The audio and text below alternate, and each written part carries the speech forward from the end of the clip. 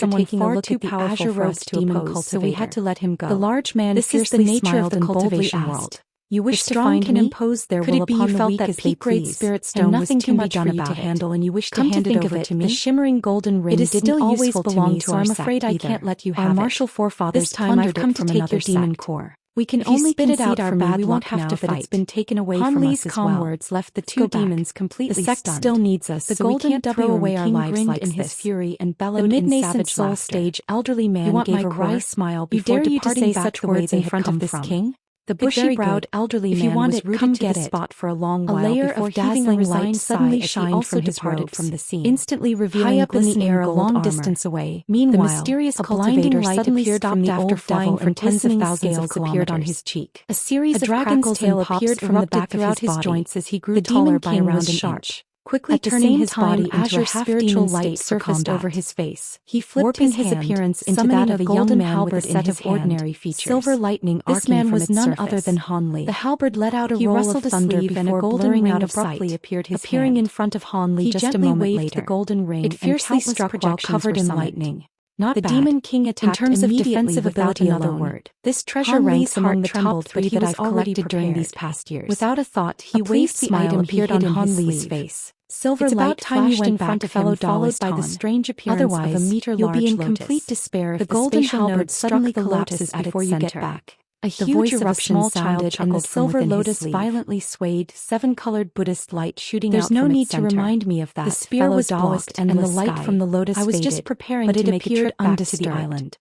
Han Li obtained some treasures and incantation gesture with his hands as thunder suddenly rang out from his back where a pair of azure and white wings appeared. Most of them are very renowned, with a gentle flap, but they certainly don't live up to their reputations. A sneer appeared on his face as he looked at the 2 demons. The thunder's expression darkened slightly as he spoke. She shouted in fury. That's rather overly critical of you, fellow Taoist. Red light flashed in his hands, comparing the normal ancient treasures of your human world to spirit treasures like sending them off to Han Li in crimson. So they'll naturally be quite lackluster in contrast. Han Li coldly glanced at the demon. In any case, they're better than nothing. He opened his mouth and spat out an azure mist. You've managed to derive a cauldron that was several inches large of the golden jade cauldron. Perhaps these things will be able to save your life in your time of need. And a clear ring. The small child disagreed. Its lid flew off. Han Li gave an absent-minded reply as the 2 crimson streaks arrived above his head. Up one of his sleeves. They spun just as they were about to cleave down, unbeknownst to the endless sky tear him to pieces. The most significant acquisition he had made during the past years wasn't one of the treasures or secret techniques he had obtained. A mass of azure threads shot out, he had filling the air with azure light and wrapping around the 2 crimson streaks. Instead, it was something else. Feng Shi was greatly alarmed and hastily commanded his treasures to free themselves. But despite his commands, he watched as the axes were dragged into the small cauldron and away from sight, which he had prepared in his mental connection to them at regular intervals. When Feng Shi saw this, his strength had exceeded the upper limit of human cultivators a long time ago. When Feng Shi saw this, he felt a chill down his back. He had planted the dragon scale fruit in the Devil Fall Valley, I acquired from a nascent and it was among the spirit medicines that the humanoid puppet had begun to deliver to the spatial pocket. But they were unable to activate. However, Han Li didn't consume one of these fruits every single day. As he had won every half realized Han Li was no longer the core formation cultivator that fled for his life. But if he didn't absorb the medicinal effect in time, the W would slowly build up within his body. If this trend were to continue for several decades, his body wouldn't be able to handle the backlash. Even though he had mastered the third layer of the heaven void cauldron of human legend, the golden W King was only able to consume 1 dragon scale fruit per day. The heaven void cauldron possessed far more powerful bodies than normal demon beasts. So long as we kill this person, due to the fact that Han Li had spent most of his time in thunderstorm wings that was taken from me to the deity transformation stage, the W wasn't able to dedicate much time to refining this fruit from his body. Only around a dozen years or so. Radiated after that, he stopped and began to focus wholeheartedly on cultivating his azure essence. The light was near blinding. Prior to arriving at the 5 dragon seas on this occasion, Han Li had deliberately filled an entire storage pouch with ripe dragon scale fruits. The W King let out a steady supply of this fruit during his journey throughout the human world, producing another pair of gold scaled arms. And he was able to cultivate the bone tempering art that he had unintentionally obtained. One of the arms allowing him to refine the medicinal, while the other was holding onto a small glistening shield. Han Li was astonished to find that the dragon scale scales and the bone tempering as if they were refined from the scales of the W King himself. The bone tempering pointed had initially to be quite difficult to cultivate, an incantation gesture of the dragon use of a secret technique. Han Li was able to make rapid progress. He narrowed mastering his eyes several layers during the short span of a few decades. Sacred provenance. If he were to inspect his internal condition now, he would find that not only had his bones become noticeably thicker, tore away at the ropes on his body to reveal his golden upper body, similar to the color of his skin, torso and revealed his 2 protrusions on his back. In terms of strength, he was now able to easily lift massive rocks. Each of the wings several 3 meters without using any magic power. At that same time, more of a pleasant surprise to Han Li was that consumption of dragon scale fruits also seemed to be quite conducive to the cultivation of the bright jade art. Both of the demons were now in half transformation. As he was cultivating the bone tempering art, he mastered the 4th layer of the bright jade art as well. With a slight smile. Due to this observation, he speculated that the bone tempering art most likely really was somehow related to having the sacred provenance plate. Before the perhaps it had even been created based on the meaning of Han Li's words. Otherwise, they heard this cultivation art from the horizon in such a complementary manner flying towards them from all sides. After mastering the fourth layer of the bright light flashed from underneath the island, he was able to cultivate several, followed by a dozen white streaks ascending from the ground. When used in conjunction with the bright before his help arrived, these secret techniques were extraordinarily on the W-Worm King's and further contributed to enhancing his combat prowess. The W-Worm King, while consuming the dragon scale fruits, and he would always conceal the heaven void cauldron temporarily to prevent the endless sky beast from discovering the secret. Quickly at Han Li. Otherwise, it would be very suspicious if he were able to bring out dragon scale fruits on a regular basis. She didn't dare to slow down. So once full mastery of the divine essence and wrapped himself in a gale, it becomes his image as he charged forward. That's rather strange. When Han Li saw this, he raised his brow, but he didn't move. Now that you've achieved full mastery of the divine essence fused light and spun it in his palm, 5 elemental power to silver lotus 5 in front of him and covered him completely. And with a flip of his other hand, as your cultivation base continues to light lit up, as will the power of your divine essence fused Han Li took hold of it and waved it in the direction of the incoming ray of light. This is quite a rare ability, and even cultivators of a higher level will find it quite difficult to handle this power. A large gust blew from the collision. I didn't think that the ray of light was condensed from the W-Worm into such a monotonous color either. The pillar of flame, while I was cultivating it and even be consuming it, did indeed produce when the golden W-Worm King saw this, and it only changed into this color after I reached full mastery. But he didn't stop in the slightest and waved one of his arms. Han Li was also stroking his chin with a rather perplexed look on his face. The W-Worm scale shield was summoned forward. He had been wondering about this for a long time, it turned into a dense barrier of light around him, this internal protecting him as he brandished his other 2 weapons. Now that the small child was raising this question, his own confusion also rose to the air with flowing radiance. This cultivation method was created by a cultivator of this world, so it's not really surprising that it can undergo some strange amazingly sharp. The small child but they didn't fear the immense heat from the flames. That's true. Gold and white light the power of this divine essence rigidly blocking the halo of light that followed from the eruption of the flame. It doesn't really matter that its color has changed. Han Li was astonished, but he couldn't deal with this matter as a current. As Xianxia had circled around him using an unknown movement technique. Looks like you're really planning to ascend from over 100 meters away. Xianxia now flew around to his side. In that case, I won't be returning to the 5 dragon seas with you. And he readied his claws. Let's part ways here. The sound of tearing winds, as soon as the small child's voice trailed off, countless feathers erupted from his wings in a barrage of Han Li's sleeve, and each revealing itself to be none other than his heaven void cauldron. All of them striking at Han Li's silver lotus from the cauldron. Following which the lid was lifted overbearing attacks with a burst of gray chi flew out, but nevertheless he opened his mouth and summoned several golden streaks. You can already rings continuously sounded out as the azure feathers and claw streaks struck the surface of the lotus. Han Li was rather surprised to see this. The attack seemed to disappear as soon as they struck, while the lotus remained unharmed and continued to spin in place. So the remnants of the restriction is no longer enough to confine his attacks nullified. The small child replied. 3-inch-long golden swords recomposed his surprised expression before asking. The demon unconsciously waved his wings. Are you planning to stay here, fellow Taoist endless sky? The sword chief why don't you go back to the heaven-tide prairies or go somewhere else? But all they struck was an continent is actually nothing more than a massive island, so it really can't compare to other places with cultivation foundations. His face was pale as if the maneuver cost him much magic power. I'm just an avatar of my true body in the spirit realm, so there's no need for me to cultivate that the demon would have such mastery over resources are completely pointless to me right now. He wished to kill the demon. I've decided to stay here on this continent because I've discovered the aura of one of my brethren extend to a foot in length. Even though their bloodline isn't very pure, I've still decided to grace them with my presence. The small child explained calmly. A pair of large azure claws appeared in midair upon hearing this before a smile appeared on his face, and in a moment all of them were captured. I must congratulate you then, fellow from the demon's face, and he used a secret technique to clamp down with all his might. I didn't think that I would encounter one of my brethren but when the claws lit up with azure light, in this case, he saw that the swords didn't have your journey any longer, fellow Taoist Han. Xianxia's heart dropped. I'll be taking my leave now. Before he could think of anything else, he heard several drones in a salute before transforming into a burst of gray advantage of his moment of carelessness to break free from their capture. He had left without instead winding around the huge claws that captured them and easily cutting them to pieces for a long while as the destroyed claws scattered the direction that the demonic the flying swords then changed direction. After a long while, swiftly continuing their pursuit of Xianxia. With this demon this time, Xianxia felt an even greater shock. Most likely over. He quickly opened his mouth and an azure jade bowl flew out. After that, he also disappeared into the distance as a streak of azure light to sweep away the flying swords. 2 years later, A streak of azure light flew over the misty seas of the 5 dragon seas, under the bright golden disappearing glow of into the the flying mist in the blink of an eye. The azure barrier When was Han Li pierced appeared through in the with sky ease. above the island, Fengxi's around a expression dozen or greatly so changed. cultivators immediately He no longer emerged dared to to meet meet the flying swords Han Li head-on, faltered and he slightly flapped as a his cold wings light flying flashed off through to his his eyes in an azure but his streak. expression immediately The flying eased at the swords sight changed of a familiar direction, lithe and silently graceful continuing figure. their close pursuit. "You've finally at a come speed back, no Han slower Li." than Feng The Shi's. alluring figure flew At that toward moment, Han the Li, demon began reaching to him curse in the in blink his of an mind, eye as she as appraised he was him forced with a to smile twist so through the beautiful skies. that He everything took a in this glance world at the paled in golden WM comparison. king. "Why are As you a here on result, this his island, heart Wanner? sank even further. I wasn't planning to make the a trip golden to the WM scattered king star blocked the seas soon. tricolored flames This and had person arrived was next none to other Han than Li. his Dao companion, He struck at the Nangong silver Wan. lotus with I was ferocity. concerned about the Each spatial attack node, seeming so I to came to scatter have a the look. lotus slightly. I've been waiting here Within for the several lotus, decades Han Li now. simply waved the Nangong emerald Wan ruler in replied his with a hand a few smile. times and Several restored all of the decades? damage with a few Sounds like you flashes arrived of not long seven-colored after I Buddhist left. light. Han The Li golden chuckled. WM king That does was appear unable to be to the deal case. with him.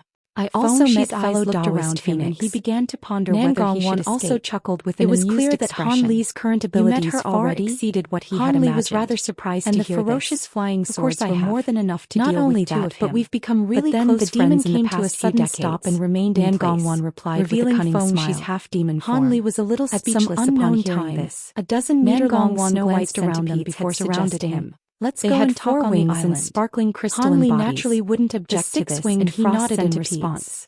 When Thus, Feng they Shi flew toward a recognized them, pavilion he on the cried out island in along alarm with the and group wore of an cultivators unsightly that had expression. emerged to greet The him. golden WM As soon as king the two of them took took a on the seat in lotus, the hall also of the came to a pavilion, sudden stop, Nangong Wan and he dismissed tore all through of the other air in a golden cultivators, streak, allowing hoping to only get away. Xianxia to Han remain Li's behind. indifferent voice sounded from within how the is your lotus. dragon cry "It is physique?" already too late Han to Li think of asked. running away. "Thank you for As your soon as guidance those for these words were past said, years, Master." 10 red threads Fellow shot out Daoist from the Phoenix lotus with bestowed a extreme few speed. drops of glacial They essence flickered upon several me, times so and my tightly physique wound has been around the completely demon. cured. Following I'm that, now light preparing to flashed from progress them, to the nascent turning soul into several stage. dense ropes of Xianxia flame. replied with a They grateful continued to expression. roil around him and That's drown good to him in hear. them.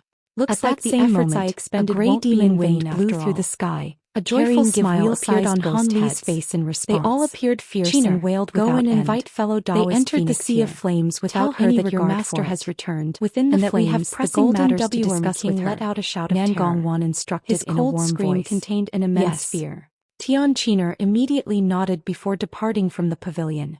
A hint of surprise flashed through Han Li's eyes, and even though he didn't say anything, he immediately aimed an inquisitive glance toward Nangong Wan following Chiner's departure. "I heard that you've been searching for ways to minimize the hazards involved in entering the spatial node. Have you found anything?" Nangong Wan suddenly asked. "My search wasn't entirely fruitless, but the items that I found are rather disappointing." Han Li shook his head with a slightly dejected look. Nangong Wan's brows furrowed slightly as she said, "Looks like you'll have to join forces with fellow Daoist Phoenix to ensure the best chance of success, then. There's no need for you to be overly concerned. After all, you possess 2 divine spirit treasures and you've achieved full mastery of the divine essence-fused light. No ordinary cultivator can compare to you. I also have a treasure with powerful defensive properties with me here for you to take on your journey." What kind of treasure could this be? A rather peculiar look appeared on Han Li's face. Nangong Wan smiled and was just about to say something when she suddenly closed her mouth. Moments later, the sound of footsteps rang out from outside the hall, following which a silver-robed woman strode in. She was none other than that ice phoenix. Nangong Wan immediately rose to her feet upon seeing her, and a faint smile appeared on her face as she said, "Please take a seat, fellow Daoist Phoenix. My Dao companion and I were just discussing your joint venture into the spatial node."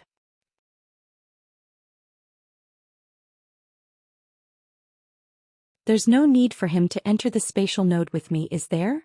the silver-robed woman asked in an indifferent voice as she sat down in a chair. Nangong Wan was completely unfazed by the silver-robed woman's aloof response as she continued, "Surely you jest, fellow Daoist Phoenix. The spatial node is extremely perilous and entering it alone would be akin to suicide. I'm sure you've seen how unstable this spatial node has been in the past few decades, and it's most likely close to collapsing. It's not impossible for me to enter the spatial node with him. However, I have a condition that he must agree to before I can work together with him." The silver-robed woman glanced at Han Li with a peculiar look in her eyes. "What's your condition?" Han Li was rather curious now. "I still don't fully trust you, so if I were to enter the spatial node with you, We have to set restrictions on each other prior to entry. In that case, if one of us falls into trouble, the other side must assist them with all their might. Otherwise, neither of us will be able to leave the spatial node alive. I'll only agree to join forces with you if you agree to that condition, the Ice Phoenix replied. Upon hearing this, a smile appeared on Han Li's face as he immediately agreed. I have no objections to this condition. In fact, it also puts me at ease. In contrast, the silver-robed woman was rather taken aback by Han Li's quick response, and she aimed a cold glance at Han Li before continuing. In that case, I have to leave this place for a while to make some preparations. This spatial node can last at least 3 more decades, so I'll come back to meet you here in exactly 30 years. I hope you won't change your mind by then.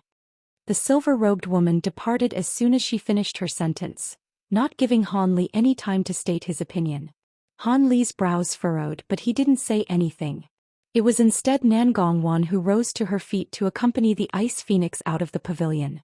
It appeared that Nan Gongwan had something to say to her alone.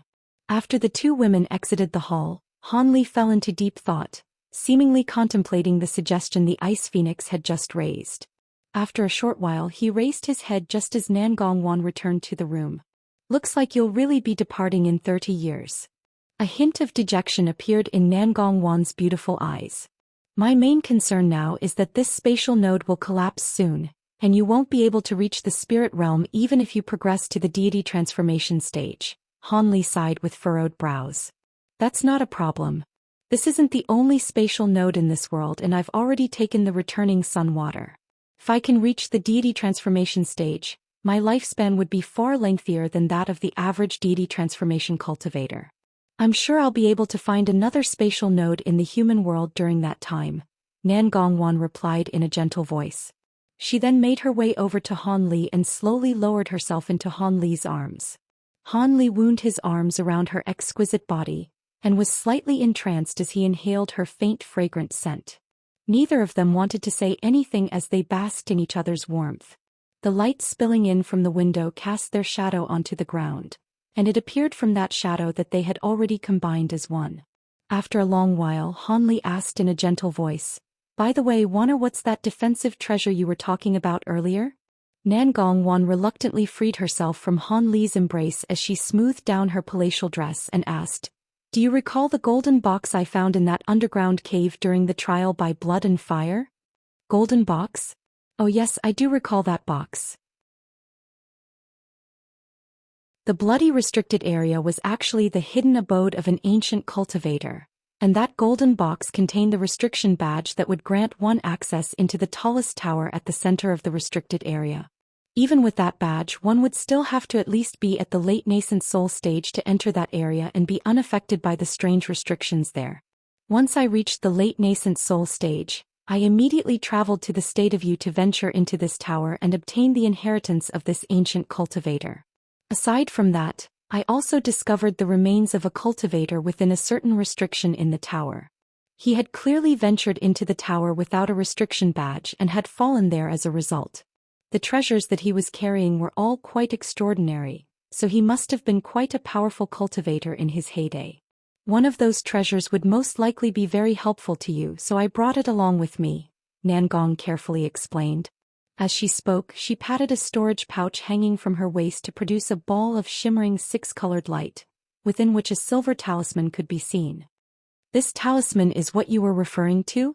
Han Li was struck by a sense of familiarity when he saw this item, but he was unable to put his finger on where he had seen it before.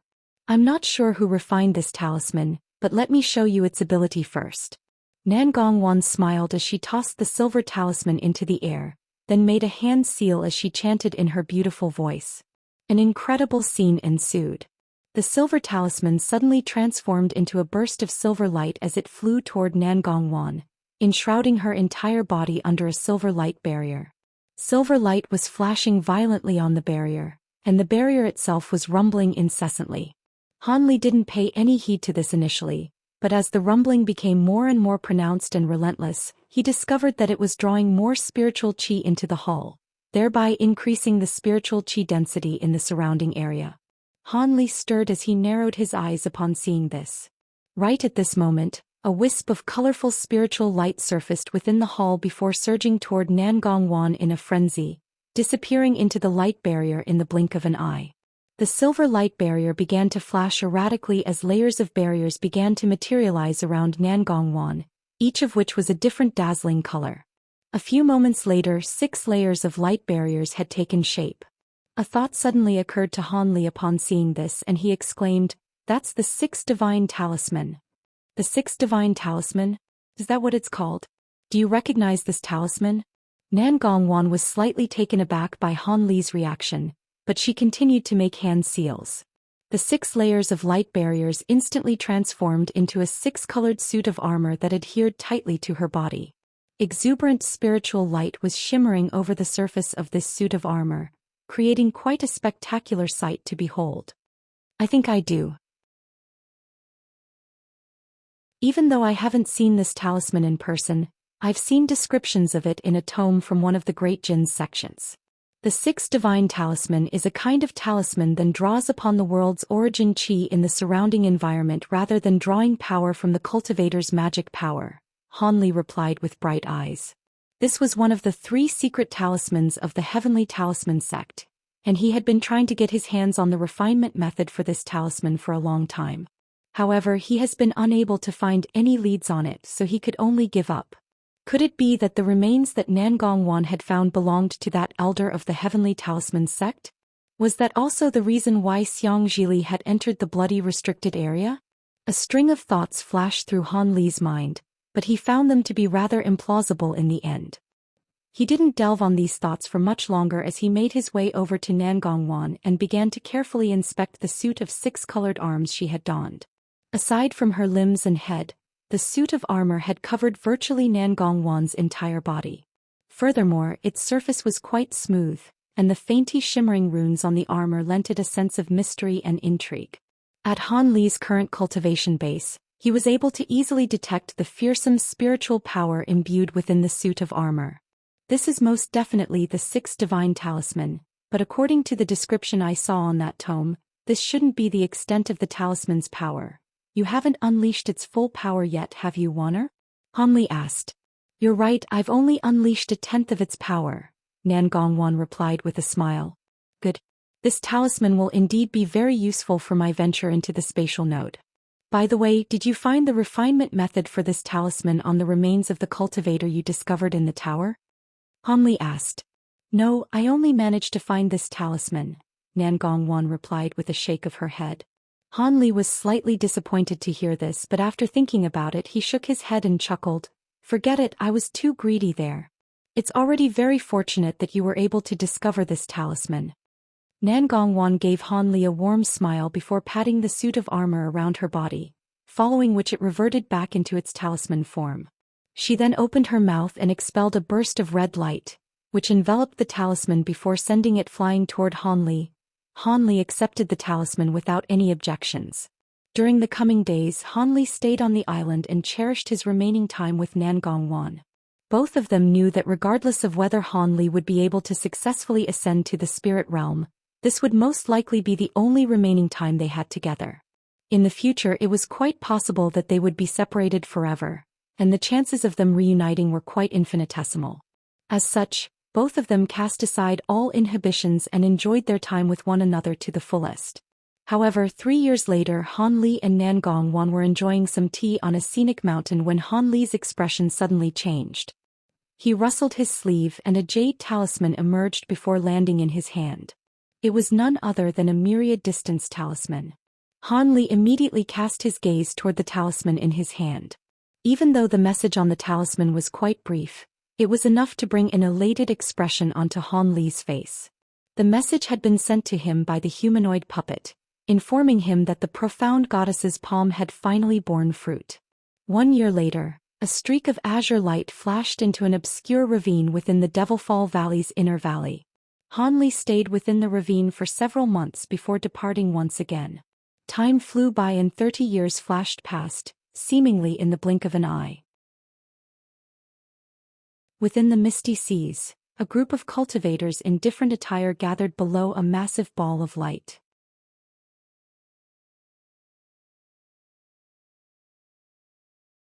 Han Li stood below the ball of light, looking up with a solemn. Nan Gongwan stood beside him in silence. Everyone else was also completely silent and they seemed to be waiting for something. Among this group of people were Tian Qiner, as well as Zhou Xian, who had already become the Thousand Bamboo Sect master. After a long while, Tian Qiner couldn't help but ask, "Master, will Senior Phoenix really come here today? It'll be quite troublesome if we can only lift the seal after noon." "Don't worry, fellow Taoist Phoenix sent me a message a month ago, so she'll definitely arrive today," Han Li replied without even turning his head. Tian Qiner fell silent again and continued to wait upon hearing this. A short while later, Han Li abruptly turned his gaze toward a certain patch of mist. Everyone else also turned their attention in the same direction. A heavenly cry soon rang out from that direction, following which the mist tumbled and surged before revealing a snowy white ice phoenix that was several tens of feet in length. The phoenix only flapped its wings several times before reaching Han Li and the others, upon which it transformed into a silver-robed woman amid a brilliant flash of spiritual light. The woman turned to Han Li with an indifferent expression and asked, "I'm not late, am I?" "Of course not. You can lift the seal now, Qiner. Fellow Taoist Phoenix, we can set up each other's restrictions now." Han Li issued an instruction to Tian Qiner before turning to the ice phoenix with a smile. He then disappeared into the mist as a streak of azure light. The silver-robed woman raised an eyebrow before following him as a streak of silver light. Nan Gongwan remained standing on the spot, looking at the direction that the two had disappeared in with a hint of concern in her eyes. At this moment, Tian Qiner and a dozen or so other cultivators rose into the air, where they assembled in a strange formation directly beneath the massive ball of light. After that, spiritual light flashed as they produced a series of formation plates, formation flags, and various other types of treasures. Following an instruction from Tian Qiner, all of these cultivators raised their formation tools in unison.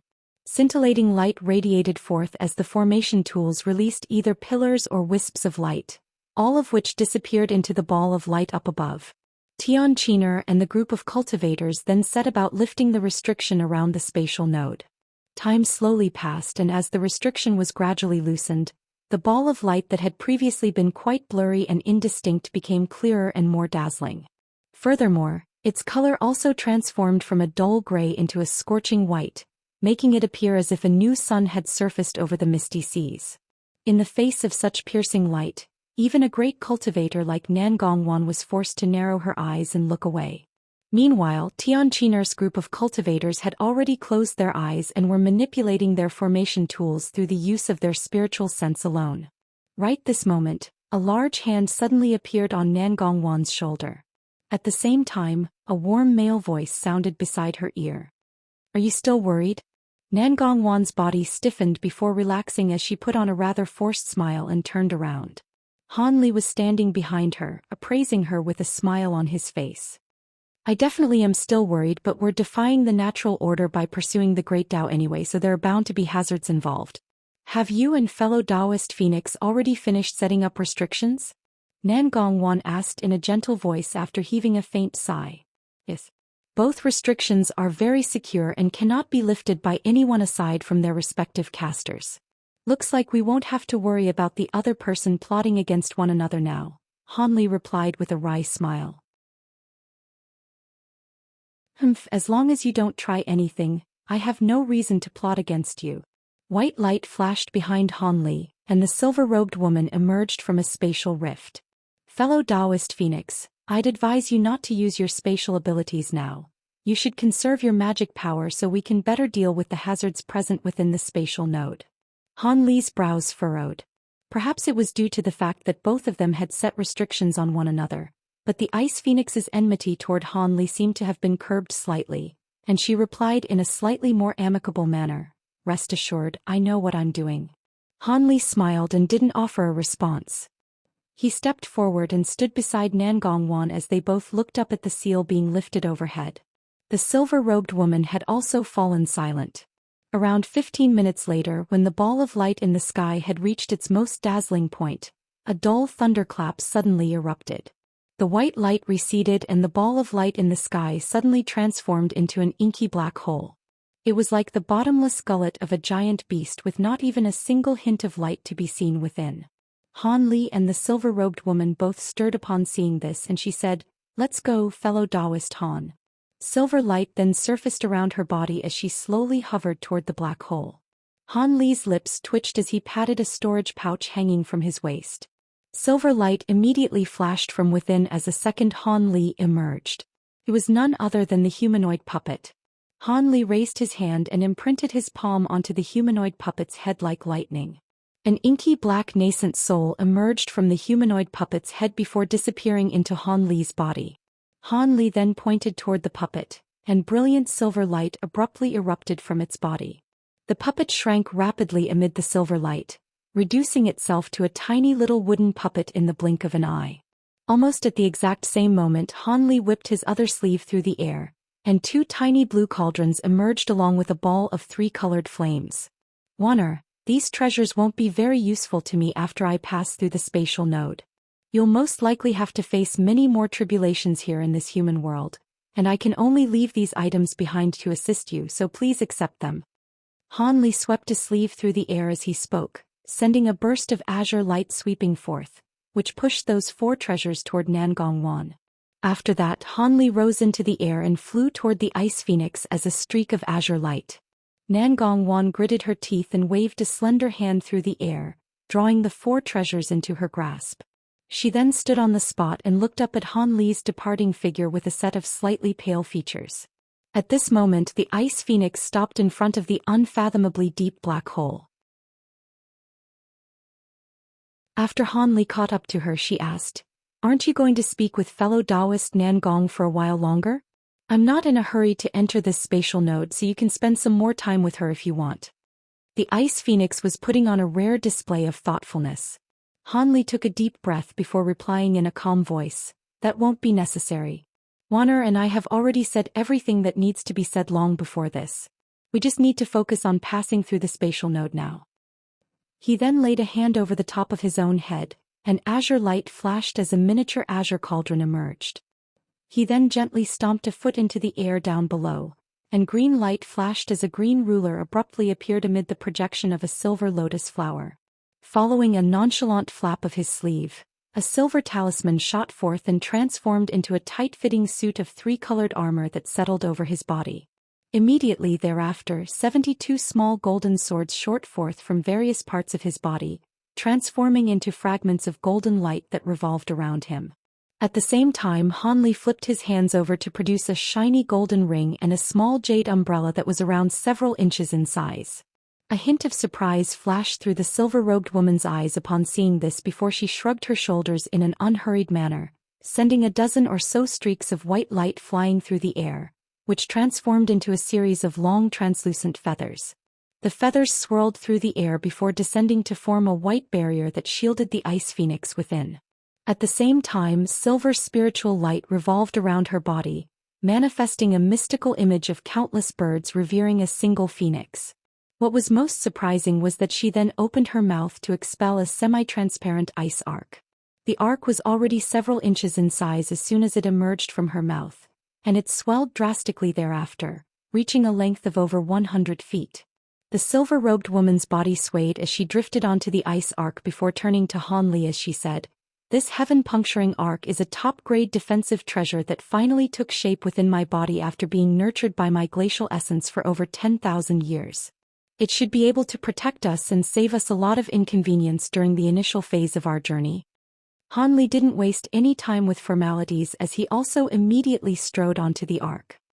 He stood beside the silver-robed woman with a calm expression and said, "Seeing as you have such a potent treasure, allow me to give you a hand." A large swath of gray light immediately surfaced from Han Li's body as he spoke, following which a dark shadow flashed, and a completely mundane and nondescript miniature mountain appeared. The miniature mountain was only around 10 feet in size, and before the ice phoenix was able to figure out what it was, it had already emerged from the expanse of gray light and landed securely on the ice arc. Immediately thereafter, Han Li made a hand seal, and a vast expanse of gray light erupted from the mountain, enclosing the entire ice arc within.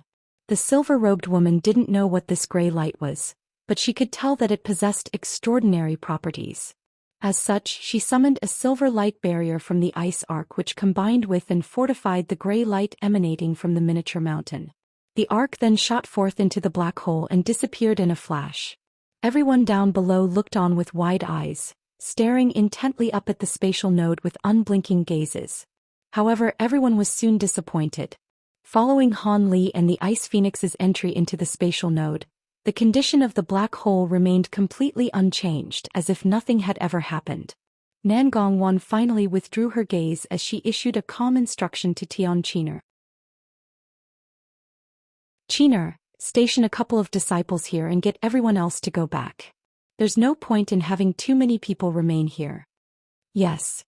Tian Qiner extended a respectful salute and organized for 2 core formation disciples to remain here before returning to the island with Nan Gongwan and the others.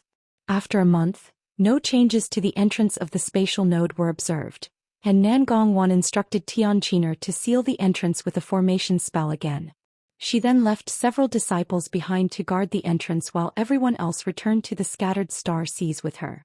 Han Li didn't leave a soul lamp for everyone, so no one knew whether Han Li had already passed through the spatial node and emerged on the other side, or had followed in the footsteps of Xianxia and the others, perishing to spatial storm and the power of the boundary between realms present within the spatial node. This was exactly why Han Li was unwilling to leave a soul lamp behind. After all, it was always better to have some hope rather than be plunged into complete despair.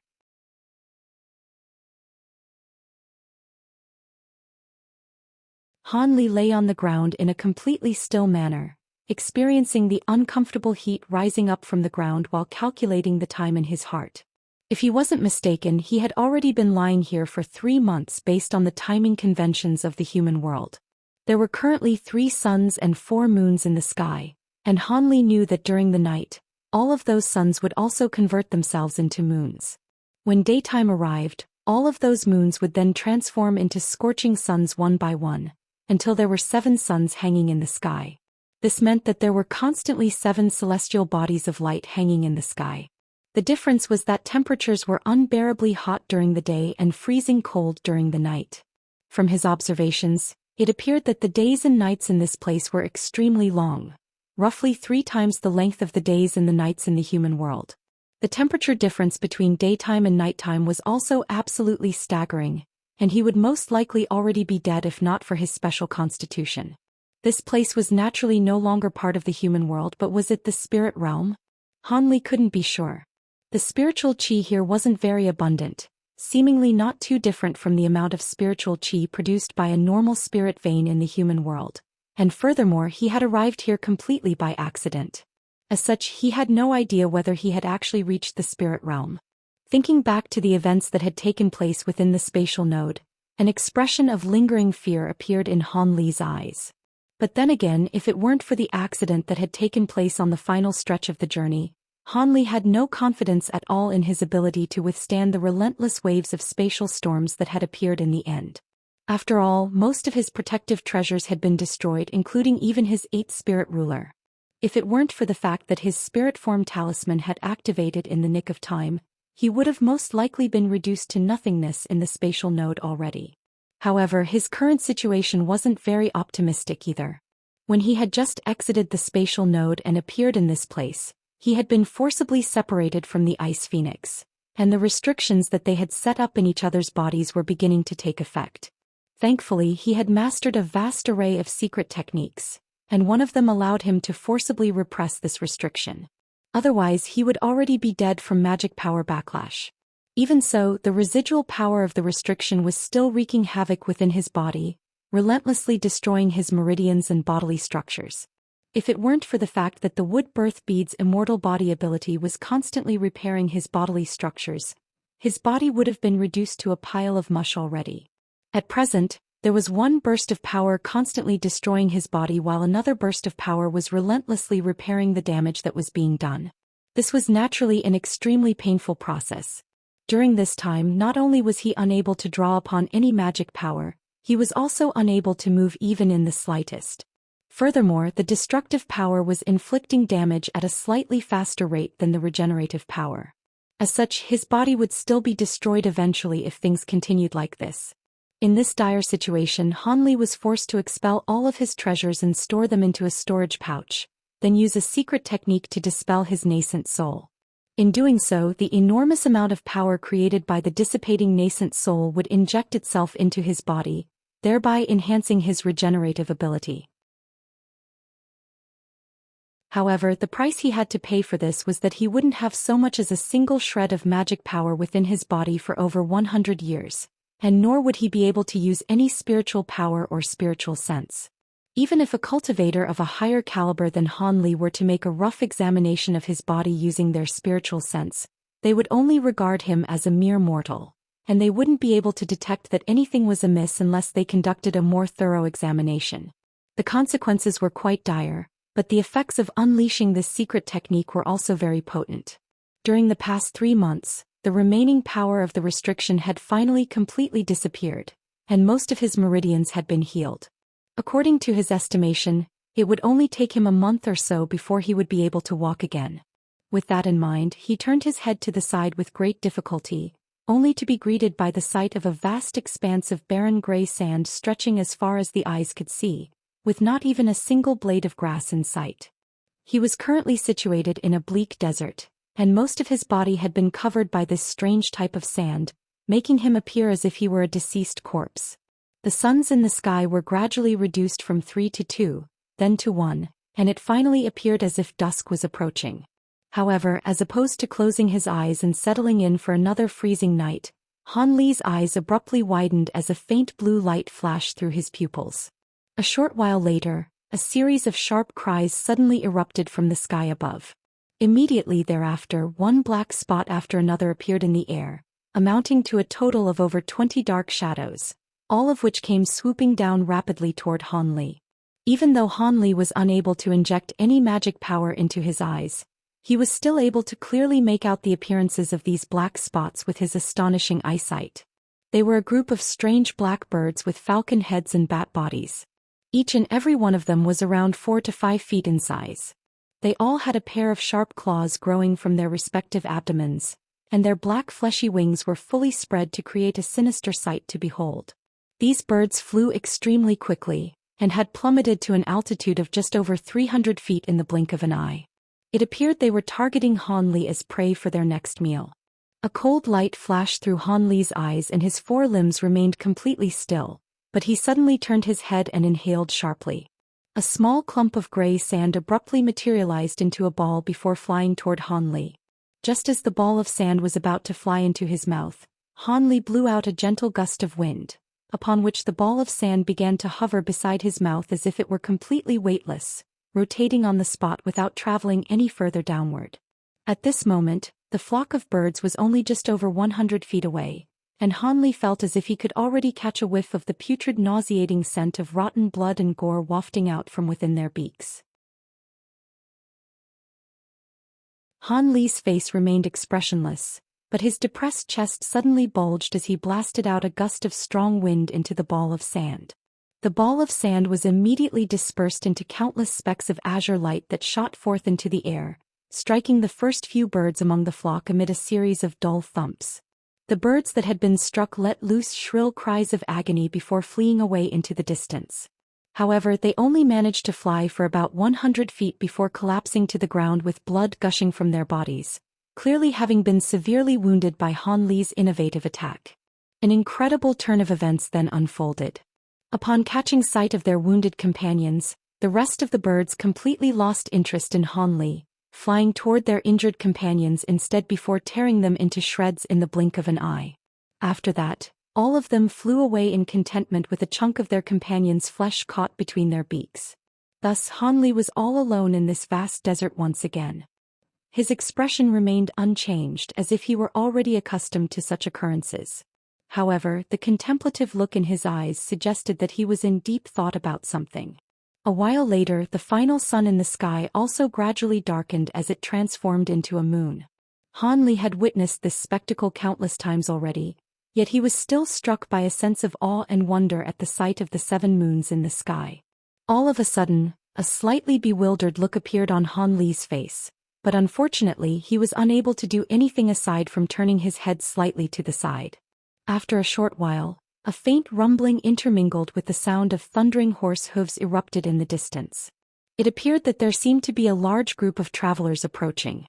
Han Li's brows furrowed, and a hesitant look appeared on his face as he tried to decide whether he should act to intentionally catch their attention. If he didn't make a sound, it wouldn't be easy for them to discover him, given the fact that most of his body was obscured by the sand of the desert. However, Han Li didn't have to grapple with this dilemma for very long, as a crimson fist-sized bird had appeared about 300 to 400 feet above Han Li, letting loose a clear cry that was audible for several kilometers. It was clearly sending a message to the group of travelers. Han Li heaved a faint sigh upon seeing this. The bird was at too high of an altitude for him to try and replicate his sand attack, so he could only wait in silence. As expected, only a short while had passed before the ground beneath him began to tremor, seemingly as if something were traveling toward him. Following a burst of low roars, a few knights riding on a type of strange beast stopped far away from Han Li, looking at him from afar with cold expressions. Han Li turned his gaze toward these people. They were dressed in a rather strange way, but they definitely were humans. Han Li was quite relieved to see this. The group of knights was comprised entirely of men who appeared to be between 20 to 40 years of age. Some of them wore full suits of shiny armor, while others were wearing nothing aside from a few faintly shimmering slabs of bones that covered their vital regions. However, all of them were holding an extremely heavy-looking club-like weapon each. These weapons were much thicker on the end than they were in the hilts, and there were many sharp spikes protruding from them, giving them a very sinister and dangerous appearance. What was even more intriguing to Han Li was that all of these men were riding massive azure wolves as steeds. Each and every one of these wolves had a single straight black horn growing on their heads, and were clad in thick slabs of armor. They were each over 20 feet tall with burly muscle-bound bodies, putting on a very intimidating display even in stillness. As Han Li appraised this group of people, the knights on their monstrous steeds also seemed to have arrived at the conclusion that Han Li posed no threat to them. As such, their expressions eased, yet they still showed no intention of approaching him. One of the men, who appeared to be over 40 years old with a deep scar on his face, suddenly turned to a young man beside him and said something. The young man immediately pulled out a round white disc before spurring on his wolf steed to approach Han Li. The young man stopped several tens of feet away from Han Li and said something that was completely unintelligible to him. The lack of reaction from Han Li brought a frown to the young man's face, and he gently waved the round disc in his hand toward Han Li.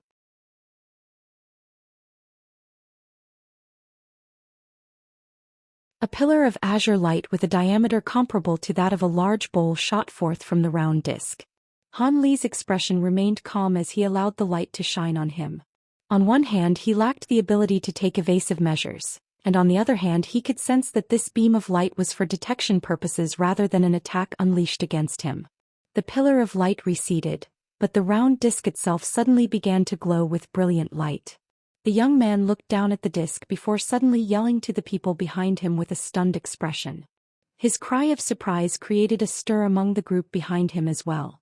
The middle-aged man with the scar on his face yelled a few questions at the young man before also turning to Han Li with a hint of surprise in his eyes after hearing the young man's answers. The middle-aged man then made his way over to the young man beside atop his giant wolf steed. He then asked Han Li a few questions, but Han Li naturally had no idea what he was saying. The middle-aged man stroked his chin before switching to another language. Han Li stirred slightly upon hearing this language. Even though it was still unintelligible to him, it sounded somewhat familiar, as if it were similar to a certain type of ancient language used in the human world. The middle-aged man was ecstatic to see the change in Han Li's expression, and he hurriedly switched to a few more languages, in response to which Han Li continued to shake his head with difficulty. The middle-aged man was at a slight loss for what to do now. He hung his weapon down the side of his massive wolf steed's body before pulling out a yellow wooden box and removing its lid. A thumb-sized yellow bead was revealed within, and it was shimmering with faint spiritual light. A slightly reluctant look appeared on the middle-aged man's face as he looked down at Han Li again.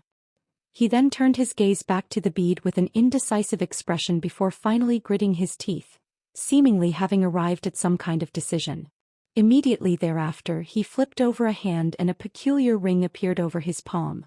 There were a few types of runes carved onto its surface, and a possessed green jewel had been embedded into the ring. The man pressed the bead down onto the jewel, upon which scintillating light abruptly erupted from the bead. The man then immediately tossed the jewel toward Han Li without any hesitation. As soon as this object came into contact with Han Li, it disappeared into his body without a trace. Han Li faltered slightly upon seeing this, and his heart jolted as a burst of cold energy suddenly emerged from the bead, flowing directly toward his brain. If he still had his magic power, then he could naturally expel this object at a whim. However, that was not the case, and he was completely immobilized, so he was powerless to do anything. Thankfully, this group of people didn't seem to bear any ill will toward him, and Han Li wasn't overly flustered by this development. The burst of cold energy swirled through his brain before disappearing. However, Han Li was suddenly struck by a sharp headache as a vast stream of information tried to forcibly inject itself into his mind. Even though Han Li was unable to release his spiritual sense out of his body, there was no doubting the fact that it was extremely powerful. As such, his expression only changed slightly before his spiritual sense absorbed all of this information, thereby instantly allowing him to master a foreign language. This language was none other than one of the tongues spoken by the middle-aged man earlier. The man was rather surprised to see Han Li absorb the bead with such ease, and he asked, "You can understand what I'm saying now, right? Who are you and why are you here? This place is really deep into the azure sifting desert. No normal person would ever come here." Azure sifting desert? I've never heard of it. Truth be told, I ended up here due to an accident, and the method through which I arrived was rather special, so I don't know what this place is. I'm only an ordinary mortal and I don't have any valuable information to offer. You may call me Han Li, Han Li replied with a wry smile. A special method? Did you also come here through a spatial rift? Don't be alarmed, this is an area that's rife with spatial rifts, so it's often the case that complete strangers would be swept here from vast distances away. The middle-aged man seemed to have already grown accustomed to such occurrences. Han Li was a little speechless upon hearing this. He had devised an entire story to try and mislead these men, but it appeared that he wouldn't be able to use this story. You don't look like an ordinary mortal. In any case, as long as you're not the human form of some beastly being, your origins don't really matter to us. However, your situation is rather perilous at the moment. The Scorpion Tide season will be coming up in the Azure Sifting Desert in a few days, and if no one saves you before then, you'll be dead no matter what tricks you have up your sleeve. How about signing a contract with our Heavenly East Enterprise? We can take you with us, but you have to serve our enterprise for 20 years in return. You'll only be able to leave after you serve your 10-year stint with us. A hint of a sinister smile appeared on the middle-aged man's face. Han Li only hesitated momentarily before agreeing. 20 years? Alright, I'll do it. Alright, then sign this blood curse contract. The man laughed heartily before gesturing toward one of his companions. The knight pulled out a thick stack of paper and picked one at random, then bit open his finger and wrote some things onto the paper with his blood. He then jumped down from his giant wolf steed and made his way over to the middle-aged man. The latter accepted the piece of paper before showing it to Han Li. However, Han Li's brows furrowed as he stared at the sheet of paper, and he didn't say anything even after a long while. A thought suddenly occurred to the middle-aged man and he asked, "Have you not seen a blood curse contract before?" "This is indeed the first time I've seen one. Can you tell me what it does?" Han Li replied truthfully. From what he could see, this was not a contract. It was clearly a talisman. He recognized all of the runes on the talisman as they were an ancient type of runes used in the human world. However, this was the first time he had seen these runes used in this combination, and it created a rather peculiar sight to him. "You haven't even seen a blood curse contract before? Did you come over from the east? So be it, let me tell you about this thing. It's very simple. If you agree to the contract terms and willingly drip a drop of your blood essence onto the contract, then it will take effect. If you try to revoke the contract, the power of the blood curse would take away part of your soul, and you'll wish that you were dead. This contact was invented by the blood curse sect, and unless you possess the abilities of a god, you won't be able to escape its power after you sign it," the middle-aged man explained patiently. A contemplative look appeared on Han Li's face. He still hadn't figured out how this blood curse contract worked, but he could tell that the runes used weren't very complex at all. Even though he couldn't decipher them right away, he would definitely be able to do so once given some time. Furthermore, from the level of complexity of the runes, it appeared that this contact would only be able to bind Foundation establishment cultivators. Cultivators at the core formation stage above would be completely exempt from its effect. Even though he couldn't muster up any magic power, the enormous energy within his nascent soul had been injected into his body, so there was no way that this blood curse could bind him. Its power would most likely be dispelled as soon as it entered his body. This item was rather similar to the underworld river page used by the elderly man with the Fu surname in the human world. Of course, there was no way that the two could be compared to one another. The underworld river page could even bind nascent soul cultivators to a certain extent, whereas this blood curse contract was most likely something used between mere mortals. Furthermore, it sounded as if this was a commonly used item around these parts. A series of thoughts flashed rapidly through Han Li's mind as he read through the contract terms. These people were indeed extending a helping hand toward him, but he had to work for them for 20 years. I agree to the contract terms, but I can't move at the moment, Han Li replied, but he feigned a reluctant expression, making it appear as if he were scrambling for an excuse.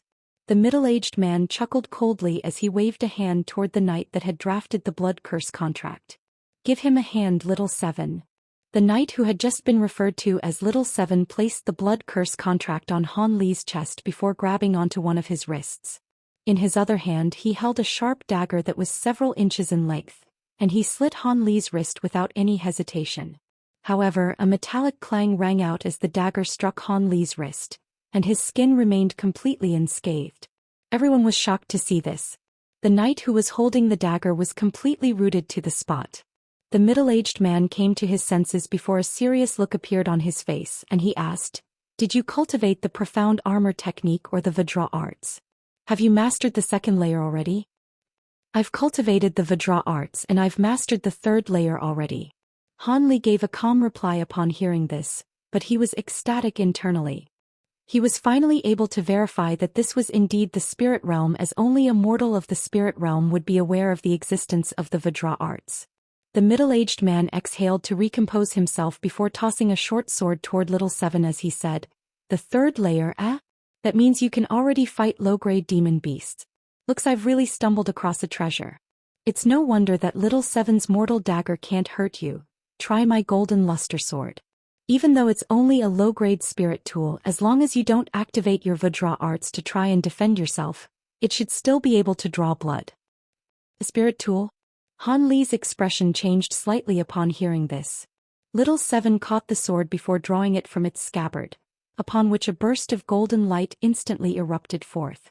Han Li's eyes narrowed upon seeing this. It appeared that this so-called spirit tool was seemingly no different from an ordinary treasure. Could it be that even mortals of the spirit realm could use treasures? However, upon closer inspection, Han Li finally noticed the only point of difference. There was a golden spirit stone embedded onto the hilt of the sword. This spirit stone was a mid-grade metal attribute spirit stone, and it was around 1/5 the size of a spirit stone in the human world. Just as he was contemplating these thoughts, Little Seven pulled out a beast-hide glove before slipping it onto his hand. Only then did he grab onto the hilt of the sword with his gloved hand. Runes flashed over the surface of the glove, and there were also possessed spirit stones of different colors embedded into the glove.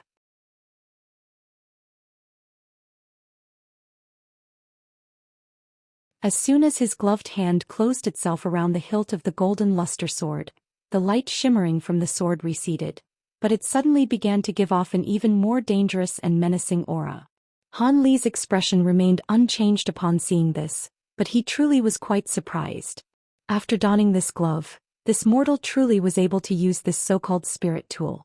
This was a completely mind-blowing concept to him. He had heard that the most exceptional mortal cultivators of the spirit realm could even combat cultivators in battle, but the demon beast hadn't told him about these spirit tools. If these spirit tools really were comparable to the treasures of the human world, then it really was no surprise that mortals could slay low-grade cultivators in this world. Just as Han Li was reeling internally from his bewilderment, Little Seven raised the golden luster sword and inched it toward Han Li's wrist again. On this occasion he was clearly being a lot more careful and precise. Han Li's brows furrowed as he slowly activated his cultivation arts. The bright jade arts and the Vajra arts were the same cultivation art, but one was cultivated using the spiritual power within one's body, while the other was cultivated by forcibly injecting spiritual power from the outside world into one's body. In the past, Han Li had naturally cultivated the bright jade arts, but due to the fact that he was unable to muster up any magic power, he could only employ the use of the Vajra arts instead. Furthermore, he had been lying when he told the middle-aged man that he had only mastered the third layer of the bright jade arts. With the assistance of the bone-tempering arts and the dragon scale fruits, he had already mastered the fourth layer of the bright jade arts. As such, if he didn't intentionally decrease the power output from his Vajra arts, the golden luster sword still wouldn't be able to inflict any damage upon him. As the blade of the sword made contact with Han Li's wrist, the sword faltered slightly, but it was finally able to slice through his skin and draw blood in the end. The knight hurriedly picked up Han Li's other hand, dipped his finger into his own blood, then used this finger to write a few peculiar runes onto the blood curse contract. As soon as those runes took shape, they disappeared into the sheet of paper without a trace. The knight turned to Han Li with a smile and said, "All of you have to do now is think about the terms of the contract again, then express approval of the terms in your heart." Han Li did as he was told. As a result, brilliant crimson light suddenly erupted from the blood curse contract, and all of the runes seemed to have sprung to life. All of them flew up from the contact before disappearing into the bodies of Han Li and the knight. Meanwhile, the blood curse contract self-combusted and was burned into nothingness within a ball of green flames.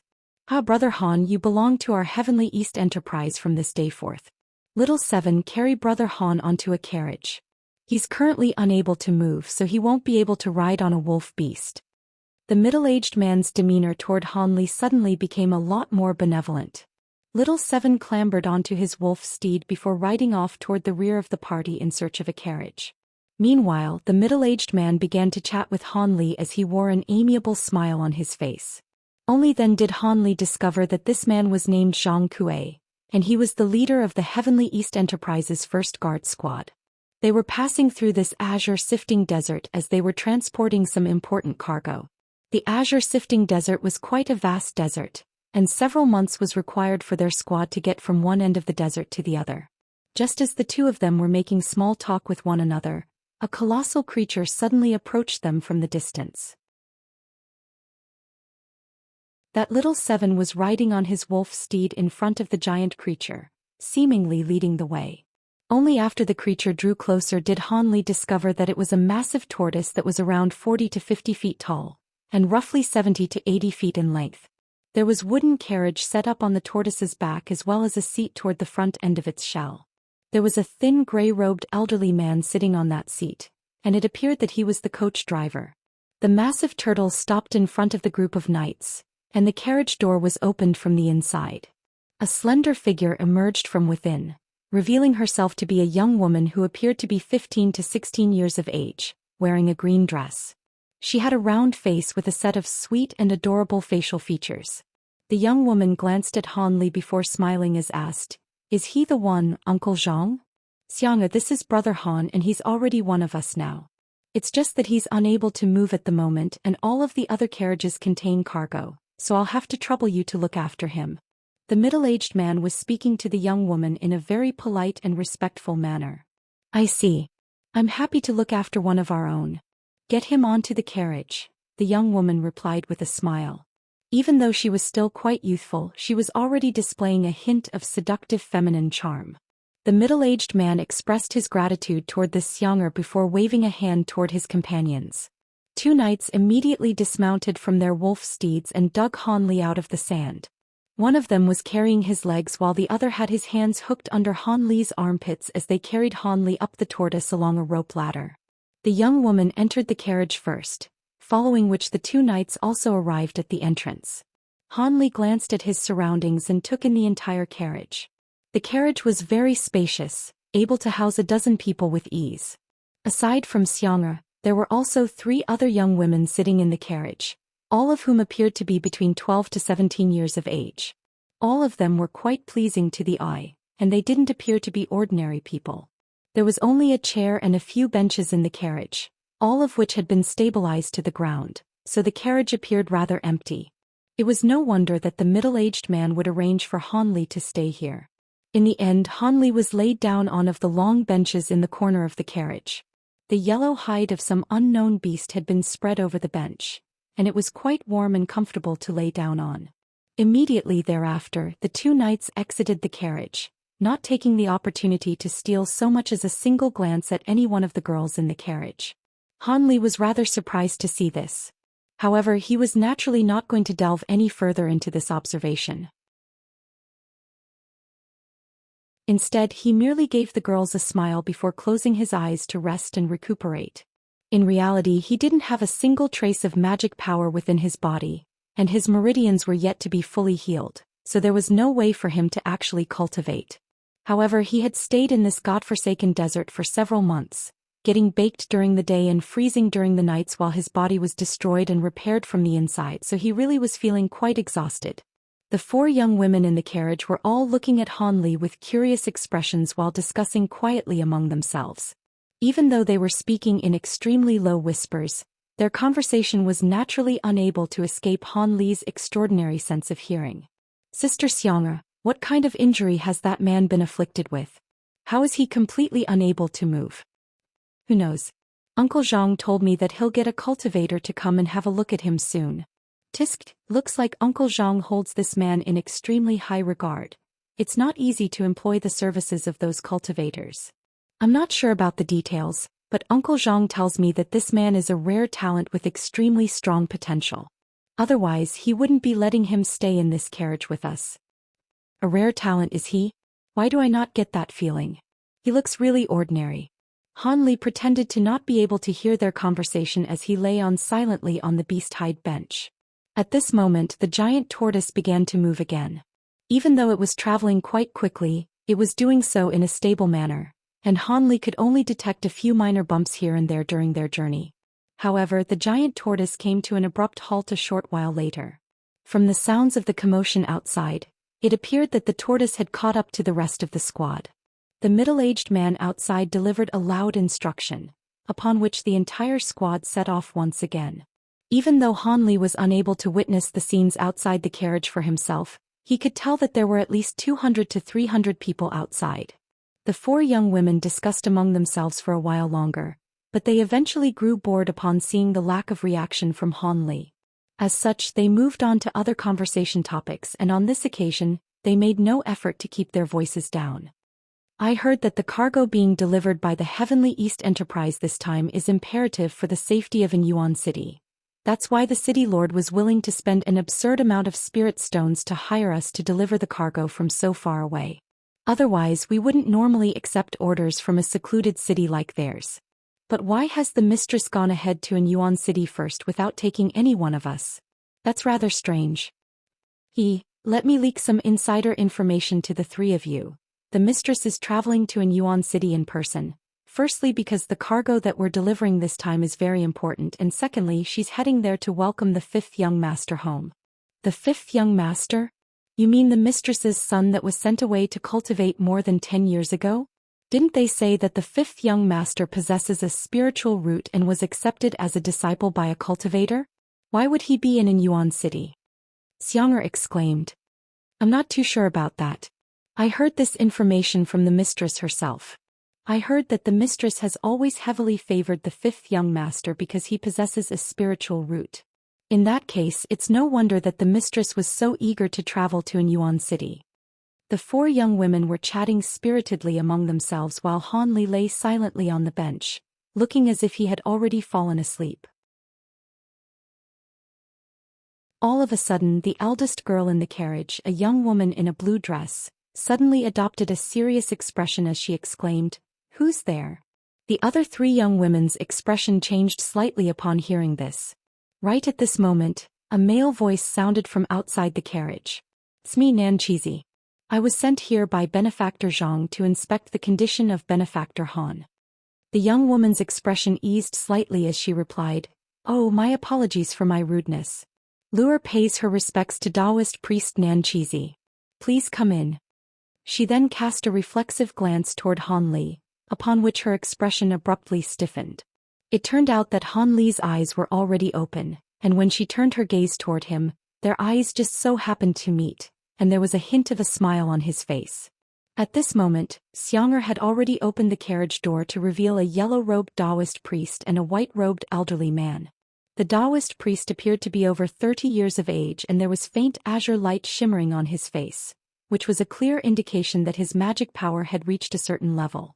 In contrast, the white-robed elderly man had a head of gray hair and a face that was riddled with wrinkles, giving off the appearance of a frail geriatric.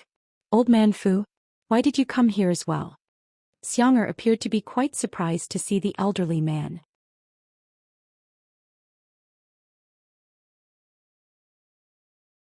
The elderly man coughed before replying, "I had no choice in the matter. Zhang Kuei insisted on getting me to come here as our newest member is apparently a cultivation prodigy who's already mastered the third layer of the Vajra arts despite his young age." The third layer of the Vajra arts. Xianxia's eyes widened with shock. "Don't be rude, Sister Xianxia. Invite Taoist priest Nan Chizi and old man Fu into the carriage," Luer instructed. Xianxia immediately stepped aside to allow the two men into the carriage as she apologized. Please forgive me for my rudeness." The Taoist priest merely smiled in response before entering the carriage. In contrast, old man Fu heaved a faint sigh before slowly making his way into the carriage as well.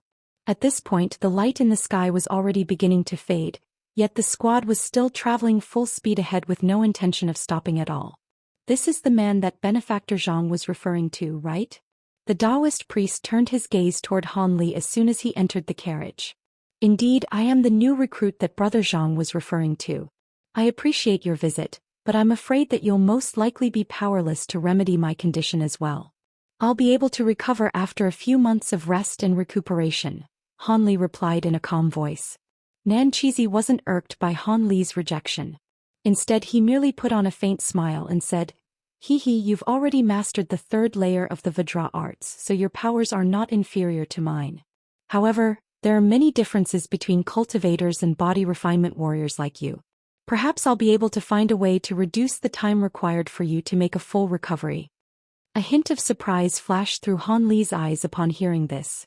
Even though his spiritual sense was unable to leave his body, thereby rendering him unable to ascertain the Taoist priest's cultivation base, in such close quarters, Han Li was still able to determine that this man was a Foundation establishment cultivator.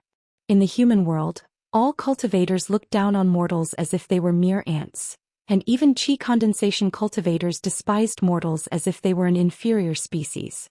However, this Foundation establishment Taoist priest was the first cultivator he had encountered in this world, and he was conversing in such a polite manner with a mortal like him. This type of interaction struck Han Li with a rather peculiar feeling. It appeared that the endless sky beast hadn't been exaggerating about the power of the mortals in the spirit realm. With that in mind, Han Li nodded with a polite smile and said, "In that case, I'll have to trouble you to conduct a thorough examination." Nan Chizi nodded with a smile before raising a hand to reveal an azure bracelet around his wrist. He laid his other hand on the bracelet, upon which a copper mirror appeared in his hand. Han Li stirred slightly upon seeing this. That bracelet appeared to be a storage treasure, one that was clearly of a far higher caliber than his storage pouches. If even a Foundation establishment cultivator possessed such a treasure, then they were most likely very prevalent here in the spirit realm. As such, it was most likely the case that storage pouches weren't used at all in the spirit realm. Aside from his 2 immortal vanquishing beads, Han Li had stored all of his treasures into his storage pouches prior to dissipating his nascent soul. After that, he had buried those storage pouches along with his spirit beast pouches over 100 feet deep into the ground. As a safety precaution, he had also opened a few of the spirit beast pouches to release his gold-devouring beetles, 6-winged frost centipedes, and weeping soul beast to dwell underground, and he had commanded them to guard his storage pouches. As for that armored earth dragon, Han Li didn't even take it with him to the spirit realm. Instead, he had left it with Nangongwan. As such, aside from his immortal vanquishing beads, the invisible spirit form talisman, and his law destruction eye that could be hidden within his body, all of his treasures had been left in the desert, including his heaven void cauldron and azure bamboo cloud swarm swords. He was unable to use any magic power at the moment, so those treasures would be useless to him. Carrying those treasures with him would only get him killed, so he would simply have to recover them after he regained his ability to use his magic power. The desert was an extremely barren place, so his storage pouches should be safe there, particularly with his spirit beasts looking after them. As for that mysterious little green vial, Han Li had thought about it for a long while before deciding to keep it with him. The vial had no features to suggest that it was anything out of the ordinary, so it would simply be regarded as an ordinary vial even if someone were to discover it. Nanchizi was naturally unaware of what Han Li was thinking, and he was certainly oblivious to the fact that Han Li was a deity transformation cultivator. As such, he merely asked a few questions to assist in making his diagnosis before waving his copper mirror toward Han Li.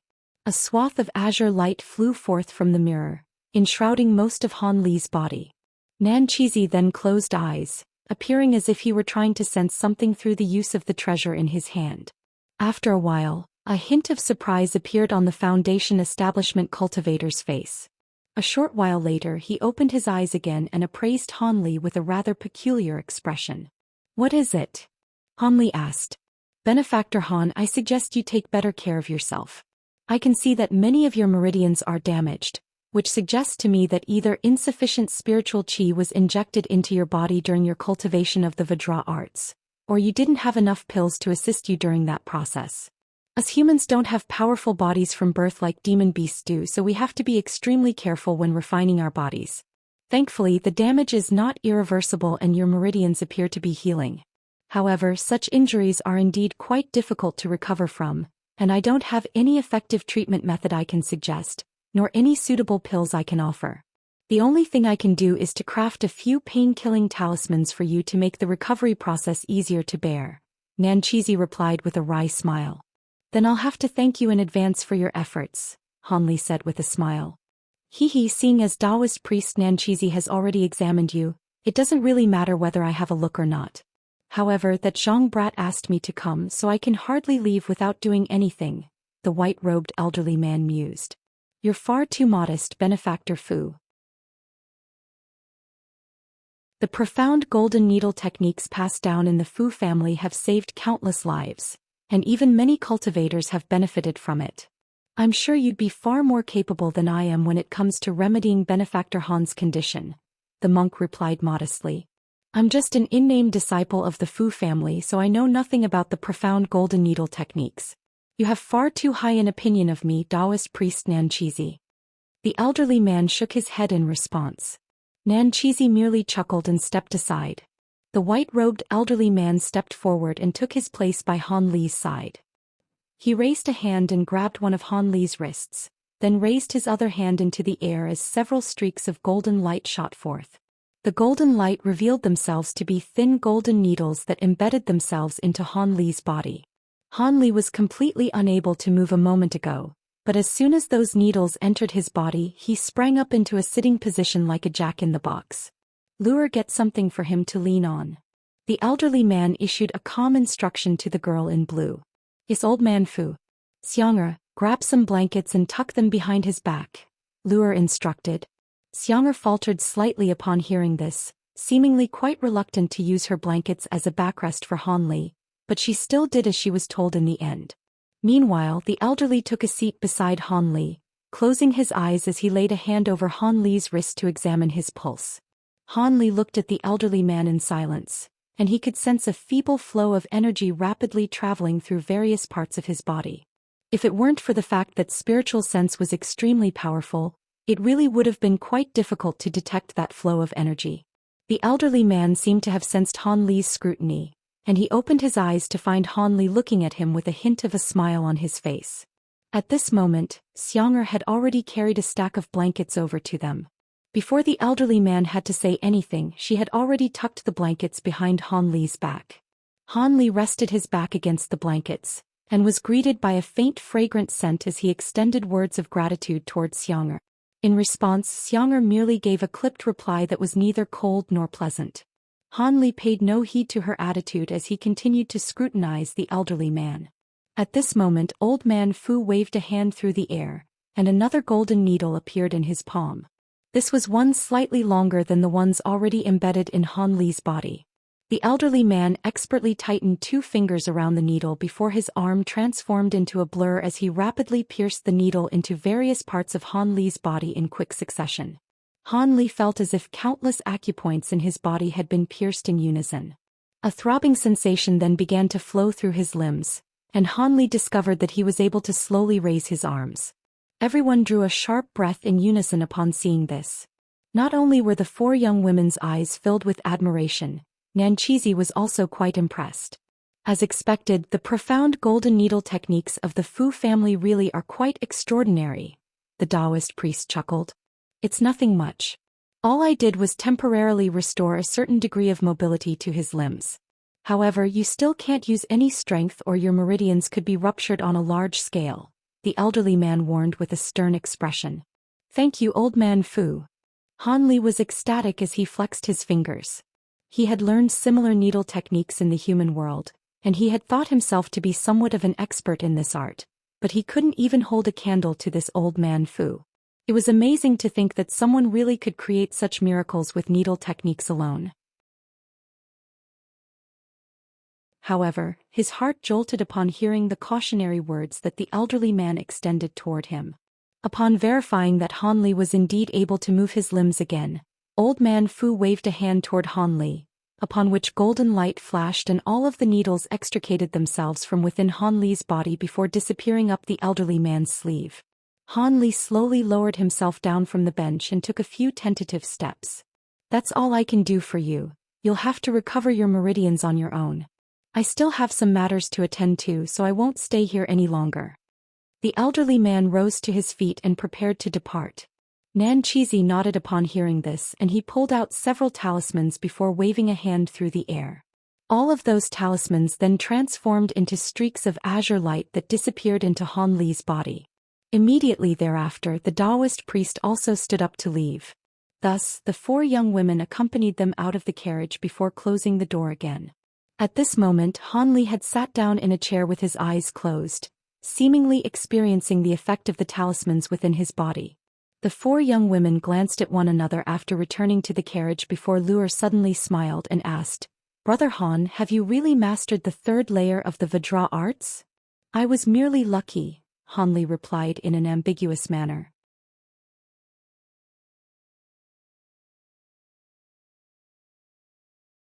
You appear to be no more than 30 years of age, yet you've already reached such a high level of mastery in the Vajra arts. It's no wonder that Leader Zhang holds you in such high regard, Brother Han, Luer praised with a hint of a smile on her face. You're far too kind, Sister Luer. By the way, I've already signed a blood curse contract, but I don't actually know much at all about the Heavenly East Enterprise. Would you be able to tell me about it? Han Li asked with a smile. Looks like you're not from our heavenly origin region, Brother Han. Otherwise, you wouldn't be asking such a question, Luer chuckled with a hint of amusement in her eyes. Why do you say that?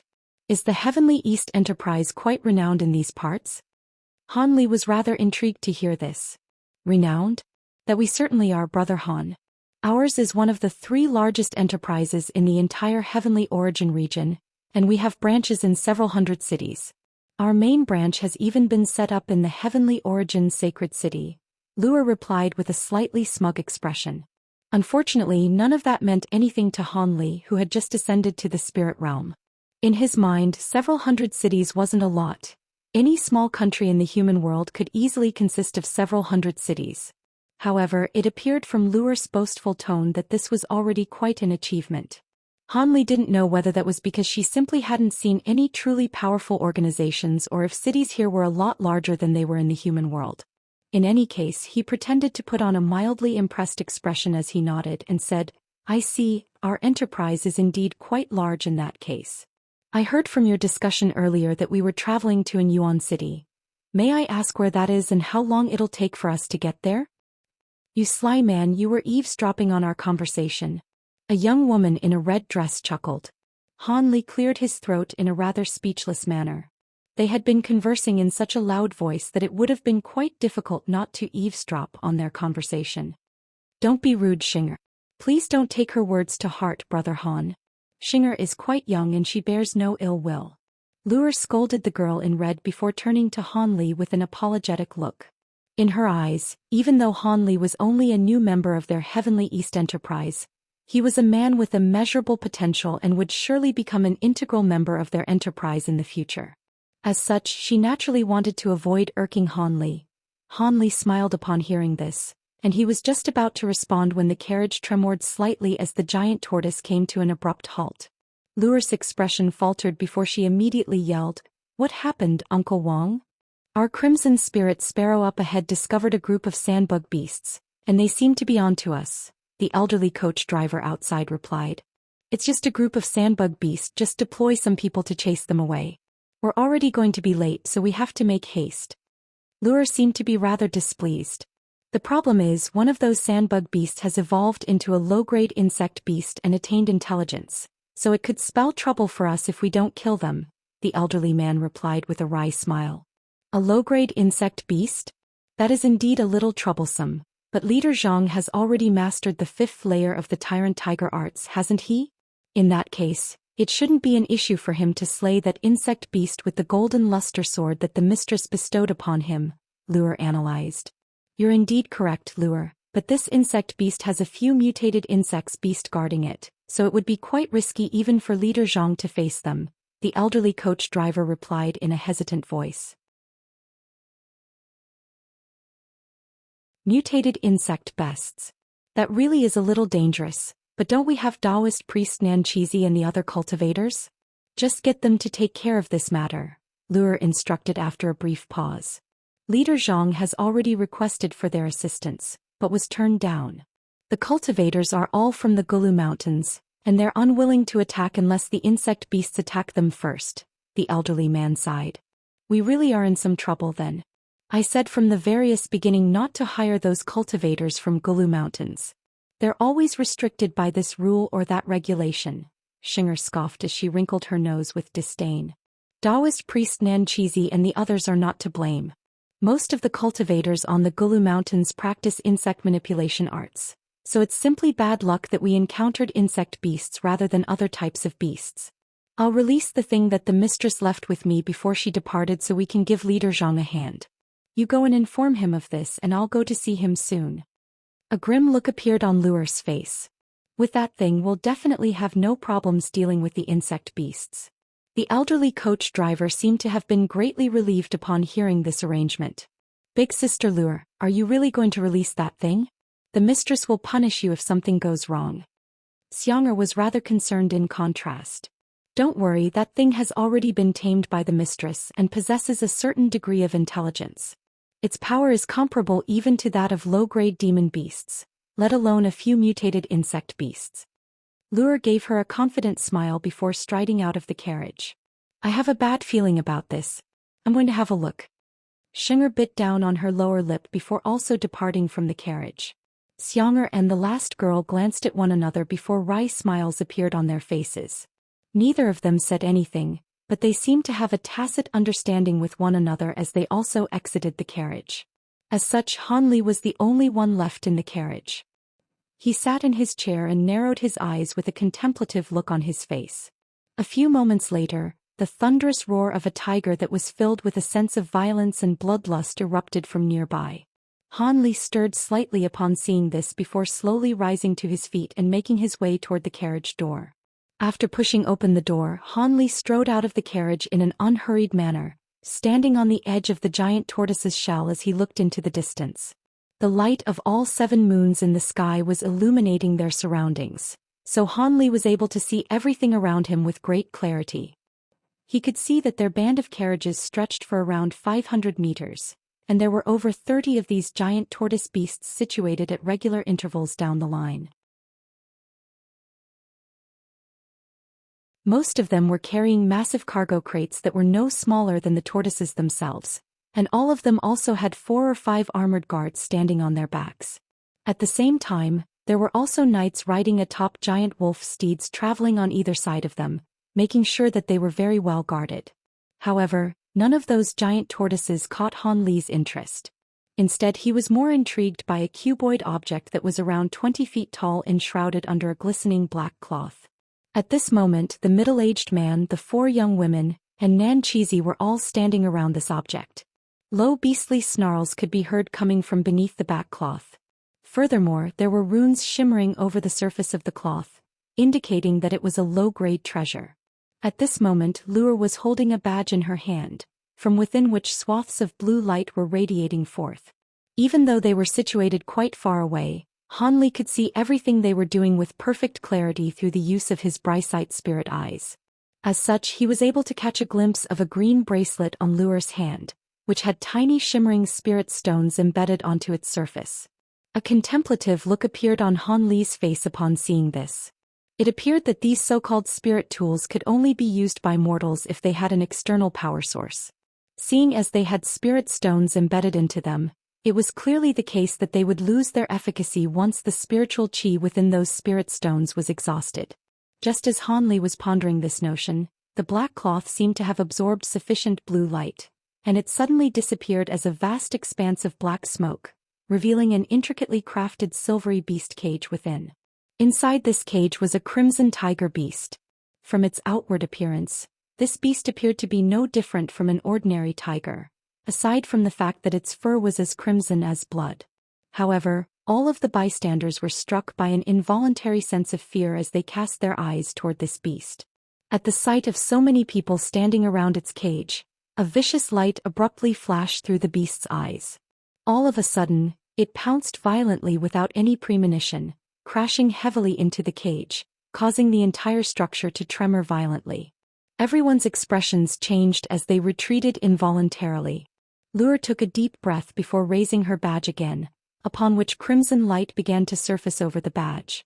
Strangely enough, as soon as the tiger beast caught sight of this red light, the ferocious gleam in its eyes immediately disappeared, and it lay down at the center of the cage like a tame kitten. Zhang Kuei and the others were all greatly relieved to see this. Right at this moment, the clear cry of a bird suddenly rang out from afar, and it was as if it were trying to transmit some kind of message. A grim expression appeared on Zhang Kuei's face as he yelled, "Those insect beasts have sped up and have already surrounded us. Everyone prepare for battle, but don't stray far away from the carriages. Let them come to us. I'll lead a group to slay that low-grade insect demon. None of these other insects have any intelligence, so once that thing dies, all of the insects will disperse on their own." His words sent a stir throughout the entire squad. All of them began to converge toward the giant tortoises that were carrying cargo, and all of the knights had drawn their blades as they sat atop their massive wolf steeds with wary expressions. Meanwhile, Lure issued a command and someone opened the cage to release the tiger beast. The elderly coach driver turned to Han Li with a smile and said, "Brother Han, you're yet to recover from your injuries, so it's best if you return to the carriage for your own safety. These sandbug beasts can't jump and the carriage is constructed from heavy ironwood, so you'll be safe in there. Thank you for your words of caution. I haven't ever seen sandbug beasts before, so I want to see them for myself. If it gets dangerous here, I'll be sure to return to the carriage," Han Li replied with a nonchalant smile.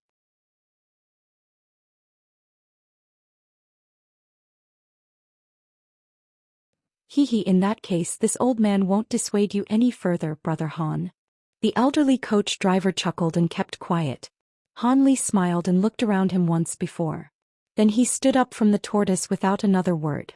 Because the giant tortoise was at the center of the caravan, it had stopped in place. The other tortoise carriages also quickly gathered around it. Not long after, over 30 tortoise carriages circled around one another. The soldiers mounting large wolves gathered together in a group numbering over 50, creating a defensive perimeter around them. A large man with a scarred face was leading them, and strangely enough, the young blue-robed woman was mixed among them with a crimson tiger crouched at her side. Bird cries sounded from a distance and seemed to be growing closer and more fervent as time passed by. Several small crimson birds soon appeared and continuously circled in the air. The scarred man harshly shouted, "Prepare to fight. Have the tortoises lay down in full defensive positions." With that said, the tortoise drivers cracked a whip above the tortoises' heads, and the tortoises each slowly crouched down, then withdrawing their head and legs into their huge shells. They appeared the same as large azure boulders. The sound of quaking earth sounded from far away with large clouds of dust spitting out from the ground and surging towards them. The scarred man's face turned icy and he wordlessly waved his hand. The cavalrymen raised their wolf-tooth clubs in a trained manner. When Han Li saw this, a trace of surprise appeared from his face, but before he could think more of the matter, he saw something that left him surprised. The scarred man suddenly tossed a green medicine pill into his mouth, soon letting out a large yell after.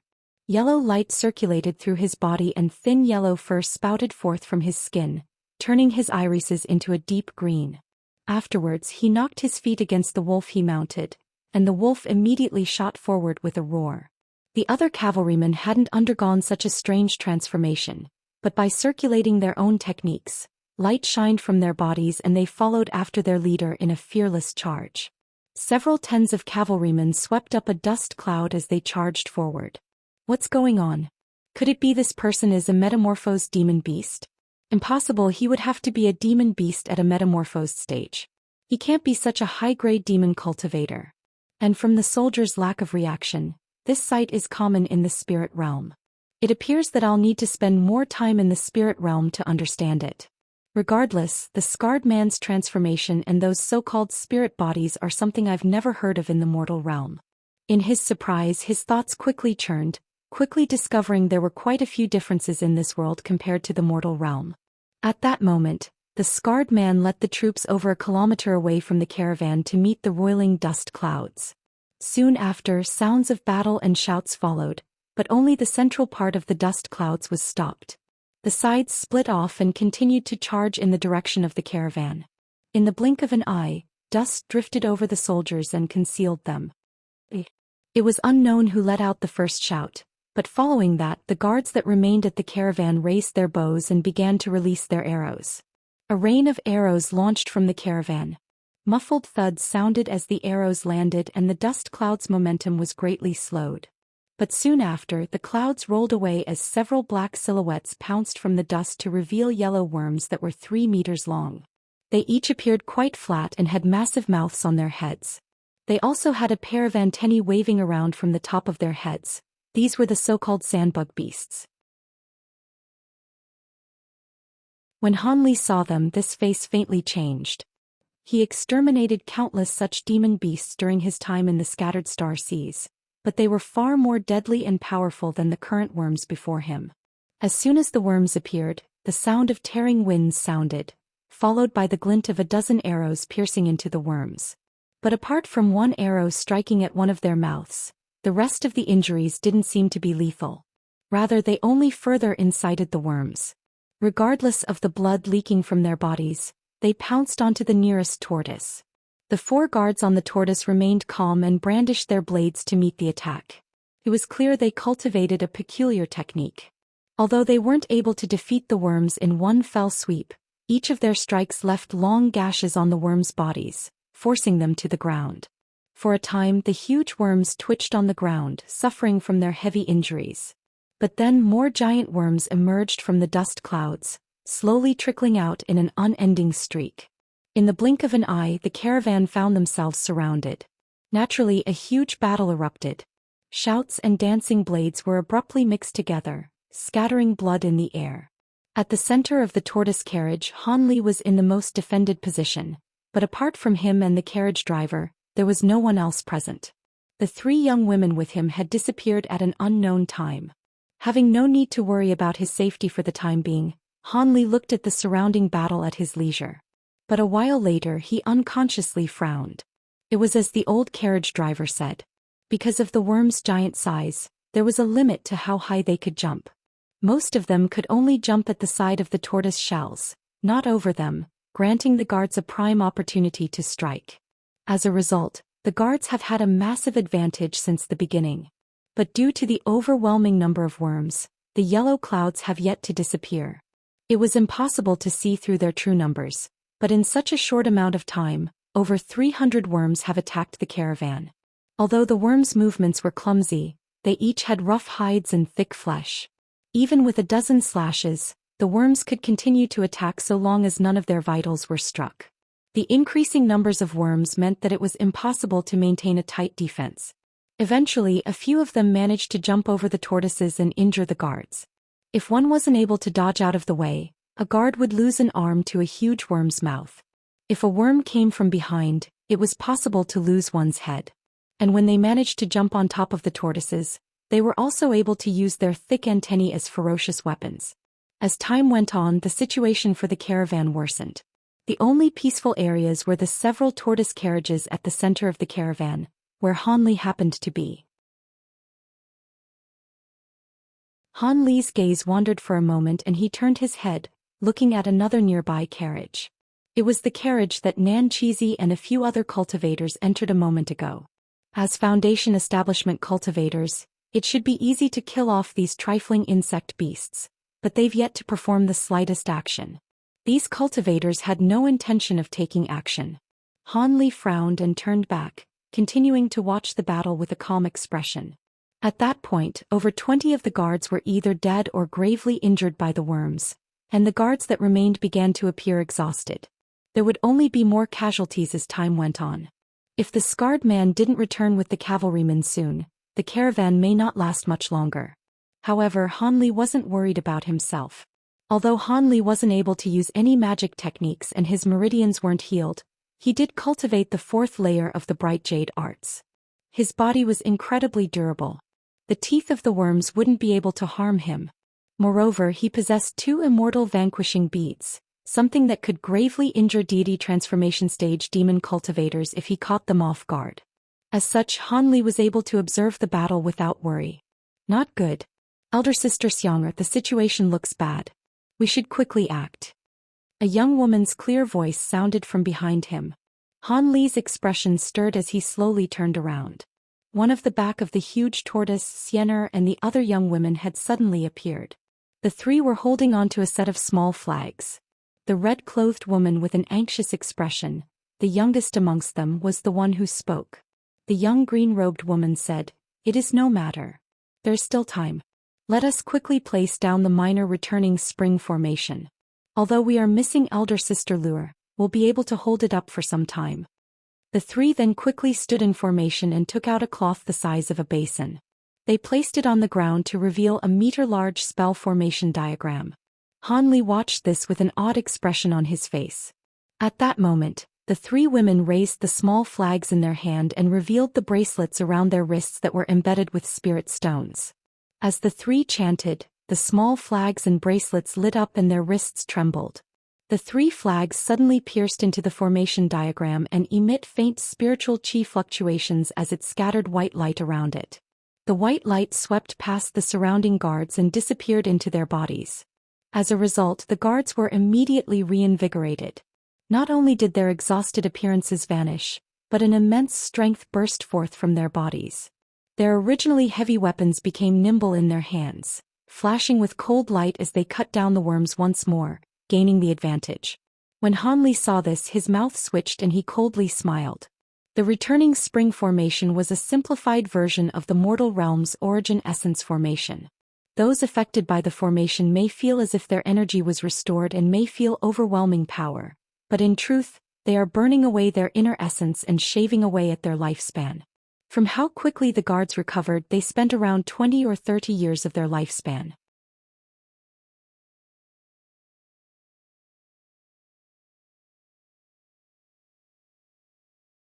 Under the spell formation's effects, the situation reversed. It appeared they could hold out for a while longer. But just as Han Li was wordlessly watching the battle, something unexpected occurred. Following a loud bang, an explosion occurred near the 3 women. A demon beast with a serpent's body and a human head shot out from the sand. The demon serpent had a head of sickly yellow hair and a hideous woman's face. A pair of delicate infant white arms emerged from its side, each holding a meter-long bone spear. Black chi wrapped around the spears, revealing themselves to be low-grade magic tools. As soon as the demon serpent appeared, the 3 women controlling the formation turned pale with fright. The demon serpent turned to look at the women in charge of the formation and flashed a malevolent smile and wordlessly waved her spears. 3 black lights streaked from the spear and flew towards the women. The 3 were quick to react. They immediately recovered from their shock and took out the flags from the formation, hastily waving it in front of them. Several crackles sounded as a wave of mist suddenly appeared in front of them. The black lights flew into the mist, resulting in 3 large explosions. The mist scattered from the strike but managed to block the attack for Xianxia and the white-robed woman. However, the red-robed woman's mist was far weaker. When the black light struck the mist, her body trembled and she flew out into the air, away from the mist's protection. The red-robed woman knew things were far from good and she turned deathly pale. For a time she wasn't able to control her own body. When the demon serpent saw this, it smashed down its tail and its body blurred, arriving below her with its spear held out. The other two women yelled out but they weren't able to protect her. In the following moment, the woman was about to be stabbed by the glowing black-boned spear. But at that moment, a piercing sound whistled through the air. A white object struck the spear with strange accuracy. Bang! The spear was pushed a half-foot away, brushing past the woman's clothes. The woman was left deathly pale with her brush from death, but she used the opportunity to regain control of her body. With a flip, she nimbly landed on the ground. The white object was an unremarkable stone. The demon serpent was surprised, but malevolent glint flashed from its eye and with its other arm, it released a chain of stabs. However, yet another whistling sound shrieked through the air. This time, a stone didn't strike the spear but pounded towards the demon serpent's head. The stone clearly carried an immense strength. If the attack truly struck the serpent, it might not shatter its skull, but it would be enough to leave it dazed at the very least. The demon serpent was enraged and had no choice but to turn its head to the side and use its spear and block the oncoming stone. But with a muffled thump, the serpent felt a huge force knock against its hand, forcing it back several steps. Enraged, it turned to look in the direction where the stone came from. A young man was looking down at it from the top of a nearby tortoise carriage. He was fiddling with a similar stone in his hand. It was Han Li. The red-robed woman had now arrived next to her companions in a blur and let out a sigh of relief. Having been foiled twice, the serpent felt immense rage and opened its mouth to release a black poisonous mist towards the three women. But then Nanchizi's voice sounded from one of the carriages, "Evil creature! You dare!" Soon after, the white light shot out from the carriage window. It circled once in the air before cleaving at the demon. It was a crystalline sword that was several inches large. When the serpent saw this, its expression changed and it ceased spitting its poison. It rushed to toss the spear in its hand with all its strength at the carriage it came from.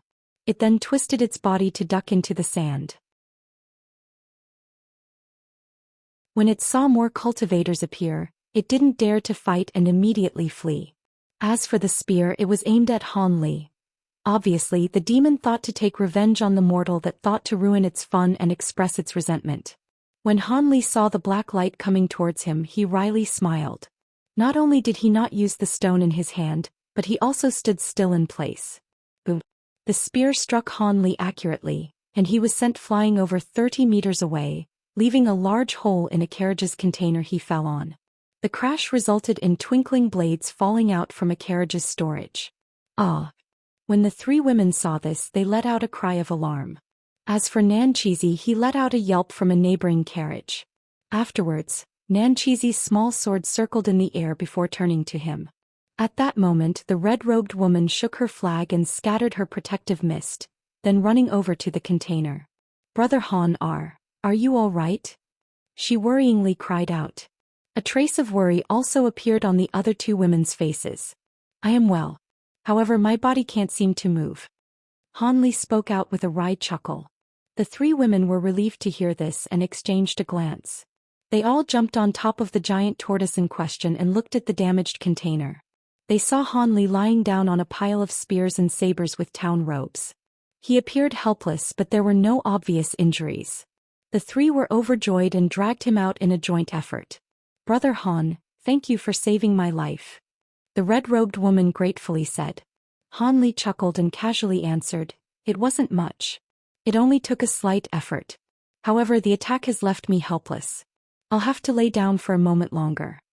A trace of surprise appeared on his face and Nanchizi smiled, saying, "There is nothing wrong.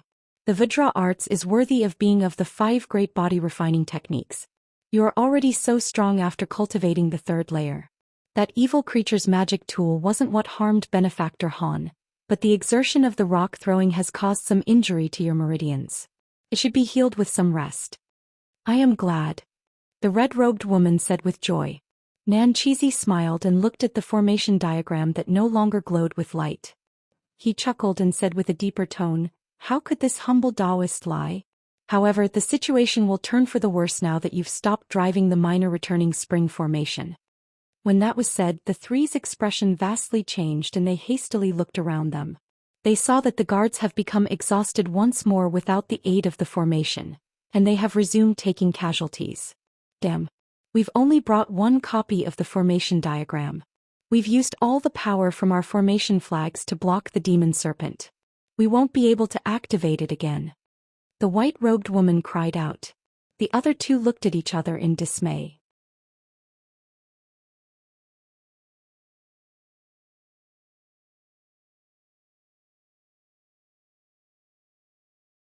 Han Li leaned against the side of the carriage, sitting across from the four women. He was able to clearly see their unease. He already swept his gaze past the grasslands outside the carriage several times, but he found nothing out of the ordinary. It appeared similar to any ordinary grassland. Han Li felt somewhat baffled, but he showed none of this on his face, nor did he say anything. After all, he didn't wish to reveal his lack of understanding of the spirit realm as it could arouse suspicion.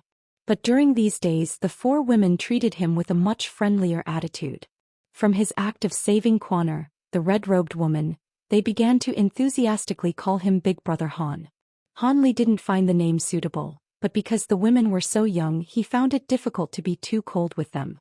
During this time he spoke much with the girl Quaner in particular. Instead of making brazen inquiries about the spirit realm, he asked many questions about the Heavenly East Enterprise. During these discussions he came to know that the mistress she mentioned was a regional manager of several cities in the Heavenly East Enterprise and the daughter-in-law of the head of the organization. Normally one would address her as Mistress Fong. The Heavenly East Enterprise's master had 3 sons. The mistress was officially wed to his second son. They were rather affectionate of one another, but due to an unfortunate accident her husband died over 20 years ago, but he was survived by 2 young children, a boy and a girl. As such, what should have been governed by the couple was now left entirely by the widow. As for the 4 in the carriage, they were the mistress' personal servants that she adopted from a young age. As a result, the 4 held an extremely deep admiration of the mistress. As for their journey to the remote in Yuan City, Lady Fong came here partially for the big business in the city, but it was mostly for her son. Since they found spirit roots in her son at a young age, he joined a cultivation sect located in Yuan City. They had sent a message hinting that there was a matter that required Mistress Fong's assistance. As Mistress Fong still kept her son close in her heart, she made the journey personally and even abandoned that caravan she was traveling with to hurry on her way to the city. In her eyes, with the number of men in the caravan and the few cultivators escorting them, nothing significant could happen to them. She couldn't have expected a horde of low-grade demon worms and a demon serpent to attack the caravan in the azure-sifting desert. When Han Li heard this, he began to make indirect inquiries about the master of the Heavenly East Enterprise.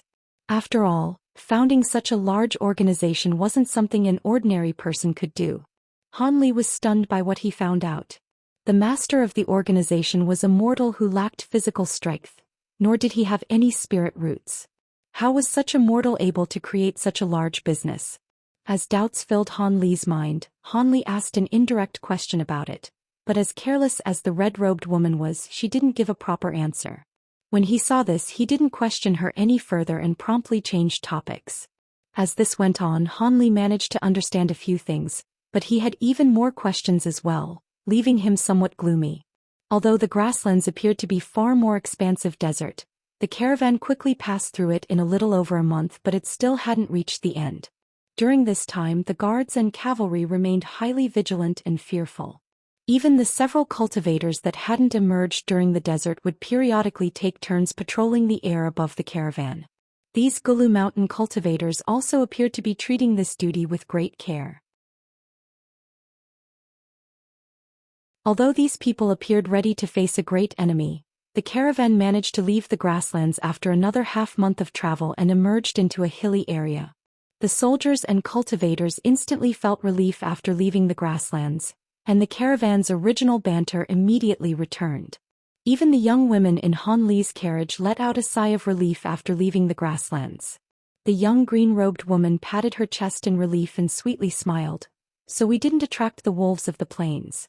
Although that wasn't my first time through them, I still feared for my life. Luer sighed and fearfully said, not only was elder sister Xianxia scared, but the entire caravan was holding their breaths. If our luck was any worse, we could have woken a beast tide and that would be the end of us. The plains are truly a death trap.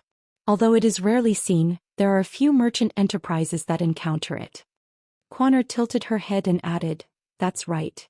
I heard that in Yuan City didn't hesitate to spend a fortune to our enterprise for over 100 rare spirit tools and a huge number of weapons to deal with a beast tide. The white-robed woman bafflingly said, strangely enough, the city isn't large and it wasn't recently built. How could it place an order for so much equipment? That many spirit tools is something only a mid-sized city would be willing to spend. The blue-robed woman shook her head and lightly said, it doesn't come as a surprise. Even if a group of powerful beasts didn't migrate near them recently, the city encounters a massive beast wave every 1,000 years. Against a massive joint attack of so many beasts, they wouldn't be able to easily block it. That's right. Luer's words are reasonable. Quan'er pursed her lips in a smile. Han Li sat in his seat and meditated. But when he heard their conversation about the beast tide, his face began to stir. He recalled what the large scarred man Zhang Qiu mentioned in the azure sifting desert, a scorpion wave. Could these two things be somehow related? But after that, the women dropped the topic and quickly spoke about other things. Although Han Li felt curious, he continued to circulate the Varja arts and slowly mend his meridians. With that time to mend and the additional undying effects of the wood birth bead, his meridians recovered at a pace far quicker than he anticipated. As of current, his body was in mostly good health. With another month, there shouldn't be a problem at all. As such, with the fourth layer of the Vajra arts cultivated, he suspected that he would be able to win over late Foundation establishment cultivators, given his understanding of mid and low-grade magic techniques. As for core formation cultivators, he would only find out after he's given it a try. Of course, this was assuming that the abilities of low-grade cultivators in the spirit realm were the same as those in the mortal realm.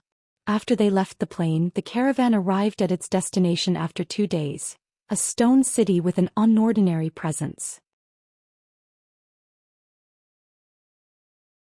Looking at it from a distance, one could tell that the stone walls were over 100 meters tall with a 30-meter-tall stone tower placed every 300-meter interval on the wall. It appeared quite imposing. There were also delicate designs carved onto the walls as if they were unfamiliar talisman characters, adding another layer of mystery to the city. Han Li was speechless at the sight of it. The city wasn't comparable to any small city. In the mortal realm, it could be said to be a massive city. But then Han Li took notice of a few large armored soldiers patrolling the walls. There were also ballistas placed on top of the towers with giant metal arrows ready to fire. Each arrow was over 10 meters long and shined with white light as if they were each low-grade magic tools. Such astonishing weapons would likely be able to kill even fellow Taoist cultivators. Han Li narrowed his eyes at the sight and began to ponder as the caravan arrived at the city gates. There was not the person outside the city gates. They were pitch black and sealed tight. There was a large troop of soldiers on top of the gates though, looking down at the caravan with cautious expressions. The scarred man Zhang Kue rode his wolf up to the gate and wordlessly tossed an item in his hand up to the gate. It was a golden medallion. The soldiers stirred up on the gate as a middle-aged man in silver armor closely examined it. Afterwards he took a look at the caravan and commanded, "Open the gates and inspect the caravan. They belong with the Heavenly East Enterprise." Once that was said, the soldiers began to shout with a few of them running down to open the gate. A short moment later, the metal gates slowly opened to reveal tens of fully armed soldiers running out in formation. The silver-armored middle-aged man was the last to arrive. He walked up to Zhang Gui and vigilantly looked him. "Are you their leader?" Zhang Qiu calmly answered, "I am Zhang Qiu. You should have received the city lord's token. We carry the goods that were ordered by the city." "I've received the order, but it is a peculiar time. We'll need to have a few of our esteemed cultivators to examine your caravan before we can let you in." Zhang Kue readily agreed to their request. "So you fear demon beasts sneak among us? We'll comply with your search, of course." The middle-aged man nodded and turned out, calling out in the direction of the city, "Good. Mr. Li, Master Huang. Please inspect them."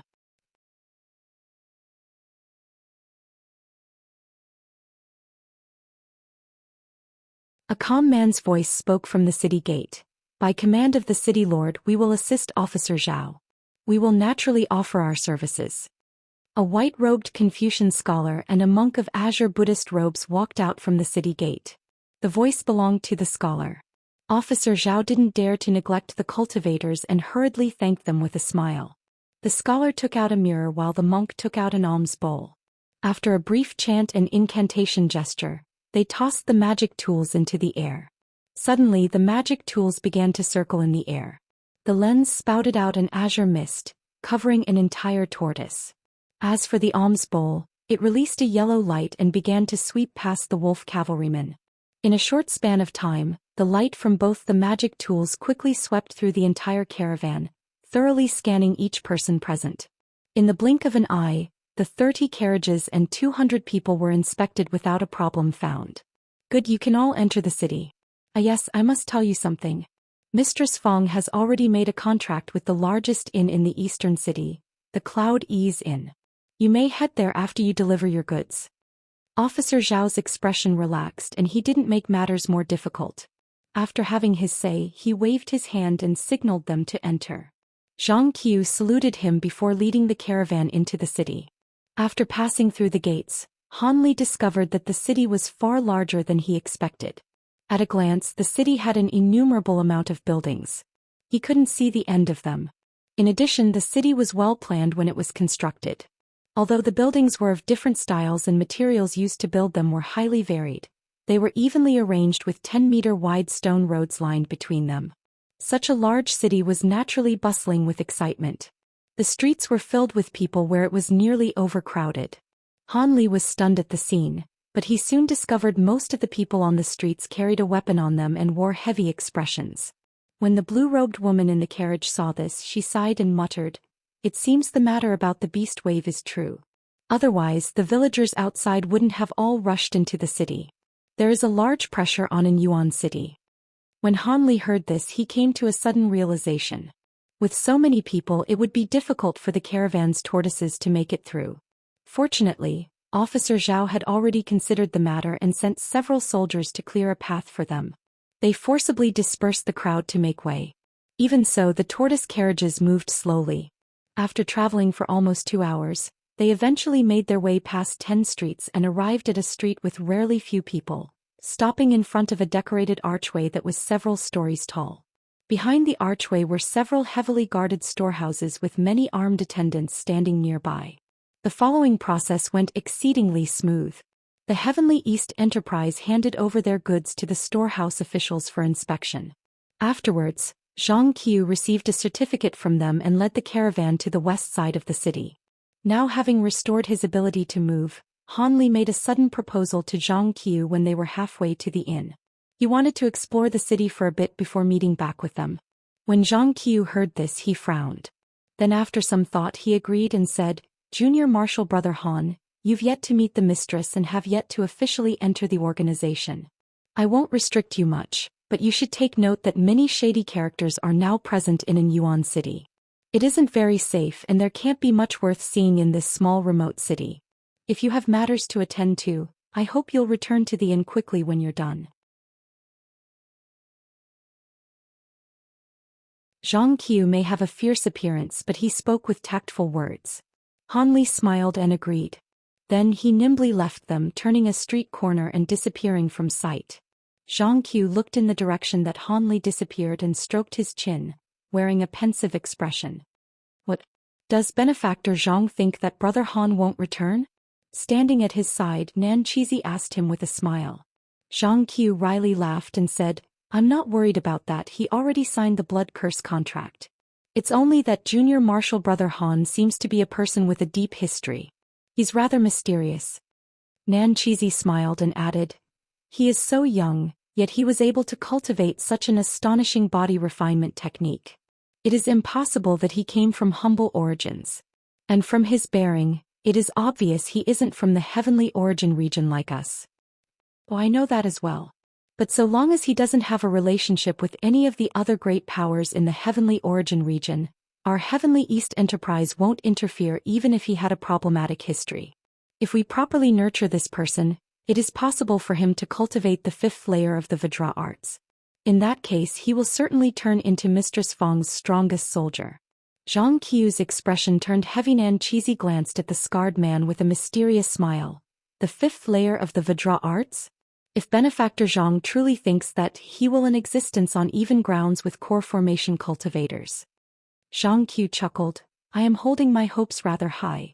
From how young he is and his current cultivation, the possibility of cultivating to the fifth layer of the Vajra arts still exists. With some luck he will far exceed common body refiners like me. Otherwise, I wouldn't have been so eager to have him sign a blood curse contract in the azure sifting desert. That's reasonable. Alright, enough of that person. The goods have been delivered.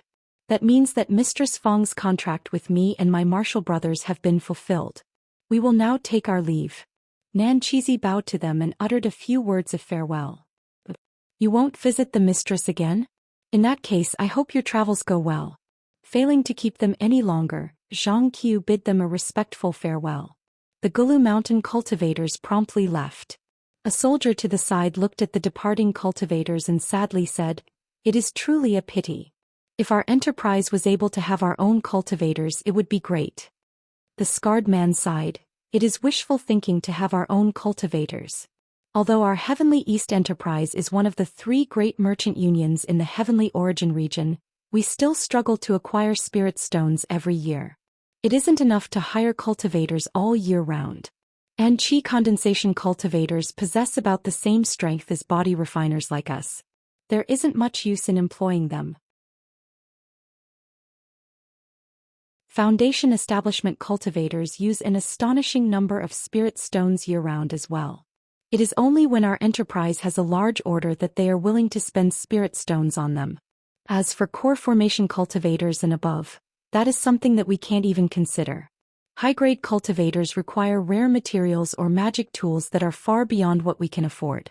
Even if our enterprise manages to somehow foster a mid-grade cultivator, they will eventually leave. That is so. Even body refiners like us will immediately depart to dangerous areas when they finish their cultivation, in search of rare medicines that can create spirit roots. After all, when one becomes a cultivator, not only can they cultivate immortal techniques, but their lifespan increases as well. Over the years, it is impossible to know how many funerals we've held for body refiners, yet they still journey outside. The soldier sadly sighed. Zhang Qiu then waved his arm. Enough of that. This has nothing to do with ordinary people like us. Let us return to see the mistress. The soldier immediately shut his mouth. Thus, the party immediately set off, quickly immersing themselves in the busy streets. At that moment, Han Li was standing on a street, looking at the 7 blazing suns in the sky and letting out a gloomy sigh. Ever since he left the azure sifting sands and entered the grasslands, he immediately sensed the astonishing spiritual qi in the air. The spiritual qi in this world was several times greater than what he found in the mortal world. If he was able to find a suitable place of cultivation, it was possible that the spiritual qi could be over a dozen times greater. It is a pity that he already dissipated his nascent soul. The Ice Phoenix's restriction is still present on his body, so he wasn't able to absorb any spiritual qi, leaving him helpless in this regard. He then set his sights on the road and looked around him as he walked forward. The stores on the streets were about the same as he would find in the mortal world, with nothing out of the ordinary.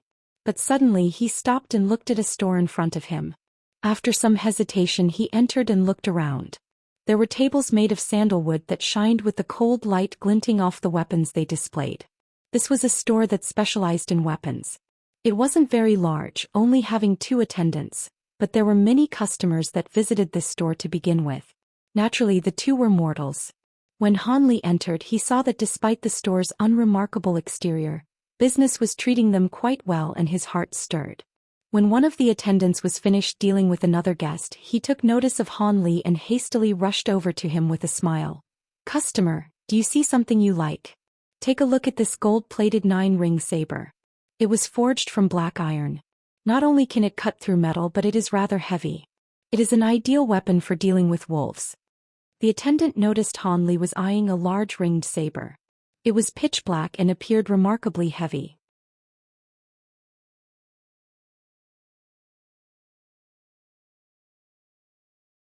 I don't have much strength.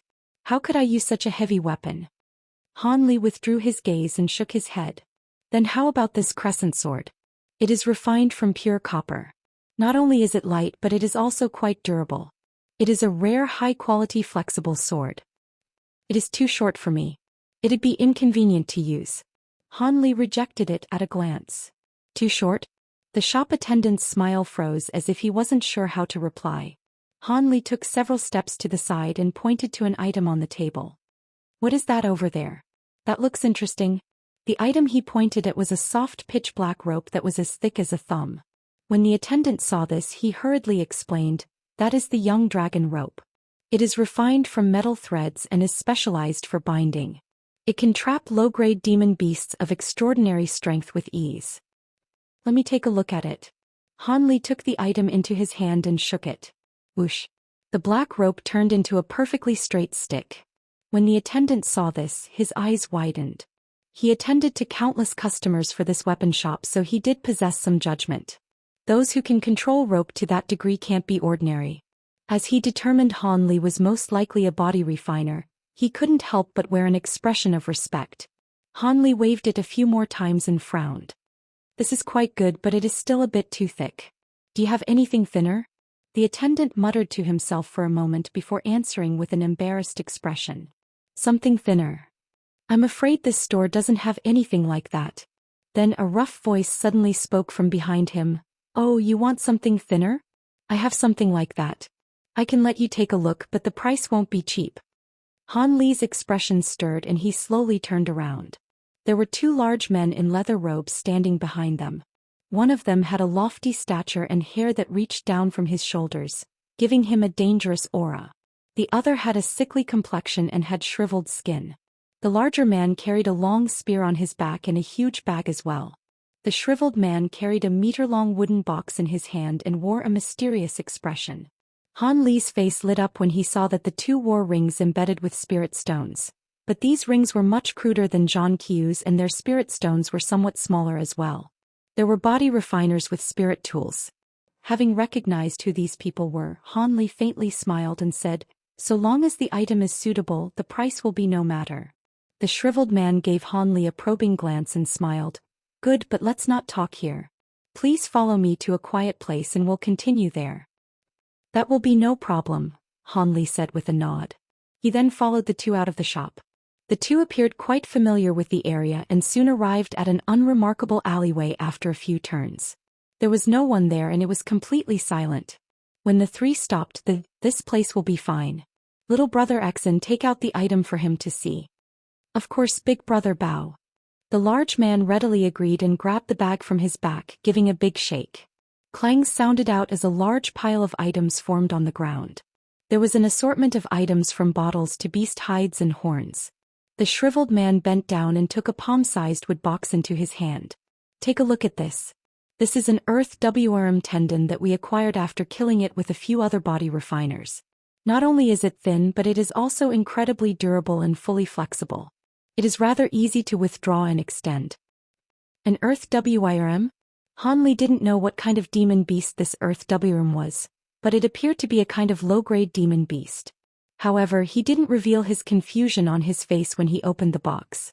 He saw a thin yellow object tightly wrapped into a ball by a red rope. Han Li bluntly tugged at the red rope and tore it to pieces. With a pop, the ball of beast tendons flung out and shot at Han Li's face. Han Li raised his hand, but it appeared he was too slow. Nevertheless, he managed to grab an end of the tendons with his fingers and instantly turned it soft and limp with a twist of his fingers. Then Han Li brought it before his eyes and noticed it was 6 meters long. When the shriveled man saw Han Li's swift actions, he couldn't help but exchange a glance with the large man. At that moment, Han Li was giving the WRM tendon a thorough examination. Having killed a myriad of low-grade demon beasts in the past, he was able to tell the characteristics of the tendon at a glance as well as how it could be used. He fiddled with it a moment longer before shaking it with a single hand. The tendon blurred as it twisted and danced through the air. Then it coiled around his arm to form a faint yellow bracelet. With that, he rolled his sleeve over it where it was well concealed. Han Li looked at the two and said, "It isn't bad. It truly is a rare material from a low-grade demon beast.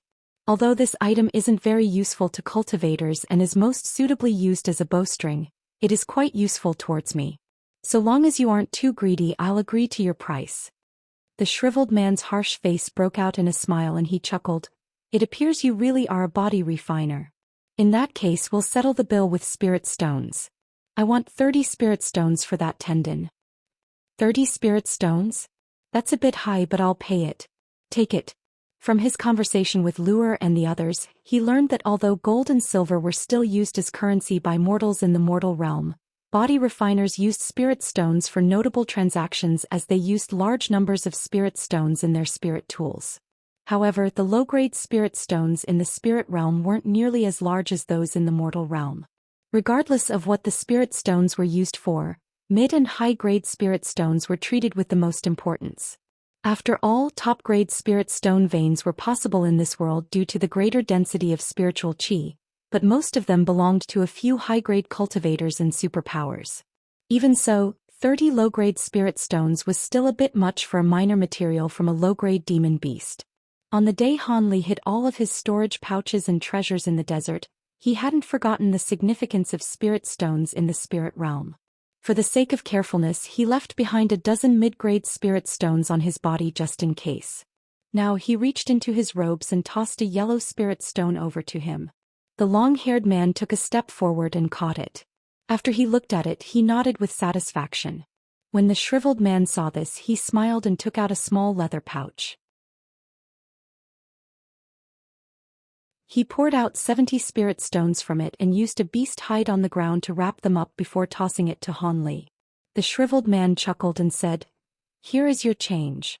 Since you are so straightforward, how about we join together if there is a chance?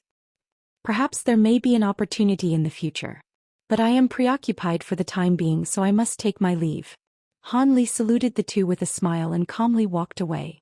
When Han Li departed from the alley, the large man looked at the mid-grade spirit stone in his hand and took another look at the alley entrance. An ominous glint flashed from his eye and he softly said, "Big brother Bao, his face is unfamiliar and he is quite wealthy. Should we?" The shriveled man's face sank and he said, "Don't think about it. Didn't you see he wasn't wearing any spirit tools? Body refiners who do this are either too poor, or they feel their cultivation is too high for normal spirit tools to be of assistance. Which one do you think he belongs to?"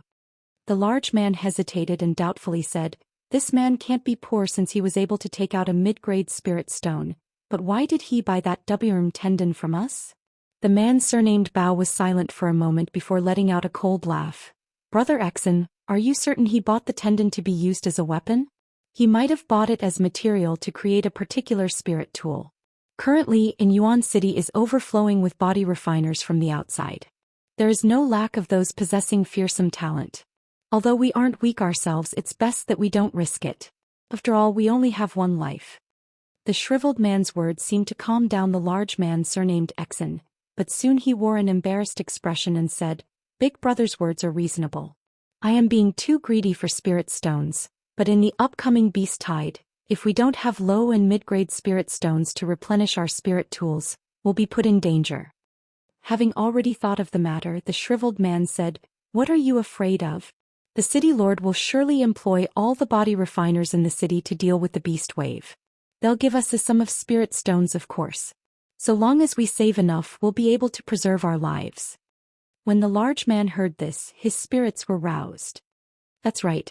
According to the agreement between the 3 sovereigns and the 7 demon kings, cultivators at the core formation stage and above aren't allowed to assist large cities in blocking beast waves.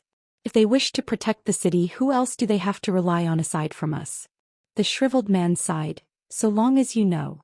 In truth, the agreement also stated that the beast wave can't have any demon beasts higher than grade 5 as well. It is hard to say who has more to gain from the agreement. The large man then remained silent in thought. Not long after, the two put away the items on the ground and walked back to the main street where they disappeared into a sea of people.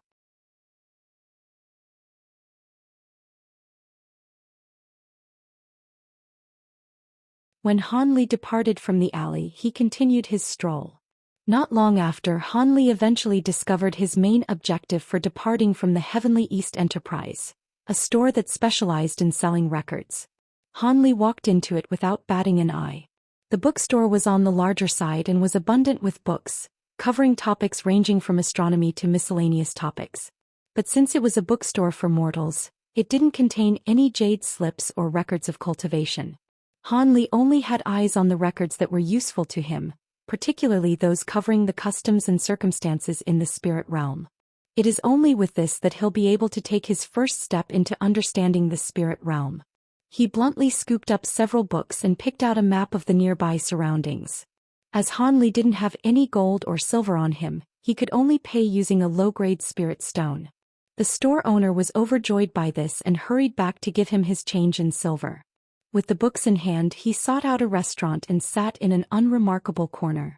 After ordering a few common dishes, he began to look through the books. Although Han Li's spiritual sense wasn't able to leave his body, he still possessed his amazing memory. Despite how impressively thick a few of the books were, Han Li calmly flipped through them at astonishing speeds and imprinted each and every word in his mind. During this time, his face remained unfazed, but he continued to turn through the books with an understanding of everything he read. Let alone anything else, merely the detailed descriptions relating to the spirit realm's circumstances left him shocked. The Heavenly Origin region that the Heavenly East Enterprise mentioned was actually one of the human territories ruled by one of the three human sovereigns, the Heavenly Origin Sage.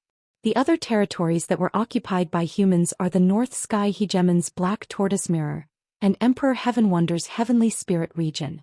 These two sovereigns were respectively known as the Hegemon and Spirit Emperor. The human body refiners originated from the Heavenly Origin Sage, and later founded the Confucian school as well, earning him the name of the Scholar Emperor. He ruled over the Heavenly Origin region and had the social customs that were most similar to Han Li's mortal realm. This was quite fortunate for him.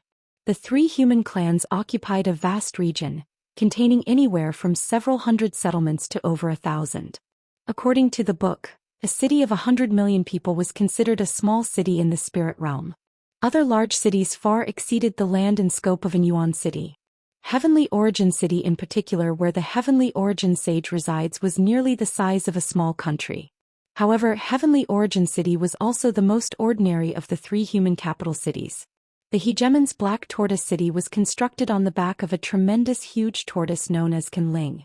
It was a huge city that could slowly move through the sea. And the Spirit Emperor's Heavenly Spirit City was even more miraculous. It was built on a tree over 50 kilometers wide. It was said to be able to reach the immortal realm. When Han Li read this, he was shocked as one could imagine. But what amazed him even more was what he read next. According to the record's introduction, in addition to the region of the three sovereigns, there were also the neighboring lands of the 7 demon kings. The demon clan and the human clans could be said to have a half-friendly, half-hostile relationship. The reason why this was the case was that the area the 3 human sovereigns and the 7 demon kings ruled over was only a small drop the sea known as the spirit realm. The land outside their domain was ruled by the clans of other creatures. Most of these creatures were indigenous to the spirit realm. There were also countless types ranging from savage ancient beasts to giants and even pseudo-humans. In addition, there were also other creatures that arrived at the spirit realm by ripping open spatial tears. Although there aren't many of these clans, they were a powerful force that was hostile towards humans and demons alike. They also possessed their own unique abilities, allowing them to rival humans and demons in power. In addition to this, there were also many powerful individuals in the spirit realm, as one might expect. There were the mythical beasts of legends, fearsome existences like true dragons that could ignore the laws of the world. Although many vastly powerful characters emerged from the demons and humans, they were only capable of having a standing in the spirit realm. Although humans and demons viewed each other with hostility normally, when they faced an even larger threat, they had no choice but to cooperate. This led to an official founding of the lands they controlled. In the past, many extraordinary individuals emerged from the human and demon clans, joining together to erect an exceedingly large spell formation, covering the territories of the humans and the demons. It is said the spell formation is profoundly powerful and was passed down from the immortal realm. It was said to target extremely powerful members of the foreign creatures. The more powerful they were, the more they were restricted by the formation, rendering them unable to enter the areas affected by the spell formation. However, the formation also wouldn't have any effect on low and mid-grade demon beasts. This immense spell formation had over 10 formation cores spread throughout the regions of humans and demons. The book hadn't mentioned where the formation cores in the demon territories were located, but it did mention how they were located at the 3 human capitals. Unless they were all destroyed, the spell formation protecting the humans would remain. Considering how important the formation cores were, they must surely be placed in important areas of the demon territories as well. If a powerful foreign creature wished to invade the territories of humans and demons, they would have to face the combined power of the 10 powerful formation cores. By relying on this powerful immortal formation, the human and demon clans were able to prosper and hold a place in the spirit realm. As for the other areas in the vast realm, humans had never delved too deeply into the world. There were only descriptions of how there were countless lands and distances. At that point, a trace of doubt appeared in Han Li's mind. Since the region occupied by humans in the spirit realm was so small, then how were cultivators ascending from the lower realms able to accurately land in the region controlled by humans? It would have been incredibly dangerous if he appeared in an area outside the Grand Immortal Formation. Han Li felt puzzled, but the book hadn't mentioned anything else, so he could only set the thought aside for the time being. After going through a few descriptions from the book, Han Li discovered that demons as a whole were more powerful than the human clans, but the humans seemed to possess more powerful cultivators. As a result, the 2 clans formed an odd equilibrium, and the 3 sovereigns and 7 kings agreed to a defensive pact as well as several other treaties. One of these agreements noted that high-grade cultivators couldn't arbitrarily suppress low-grade demon beasts of remote areas and couldn't participate in defending human cities from periodic beast waves. In addition, demons couldn't pillage humans at will, and they needed to establish territories where humans could gather and be protected. When the humans and demons divided their land, the territories of the humans and demons were mixed to a vast degree. Although they chose areas most populated by humans and demons, there were still large numbers of either race that lived in other areas. The high-grade human and demon cultivators naturally had no problem with this and decided to move them. However, demon beasts that have yet to gain sentience and ordinary human mortals weren't able to easily move long distances. They could only continue to live on their original lands and accept the rule of another clan. From the beginning, there would be wanton slaughter of either side, and war was waged several times. After much turmoil, another agreement was eventually passed. Of course, the book in Han Li's possession only detailed the most important points and hadn't mentioned them in detail. As for matters relating to the beast wave, he picked out a book for that in particular. The so-called beast waves would occur when ordinary beasts would reproduce in too great a number. Since high-grade individuals couldn't interfere as a result of previous agreements, every period of a few years, the demons and humans had no choice but to slay one another to protect their own lives. However, if there were human settlements in the region, low-grade demon beasts could lead the beast wave into a human settlement in a half-suicidal charge. As a result, apart from a few large cities in particular, most human cities would periodically encounter a beast wave. Although there weren't many true attacks on human settlements, each beast wave would leave a huge number of casualties in their wake. Because of this, low-grade body refiners and cultivators had their fates tied together. While ordinary mortals would die, it was also a time for cultivators and refiners to break through their bottlenecks and be honed in powerful characters. With both disaster and fortune simultaneously occurring, the high-grade human cultivators tacitly allowed the beast waves to continue and held no intention of altering the agreement with the demon clans. Each beast wave on a city didn't follow a strict schedule, but there were 2 types of beast waves that were most commonly seen. They would be the wolf waves from grasslands and serpent waves from other regions. The 2 types of beast had powerful reproductive ability and were bound to launch a beast wave every 100 years or so. If a city were to encounter 2 or more types of beasts in a beast wave, it would be considered a grand beast wave with far greater danger. In the past, all the breaches into human cities seemed to have occurred with grand beast waves. Therefore, if the city knew a grand beast wave was about to occur, the higher echelon of the city would be struck with fear and do their utmost to gather together the nearby body refiners and low-grade cultivators in preparation for the upcoming battle of survival. When Han Li saw this, he sighed and slowly closed the book. There was without question that the city was going to experience another beast wave. Furthermore, with the grasslands being so close to the city, it will be a wave of wolves. However, the nervousness of the city revealed that this was a grand beast wave. He silently picked up the cup of watered wine before him and he narrowed his eyes in thought.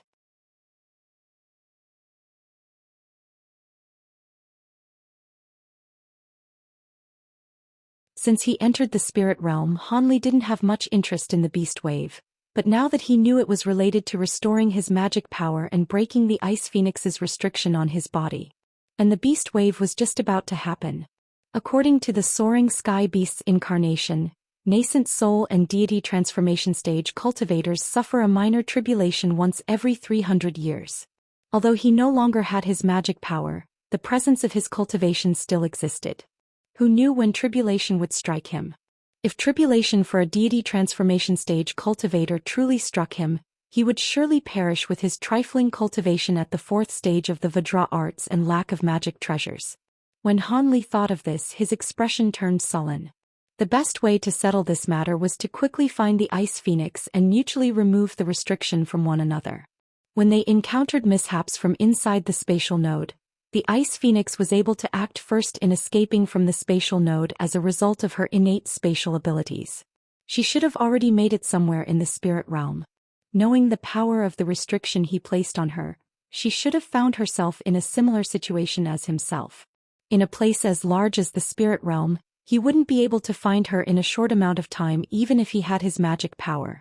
Within 3 human realms and 7 demon lands, there are actually many characters that possess abilities at the level of deity transformation.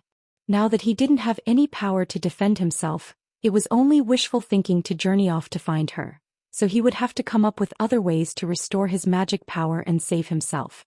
As a current, he couldn't absorb even a thread of his spiritual power and there wasn't a single secret technique he could use. Cultivating magic power once more would be an impossible task. Seeking out the aid of other high-grade cultivators would also be out of the question. As he possessed many secrets, it would only be courting death. As Hanli sat in his chair, his expression wavered.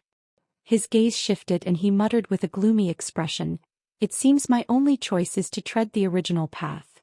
In the coming month in Yuan City, Hanli thought long and hard about how to restore his original abilities. He managed to think of a feasible method in half a month, but it wasn't good by any means and it would take some time. And with his unfamiliarity with the spirit realm, he hesitated to use this method. But now that he was coming to terms about understanding the spirit realm, it appeared he had no choice but to use this method upon some further deliberation. He would have to cultivate the only technique he could cultivate, the Vajra arts, to grand completion according to what records said about the technique. When one cultivated the technique to the 7th layer, one's flesh body was overbearing enough to compare with a nascent soul cultivator. In that case, he would be able to use the sheer power of his body to dispel the Ice Phoenix's restriction. When that point comes, it should be a simple matter to cultivate magic power and condense a nascent soul. Although it is said that condensing a nascent soul regularly takes 100 years, with his magic power restored, he could return to the storage pouches he buried in the desert. With the aid of the many spirit medicines it contains, the process will be sped up several times. In one word, the first step to returning his abilities would be to dispel the restriction placed on his body and then condense his nascent soul. He reckoned that if a minor tribulation were to strike him, it should be in 300 years. But that was only a guess. If he wished to preserve his life, he would have to cultivate the Vajra arts as quickly as he could. The Soaring Sky Beast had previously told him just how difficult it was to cultivate the Vajra arts. Even in the spirit realm where the spiritual chi was incredibly dense, there were very few mortals that could cultivate the Vajra arts to completion. Even if a normal person possessed exceptional talents, they still wouldn't dare to be confident. But Hanli was by no means a normal person. Not only did he cultivate from being a mortal to a deity transformation cultivator, causing his unwavering determination to far exceed those of a common cultivator in the spirit realm, but he also consumed the heavenly corpse pearl, the dragon scale fruit and many other spiritual medicines. His body was already far stronger than normal. Particularly because of the dragon scale fruit and the bone tempering arts, his body was already on par with that of an ordinary demon beast. When he arrived in the spirit realm, The massive amount of magic power from dissipating his too nascent soul not only saved his life, but they also increased his body's capacity by another level. With all of these things together, it was no wonder Han Li felt confident. As of current, the only thing for him to consider was the inhuman pain he would suffer while cultivating this technique and the amount of time for him to take. Because there were so many low and mid-grade demon beasts roaming around areas far from the city, it would be unwise to cultivate alone. Furthermore, cultivating the last several layers of the Vajra arts would need battle experience for him to increase his odds of making a breakthrough.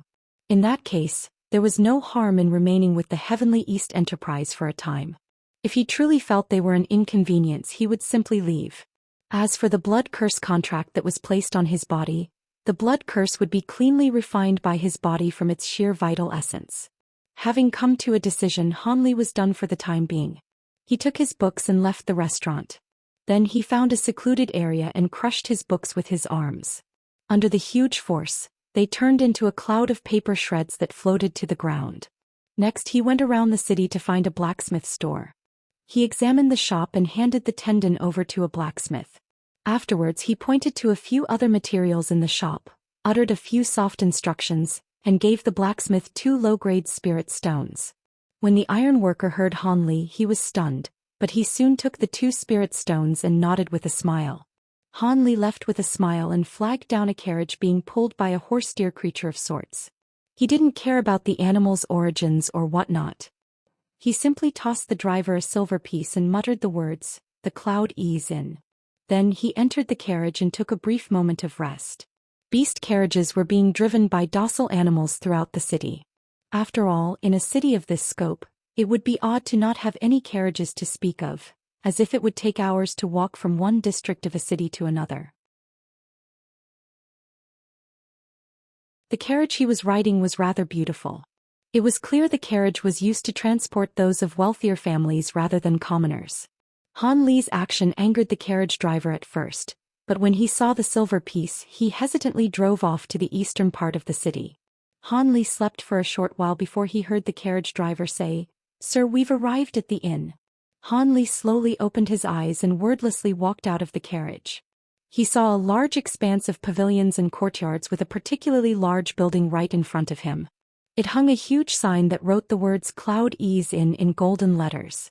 To the sides of the building, there was a row of huge stables constructed from wood, housing all sorts of strange beasts in their carriages.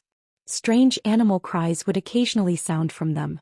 Han Li swept his sights past them and quickly arrived in front of the large building gate. He called out to a group of waiting young servants, waved towards one of them. The servant quickly reacted and immediately ran over. "Esteemed guest, did you call me out to board here? The Heavenly East Enterprise should have checked in here. Do you know where they are?" Han Li calmly asked, tossing him a piece of silver. When the servant took the silver, he grinned and said, "Hee, so you're looking for those of the esteemed Heavenly East Enterprise. I will guide you." Soon he brought Han Li through the back of the building and passed through several courtyards. The servant led the way and enthusiastically explained, "There are many esteemed guests from the Heavenly East Enterprise, so they filled up all of the west courtyards where we have the inn's finest rooms." Han Li listened to the servant's words with complete indifference. But before they reached the courtyard, a youth walked past them and saw Han Li. He yelped and approached them with a wide smile. "Brother Han, you've returned. Very good. Brother Zhang has told us to bring you over to the mistress as soon as we saw you. Please follow me." He then casually grabbed Han Li's arm. Han Li raised his brow and casually shook his shoulder, strangely shaking off the man's grasp. The youth was stunned when he saw this. Han Li smiled and calmly asked, "So it was Brother Luo. Is this mistress you were talking about, Mistress Fong?" The youth was a cavalryman of the Heavenly East Enterprise known as Young Seventh. The odd look on the youth's face disappeared and he answered with a smile, "Of course I was talking about Mistress Fong. She heard about you and is quite curious about you. He wants to see you." Han Li said with a casual tone, "As a member of the organization, I will follow her orders. I will have to trouble you to show me the way."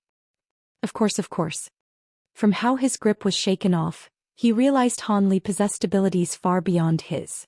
As he didn't dare to do something else that was disrespectful, he obliged with a smile. Han Li eventually sent away the servant and followed the youth surnamed Luo to the east courtyard. On the way they saw many guards and cavalrymen and greeted them. After making several turns and passing through a dozen large courtyards, they finally arrived at a small isolated courtyard. It was rather elegant and peaceful nearby. There were two large unfamiliar guards standing guard at the gate without weapons. When Han Li walked over to the two large men swept an icy gaze past him.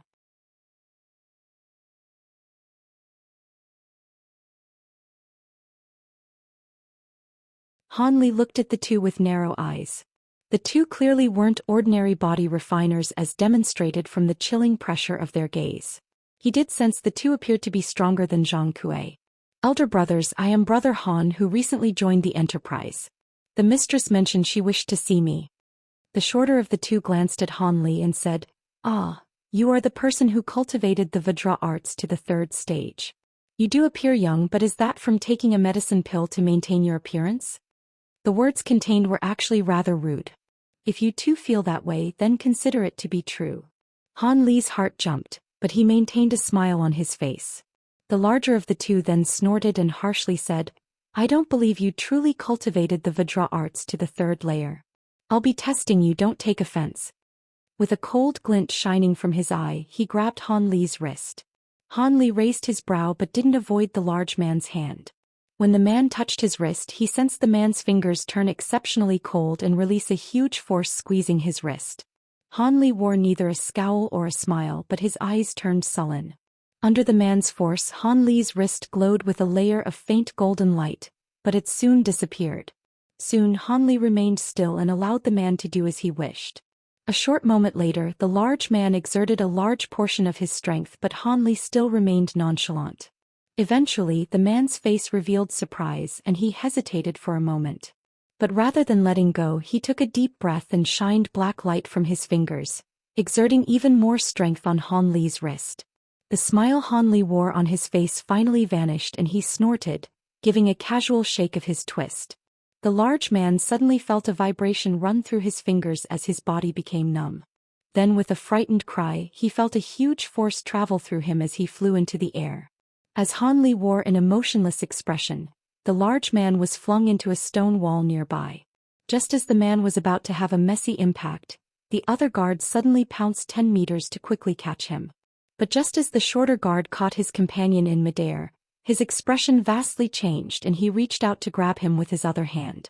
A large thump sounded, followed by 2 softer thuds. Although the shorter guard was able to catch him, he staggered back 8 steps and his complexion was pale. Han Li narrowed his eyes and glanced at the shorter guard. Even against the huge force Han Li released, the shorter guard was still able to catch his companion. The shorter guard's body refinement technique must be the greater of the two. The youth surnamed Luo was left stunned. The 2 men at the gate were Mistress Feng's personal bodyguards. Although they normally didn't mingle with the cavalrymen, they possessed brilliant body refinement techniques to the point where Captain Zhang Kuei held them in secret admiration. When the confident cavalrymen thought to test their skill against them, they all suffered a miserable defeat. As for Han Li, who recently joined them, he was able to turn them pale with a flick of his wrist. They weren't able to resist in the slightest. Was the 3rd layer of the Vajra arts alone able to produce this much strength? Youth Luo's expression wavered at the slightest. He couldn't have known that most of Han Li's strength actually stemmed from the many dragon scale fruits he consumed over hundreds of years and bone-tempering art. Otherwise, even as powerful as the 3rd layer of the Vajra arts may be, he would only be able to produce enough strength to rival the 2 men. Besides, in truth, Han Li cultivated the Vajra arts to the 4th layer. The shorter guard circulated his inner body techniques several times before eventually swallowing his frustration. With a calmed expression, he said, "Brother Han possesses exceptional abilities. We concede defeat. Please head in." He couldn't help but look at Han Li with a trace of respect. As for the taller guard that Han Li tossed, his expression turned unsightly. Han Li smiled and gave them a short salute before casually strolling in. Youth Luo naturally didn't have the qualifications to follow him and could only wait outside. When Han Li saw that the main gate to the courtyard building was shut and thought to knock on it, he heard a woman's sweet voice sound from within. "Young Sir Han, please come in." I've been waiting on you for quite a while. Han Li blinked twice and calmly walked in, not feeling particularly surprised. When he went in, his expression stirred. He was surprised to see several people in the room. In the master's seat across from the door sat an azure-robed woman in her 30s. Her skin was fair and her beauty was still present. Behind her stood a blue-robed man that was in his mid-20s. He bore a strong resemblance to the woman. Sitting across from the woman was an embroidered-robed man with a young face and gray hair. He wore an indifferent expression. Sitting at his side was a handsome young man and a beautiful young woman. They seemed to know what happened outside the courtyard gate and looked in Han Li's direction when he entered. The azure-robed woman had a trace of delight on her face and the blue-robed youth appeared curious. As for the embroidered-robed man, he was wearing a frown and the young pair simply looked surprised. The azure-robed woman stood up and curtsied him. "Young Sir Han, I hope you don't take offense. My bodyguards tested you on my orders. I simply wished to know if the third layer of the Vajra arts was as fearsome as the rumors said. The technique is widely spread, but it is one of the most difficult body-refining techniques to cultivate. Very few people break through to the second layer, let alone the third like you."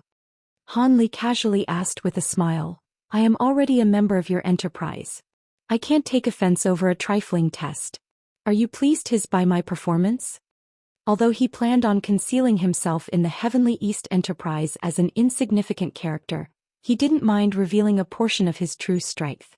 As of current, Mistress Fong was looking at him in a favorable light. When she heard Han Li's reply, she sweetly smiled and said, "The third layer of the Vajra arts far exceeded my expectations. You've opened my eyes. Ah yes, I should give young Sir Han an introduction. This is my son Pan Qing. He is cultivating immortal techniques under the Golden Jade sect. These three are immortal masters, fellow sect members of my son." So they were immortal masters. Han Li saluted them. Although his spiritual sense couldn't leave his body, it was still quite sharp and sensed their cultivation at this distance. They were all at foundation establishment stage and above. However, the youth and the other young pair appeared to have achieved foundation establishment recently, as their spiritual chi was still quite weak. As for the embroidered-robed man, his magic power was quite dense, so he should be at false core stage, the peak of foundation establishment. With the abilities Han Li showed previously, they didn't dare to treat him light and returned the greeting. The embroidered-robed man even smiled and said, "Although I haven't cultivated body refinement techniques before, my master fought against a high-grade body refiner in the past. It is rumored that person was able to slay several grade 6 and 7 demon beasts by himself. I originally believed them to be fanciful tales, but from what Brother Han displayed, I am convinced they are true. But from the force Han Li displayed, it shouldn't only be a result of the Vajra arts but his nature or divine power as well." This person was quite experienced to see some oddities from Han Li's immense strength. Of course, Han Li wasn't about to reveal the dragon scale fruit and all else. He gave a simple explanation: "Brother Qin is quite sharp. Some of my power comes from an innate nature." The embroidered man nodded, feeling that most of his suspicions had disappeared. Following that, the embroidered man said nothing else. Rather, Mistress Fong had a friendly chat with Han Li, but when she asked about his origins, Han Li gave a vague answer. Mistress Fong didn't pursue the matter when she saw this and instead informed him that Pan Qing and the others were to assist in Yuan City with the beast wave on orders from their master. The upper echelons of Yuan City had ties to the Gold Jade sect. The sect would send out low-grade cultivators to use the beast wave as an opportunity to make breakthroughs. The foundation establishment cultivators were likely sent for this reason as well. Of course, the Gold Jade sect wasn't the only sect that sent disciples over to the city. There were at least a dozen more. When the men of the Heavenly East Enterprise entered Yuan City, they were also conscripted to fight against the beast wave as per law. As such, Mistress Fong had Han Li act as Zhang Kuei's second in directing the guards. When Han Li heard her, he nodded in agreement after brief consideration. When Mistress Fong saw this, she wore a satisfied expression and had Han Li depart. According to what she said, the beast wave could start at any time. Furthermore, it would be a grand beast wave consisting of several types. It would be best for Han Li to rest and hone his spirit. Han Li smiled and promptly left the room. When the door was shut, Mistress Fong's smile vanished and was replaced with hesitation. The embroidered-robed man stroked his chin and asked, What? Does Mistress Fong feel this person is a rare find and has changed her mind? Mistress Fong frowned and openly expressed her thoughts. That is so. This person is young yet holds his current cultivation. If he were nurtured, I suspect that he will become an existence on the level of old fire. Otherwise, I would have gone with the original plan and have Zhang Kuei or the Liu brothers follow you on your journey after the beast wave.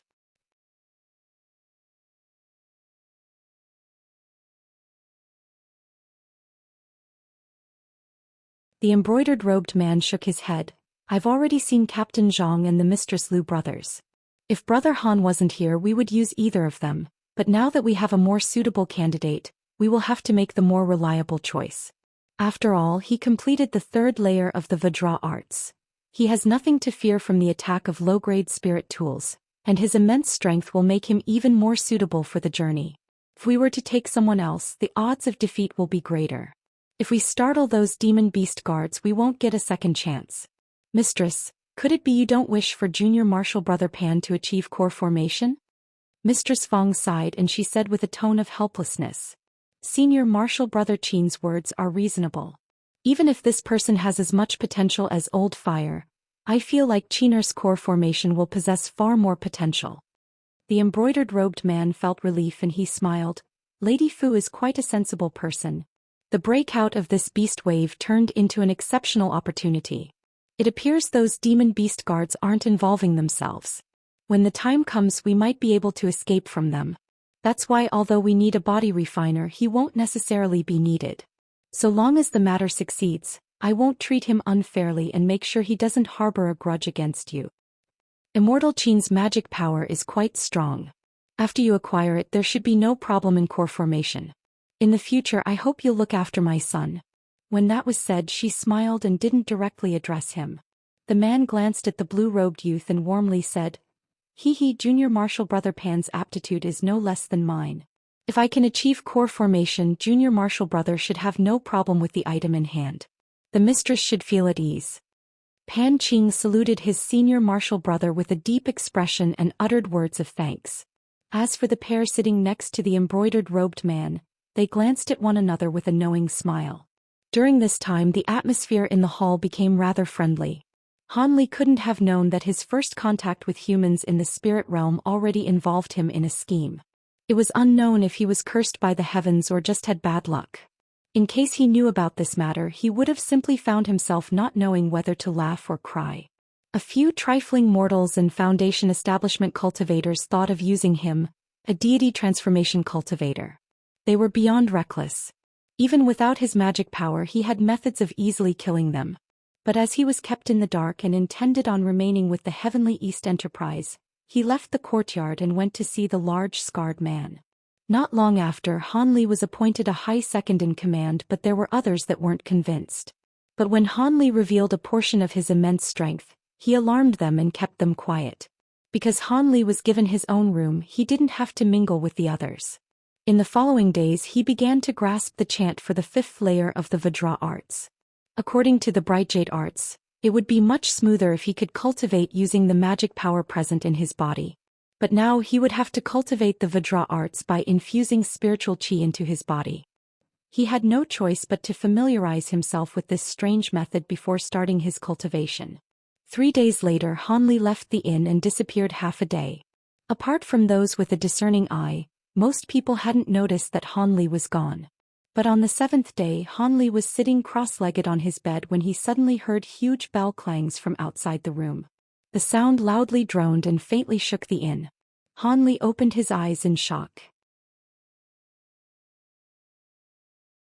The rumbling clangs repeated without end and was soon followed by resounding horns, crying out to the city one after another. Han Li frowned and wordlessly walked out. The west courtyard was already scrambling into action. The guards and cavalrymen were walking out from their rooms with weapons and armor in hand.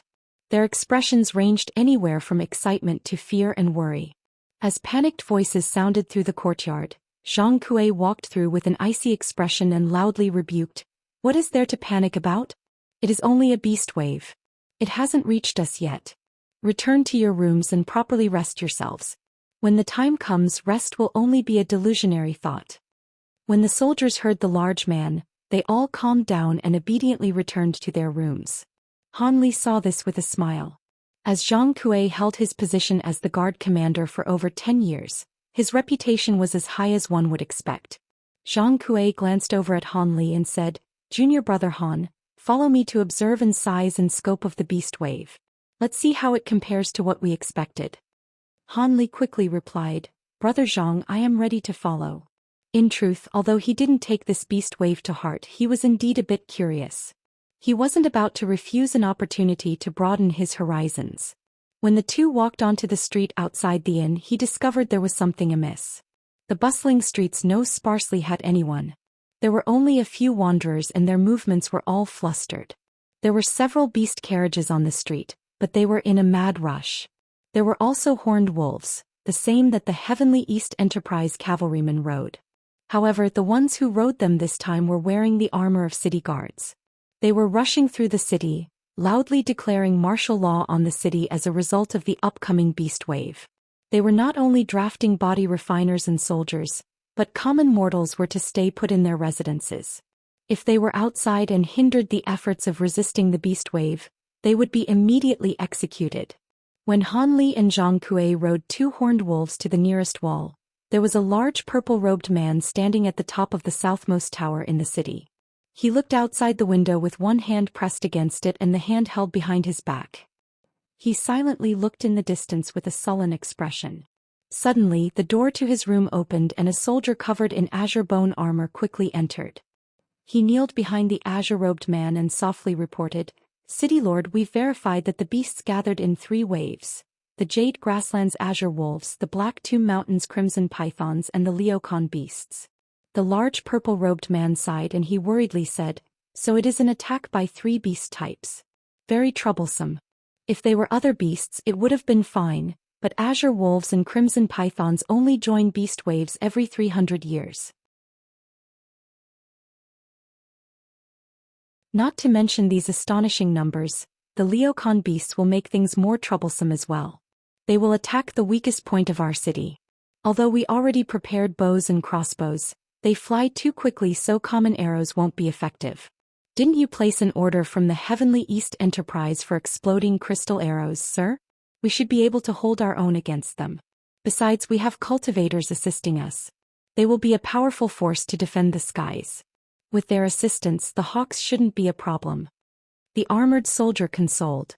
The purple-robed man commanded, "We can only hope to rely on them. Arrange the cultivators together and have them keep watch on the hawks' actions. We will have the soldiers and body refiners join forces in dealing with the wolves and pythons. Ah yes, quickly bring our forces to the ready. Have our guards take turns standing guard." "Sir." An armored soldier yelled and went off to execute his order. The large purple-robed man was the Inyuan city lord. He looked out his window with a heavy expression. Han Li stood on top of a segment of the city wall and looked at the distance. Although he appeared calm, his heart was shaken. He saw yellow earth tens of kilometers from the city turn azure. An azure sea spanned as far as he could see. Upon closer inspection he could make out the silhouette of wolves within them. Their eyes were green and their bodies were azure. Their bared fangs created a savage appearance. The number of wolves were too many to count. They could no longer determine how many hundreds of thousands there were. Apart from the wolf howls, there were the sounds of other beasts mixed in. They sounded in some sort of pattern as if they were communicating with one another. Zhang Kuei's face turned somewhat pale, but he gripped his hands in a fist and muttered, "Fortunately, the most common beast are the azure wolves. If we encountered red, yellow, or even the rare silver wolf, I fear that in Yuan City wouldn't be able to survive the beast wave." Silver wolves. When Han Li heard this, something suddenly came to mind. In his surprise, the scarred man explained, "What? Has Brother Han never seen silver wolves before? They are several times harder to handle than other wolves. A common silver wolf is a match for a dozen azure wolves. In the last beast wave I was lucky enough to see several of them. Their fearsomeness is fresh in my memory."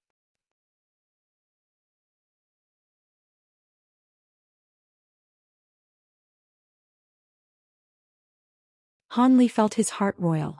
When he heard him mention silver wolves, he was instantly reminded of Silver Moon. She was a giant silver wolf that hailed from the Silver Moon wolf clan. Perhaps the silver wolves were of the same clan. But regardless of whether this was true, it was no use to him in his current realm. He could only set aside the thought in the back of his mind. Zhang Kui solemnly said, "If it were only common wolves, we wouldn't have anything to fear with our high walls. But unfortunately, they are being led by intelligent low-grade demon beasts. They are also mixed with variant beasts that are halfway to becoming a demon beast. While the variant beasts don't possess the same inconceivable abilities as demon beasts, they are still far more fearsome than any ordinary beast. The size, power, and vicious far exceed their ordinary kind.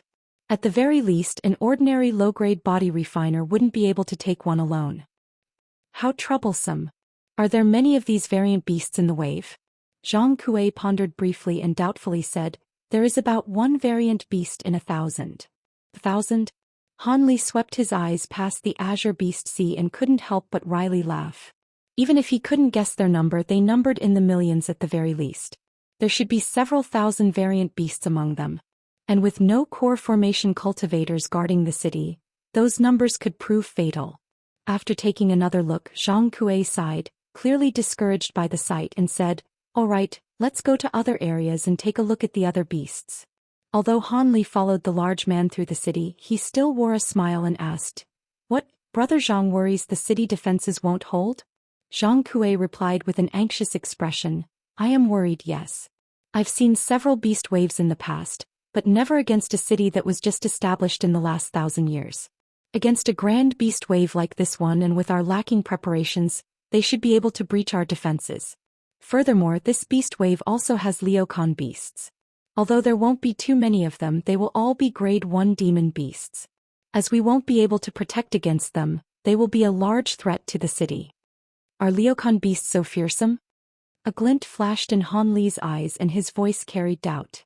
"Leocon beasts aren't considered strong amongst the rank of demon birds, but they carry a formidable toxin that can kill ordinary people. Unless they approach us, we will only be able to attack them from afar. And even worse is how nimble and quick these birds are. While they may be lacking in strength, they are unable to suppress them as they attack the weakest points in the city's defense." With a tone of surprise, Han Li asked, "How did this lack of aerial power come to be? Could it be the Yuan city lord didn't know this matter would be so critical? From what he came to know, all positions of secular power within the city belonged to mortals. Even if he knew about it, what could he do? I heard the last beast wave to attack the city left disastrous damage. Their numbers were almost exhausted. Being able to restore their defensive strength to this level had already exhausted the city lord's influence. The other nearby cities also lent them a few weapons and soldiers. There is nothing else he can do about the air." When Han Li heard this, he was at a loss for words. Not long after, Han Li followed Zhang Kui to another side of the city wall and saw rows of meter-long pythons forming a red beast sea. It appeared even more fearsome than the Sea of Wolves. The only good news to hear from this was that these snakes weren't venomous. As such, their defenses were more lax towards them. As Han Li gazed at the sea of pythons from a distance, he would occasionally spot pythons that were several times larger than the others, and he inwardly gasped. These variant pythons were over 30 meters long, no smaller than a crimson W. They could easily devour a man. And because the horde of crimson pythons was larger than the azure wolves, it was only natural there would be more variants. After looking at these two beast hordes, Han Li felt some regret at not being able to see the Leocon beasts. According to what the Zhang Kui said, the hawks were perched at a concealed area. They wouldn't show themselves until it was time to attack. As Han Li looked at the distant pythons, he suddenly asked, "Why haven't the beast hordes launched their attacks?" "The beast hordes are led by intelligent demon beasts. They won't attack us of their own accord. They will be certain to cooperate with the other two demon hordes in a joint assault and strain our forces. Normally, something like this will only occur for another day. Scope. We need to lead the Heavenly East Enterprise soldiers to the center of the city in preparation for orders. If we are lucky enough to make a breakthrough or comprehend something, it may be worth it to put ourselves in danger." Zhang Kui let out a cold laugh and led Han Li back to the inn. As expected, the guards at the inn had received orders from Yuan City and were preparing to move out. They were already gathered together. The Gold Jade sect cultivators were asked for their presence earlier and had already left. Without any hesitation, Zhang Kuei immediately shouted and commanded the 200 soldiers of the Heavenly East Enterprise to move out, marching out of the inn in a powerful display. When they arrived on the street, they saw private troops and body refiners head in the direction of the palace, but most of these groups were nowhere as large or formidable as the Heavenly East Enterprise. Their numbers ranged anywhere from 5 or 6 to a dozen. As Han Li traveled together with the others, they caught quite a bit of attention, particularly with the 50 mounted horned wolves. After all, the horned wolves were one of the many beasts that were tamed by the humans of the spirit realm. Each one was meticulously raised from birth, completely erasing their savage nature. As they were able to exhibit greater power when joined together with cavalrymen, their price was considerably high. Only a business as overbearing as the Heavenly East Enterprise had the ability to purchase so many trained horned wolves for their guards. All the people on the streets were heading in the direction of a huge plaza near a city wall. The city was facing the horde of azure wolves.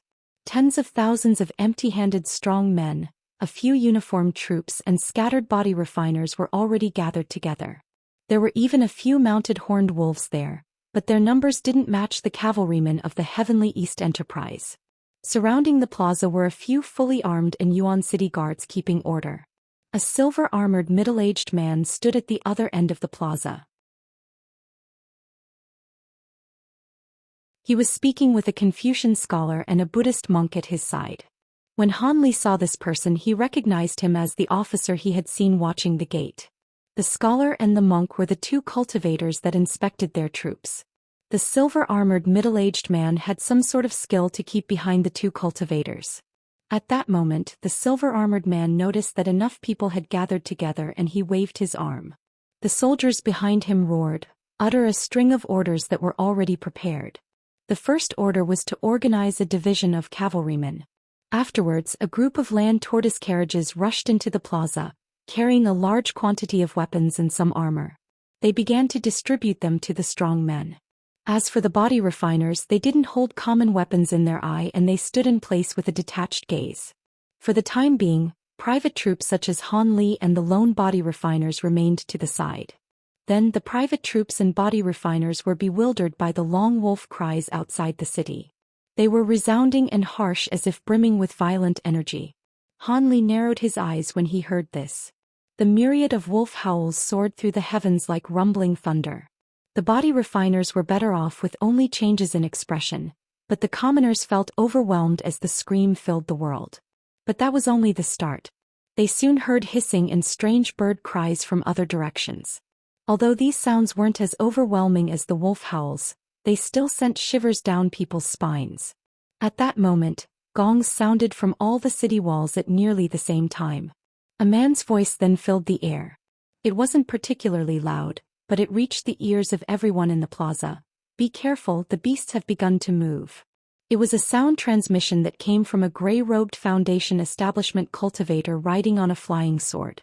There appeared to be other flying cultivators giving warnings throughout different districts of the city. Suddenly, an uproar rose through an Yuan city and squads of idle soldiers sprung into action. They immediately scaled the walls, manned the ballistas and readied themselves for battle.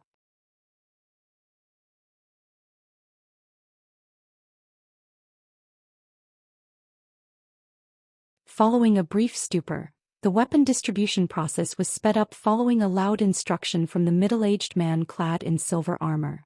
Someone finally also began to organize Han Li and all of the new body refinement warriors into groups. Due to the fact that a battle was imminent, all of the body refinement warriors, who were normally quite uncouth and uncooperative, had set aside their egos for the greater good. Thus, it only took a short while for the roughly 200 body refinement warriors present to be split up into a dozen or so groups. The Heavenly East Enterprise also had over 200 members, so they naturally formed a branch of their own. The young and inexperienced mortals remained as a backup squad, and weren't deployed right away. Instead, body refinement warriors and trained warriors were deployed onto the city wall to assist the soldiers of Yuan City. Perhaps it was because the group of people from the Heavenly East Enterprise were too eye-catching, but they were chosen to be among the first batch of warriors deployed onto the city walls. As such, Han Li and the other members of the Heavenly East Enterprise were sent to one of the 4 city walls, having been assigned the duty of guarding that city wall with the soldiers who were already stationed there. of which there were more than 1,000. Han Li stood on the city wall and cast his gaze into the distance. The pack of azure wolves had already stopped howling and were slowly converging toward them. There was no end in sight to their vast numbers, making it appear as if a set of azure planes were traveling toward the city. The collective rustling from countless wolf paws scratching against the ground was audible even from their perch on the city wall, creating quite an intimidating symphony that struck all of the onlooking warriors with an indescribable sense of pressure. Many of the soldiers had already paled with fright. However, no one felt the need to deliver a motivational speech or an address to lift everyone's spirits. If the city fell, their families would all be reduced to prey for these vicious wolves. As such, even though they were absolutely petrified, there was no way that any of them would back down. Thus, the low-level military officials on the city wall merely issued a few instructions to prepare for the upcoming battle before everyone waited in silence. The wolf pack didn't appear to be moving very quickly, but they were slowly becoming clearer to everyone as they approached. The most noticeable wolves within the pack were those mutated wolf beasts that were almost twice as large as normal azure wolves. These huge wolves were dispersed in various locations all over the wolf pack, and even though their fur retained their original azure hue, their eyes had turned from black into a rather unsettling green color. Through those menacing green eyes, a hint of spiritual nature could be gleaned. Han Li's brows furrowed upon seeing this. Those mutated wolf beasts were going to be rather troublesome to deal with. Furthermore, there were also a great number of them. At this moment, Han Li was standing next to a giant of a man who was around 20 feet tall, and both of them were situated behind the Yuan city military official that was responsible for guarding this wall. This was a suggestion raised by Zhang Kuei, who had experienced several beast torrents. He knew the importance of commanders during these perilous events, so he had sent these two to protect the military official. After all, if this official were to fall, the situation on this entire city wall would be plunged into turmoil. The huge man standing next to Han Li was also a body refinement warrior from the Heavenly East Enterprise by the name of Du Xiao. He was using a rather strange cultivation art that made his body grow to a massive size while also granting him immense strength and power. The bigger he became, the more astonishing his strength would be. Apparently, he had already practiced that cultivation art to an extremely high level. Prior to Han Li's arrival, he was the most powerful warrior among Heavenly East Enterprise. Back when Han Li was given the role of deputy squad leader, he was one of the people who had challenged his authority. However, following a demonstration of strength where Han Li had picked up a massive rock weighing several tons before hurling it into the air with ease, Du Xiao had conceded his inferiority and bowed to Han Li's authority. At present, Han Li was wielding what appeared to be an ordinary thick blade in his hand. Meanwhile, Du Xiao was carrying a custom-made mace that was around 20 feet in length, and each of them was standing on either of the aforementioned military official. The official appeared to be around 30 years of age with a slightly thin build. He wore a suit of metal armor, and even though his facial features were quite mundane and nondescript, he had a pair of bright and piercing eyes and a naturally intimidating aura. Even though he was only an ordinary official in the army, he was also quite a powerful body refinement warrior. That wasn't anything to be perplexed about. After all, most body refinement warriors among the mortals of the spirit realm chose to join the armies of their respective cities. There was no lack of fearsome individuals among them who had cultivated their body refinement arts to the extreme, and even high-grade cultivators had to be wary of them. Just as Han Li was appraising the torrent of azure wolves approaching the city in an expressionless manner, a series of low yet explosive thumps suddenly erupted from behind him. Immediately thereafter, over 100 crimson fireballs, each of which was several tens of feet in size, flew forth from a certain point within the city, crashing viciously into the wolf pack that was only several kilometers away from the city walls. Thunderous booms rang out in rapid succession as hundreds of balls of flames exploded among the wolf pack, creating a scene of absolute carnage. Even though these were only normal flames, these wolf beasts were only normal beasts themselves, so they were completely defenseless against this scorching fire. Han Li's expression changed slightly upon seeing this before he turned to glance back toward a certain direction behind him. There, on a vacant patch of land not far away from the city wall, over 100 catapults had been set up side by side. There was a large horde of warriors placing spherical crimson objects onto the catapults before these objects were launched in unison following a loud command. As these objects were launched through the air, They transformed into giant fireballs, arcing through the air before landing among the wolf pack on the other side of the city wall. Countless more azure wolves were instantly reduced to charred carcasses. After just 2 waves of these attacks, close to 20,000 azure wolves had been slain.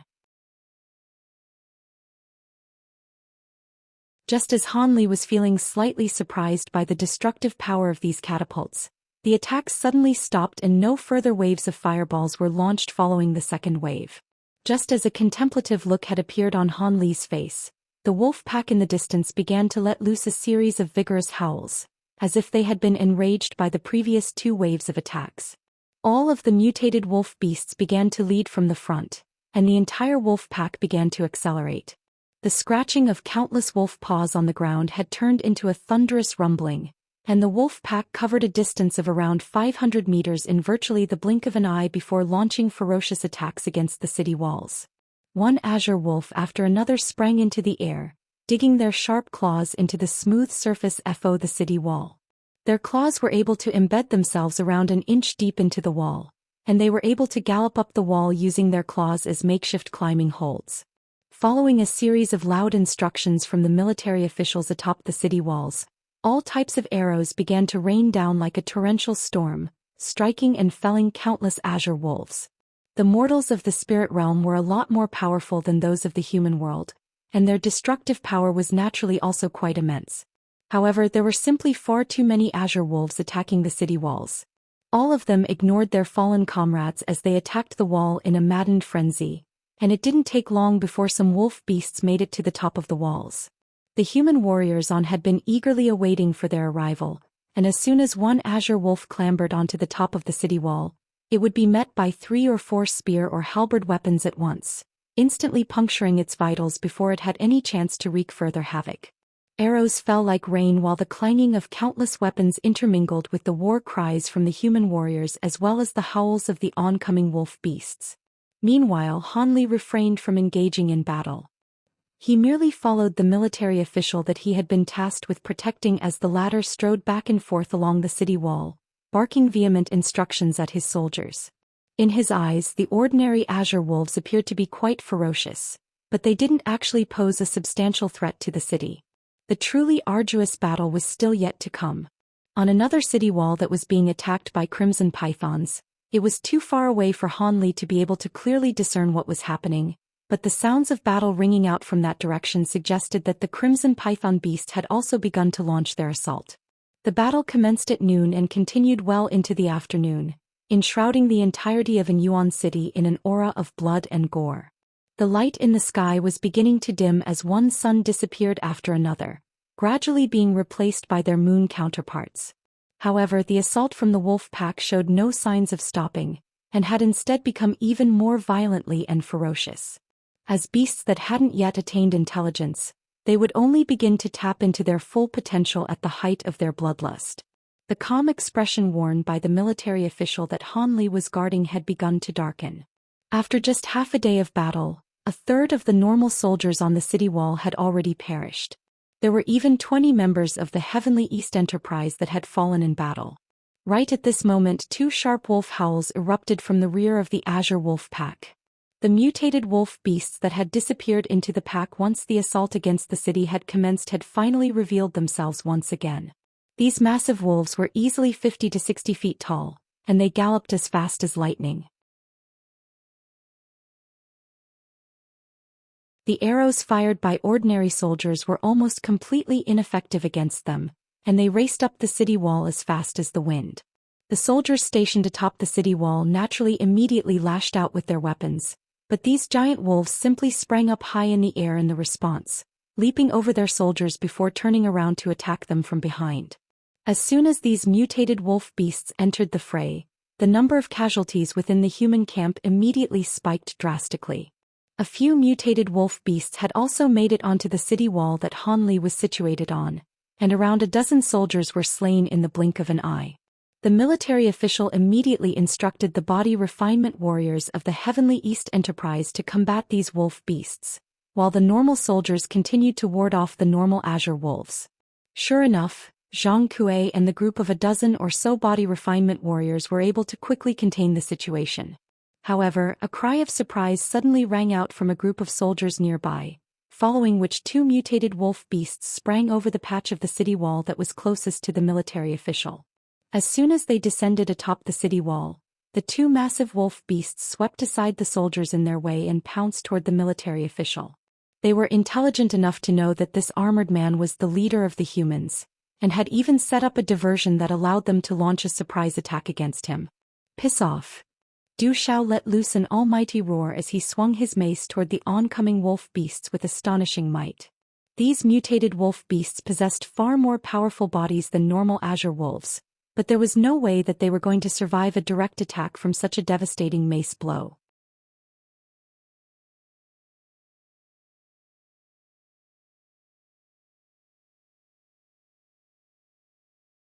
Just as the first wolf beast was about to be steamrolled by Du Xiao's huge mace, an incredible turn of events suddenly unfolded.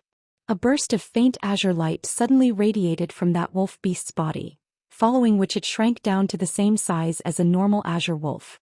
As such, the mace merely glanced past above its head, completely missing its target. A vicious light flashed through the azure wolf's eyes as its speed suddenly increased by twofold, allowing it to rapidly skirt around Du Xiao as it pounced toward the military official. "That's a demonic wolf." The military official's expression changed drastically at the sight of the azure wolf's bizarre transformation, and he immediately drew his long sword without any hesitation. White spiritual light then flashed from a spirit tool ring on his finger, and the long sword transformed into a swath of sword projections that shielded his body within. It turned out that this seemingly nondescript military official was carrying a low-grade spirit tool with him. In the face of the barrier of sword projections conjured up by the low-grade spirit tool, a hint of disdain flashed through the oncoming wolf beast's eyes. It merely raised its two front paws before swiping them rapidly through the air several times, upon which azure claw projections were sent hurtling toward the official from all directions. As soon as the claw's projections struck the barrier of sword projections, the latter was destroyed almost without any capacity for resistance amid a series of loud booms.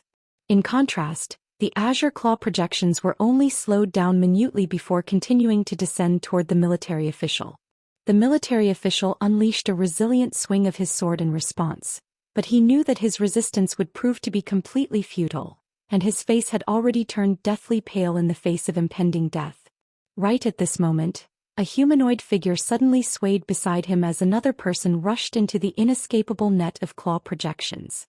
The figure let loose a cold harumph, and even though it wasn't very loud, the military official felt as if a bell were tolling directly beside his ear, completely jerking him out of his horror and despair.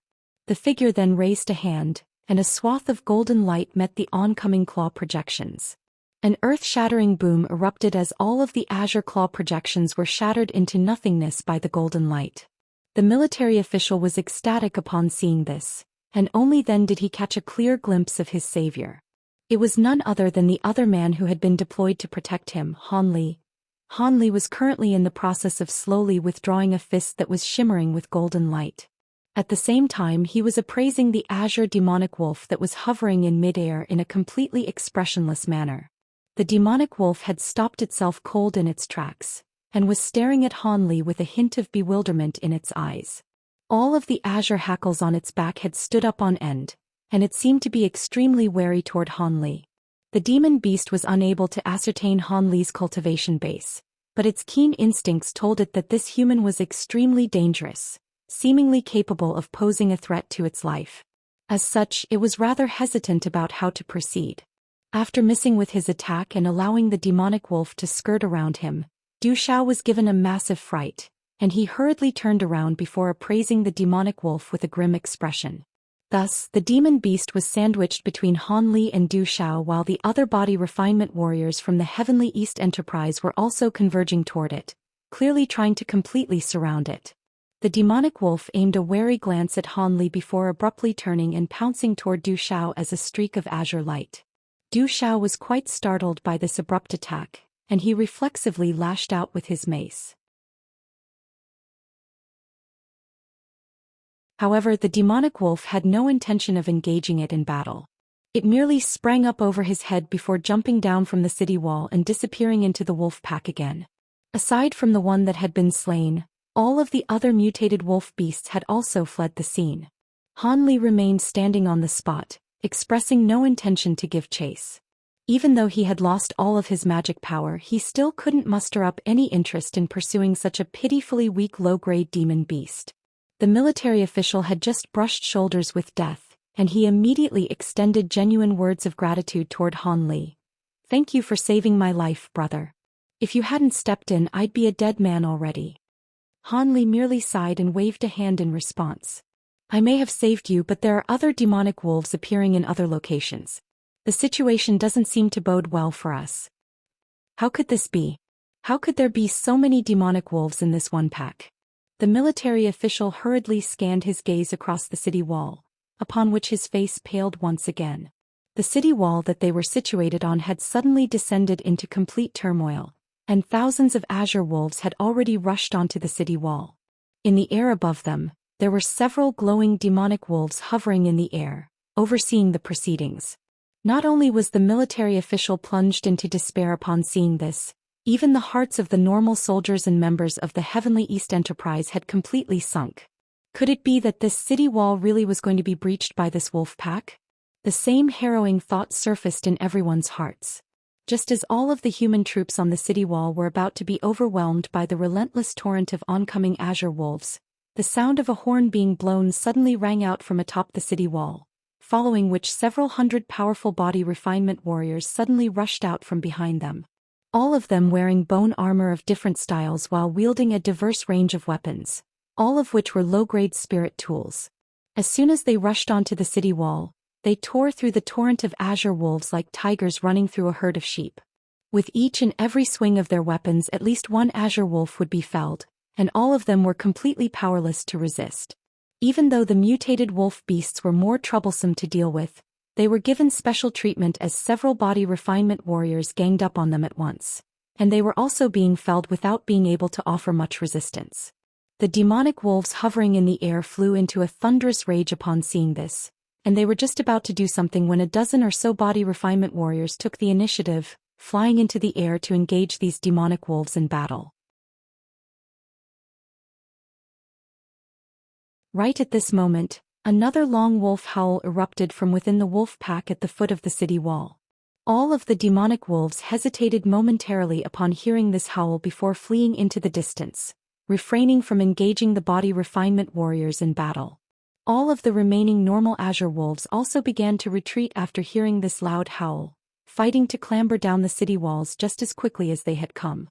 The body refinement warriors continued to give chase, but most of the wolf beasts still managed to escape.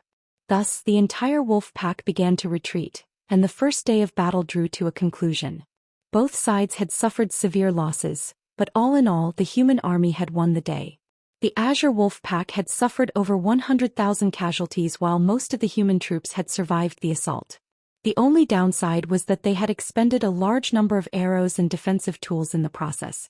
As such, it was difficult to say with conviction who had gained the upper hand following this opening exchange. At this point, 7 moons had already surfaced over the night sky. The collective light from the 7 moons shone down from above, illuminating the countless wolf carcass piled up at the foot of the city wall. In the distance, the wolf pack was howling up at the moons. However, their howls were filled with grief and sorrow rather than ferocity and bloodlust. The massive wolf pack slowly retreated into the distance under the cold moonlight before disappearing into the night. Only then did the soldiers on the city wall heave a collective sigh of relief. All of them collapsed to the ground without even bothering to tend to their injuries, and some had already fallen asleep from excessive exhaustion. Even the body refinement warriors were feeling quite exhausted after such an extended, arduous battle, and they were also planning to take a rest. "Don't lie down here. This is not the place to sleep. There will be other soldiers coming up to replace us soon. We've withstood the first assault, so we should be able to rest for a couple of days before the next wave of attacks. Once the next group of soldiers arrives to take our place, we can all return to our respective residents and take a good rest. For now, all of you have to get up and continue to stand on guard. We have to be prepared in case the wolf pack decides to suddenly turn around and launch another attack." The military official still didn't dare to let down his guard. All of the soldiers and members of the Heavenly East Enterprise were ecstatic upon hearing that they'll be relieved of their duties soon, and all of them forced themselves to shrug off their exhaustion and get up again. Han Li had barely done anything during the entire battle, so he naturally wasn't really tired. He was standing atop the city wall, seemingly in deep thought as he looked at the departing wolf pack. Zhang Kuei made his way over to Han Li with a smile as he said, "Brother Han, it's all thanks to you that we were able to force the demonic wolves away. Otherwise, today's battle could have ended very badly for us." He was holding his golden luster sword and his entire body was stained with blood, clearly having slain many azure wolves during the battle. "I didn't do much. The wolf pack was going to retreat anyway," Han Li replied with a calm expression. "That may be the case, but if it weren't for your intervention, we would have suffered far heavier losses before the wolf pack retreated. No one else would have been able to force back a demonic wolf so convincingly on their own had they been in your place. Even with this golden luster sword, I would have, at most, a 30% chance of defeating a demonic wolf."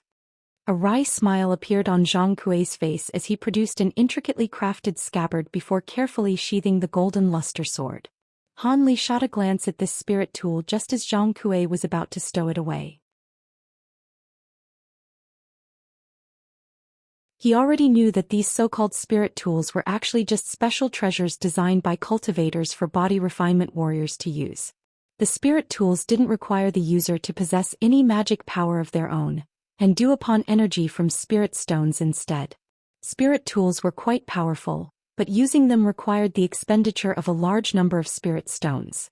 As such, not every body refinement warrior was able to use such tools. However, even the most powerful spirit tools couldn't compare to a true treasure, so they weren't very appealing to high-grade body refinement warriors. They were of the opinion that the best weapon they could attain was a powerful physical body. In that aspect, the thought process of body refinement warriors was quite similar to that of demon beast. Just as Han Li was pondering these thoughts, Zhang Kuei suddenly said something that sent a slight jolt running through his heart.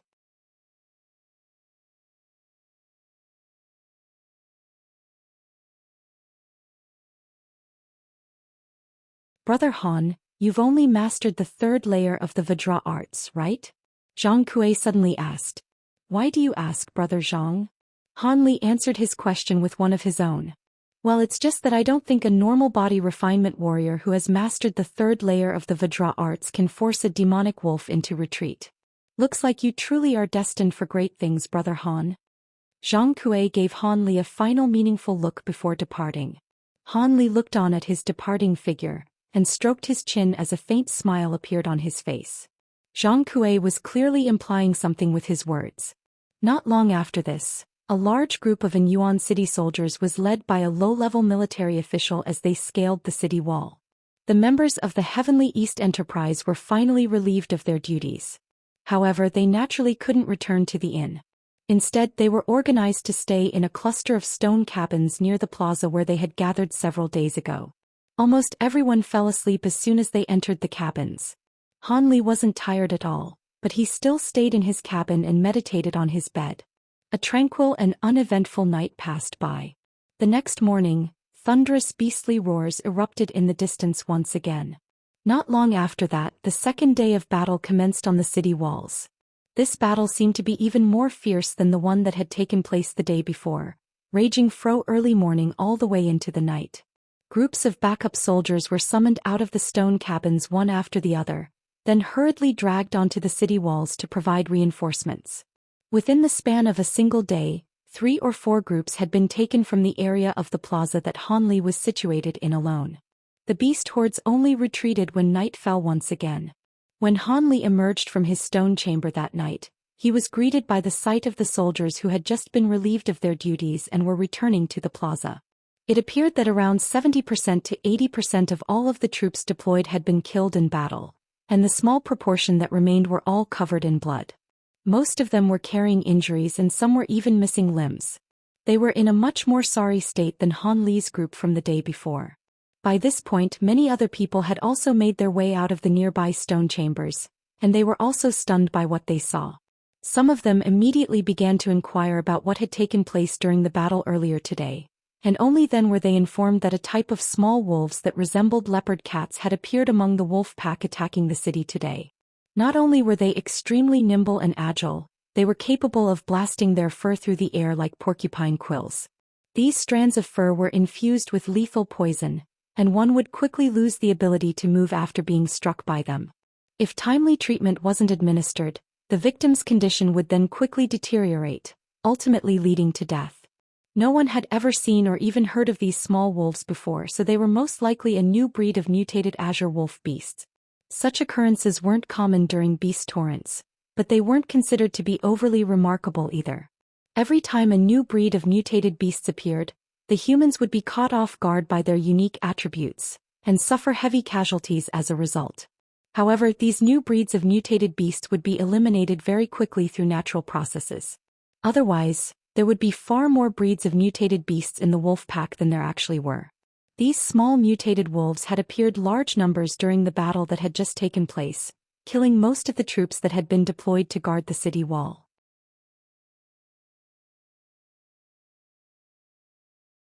If it weren't for the fact that the group of spirit tool-wielding body refinement warriors, known as the Spirit Squad, had intervened on numerous occasions, it was quite possible that all of the troops deployed today would have been completely wiped out.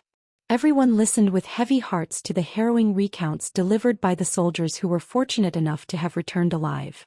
Everyone was struck by the impression that this beast torrent appeared to be far more perilous than past beast torrents had been rumored to be.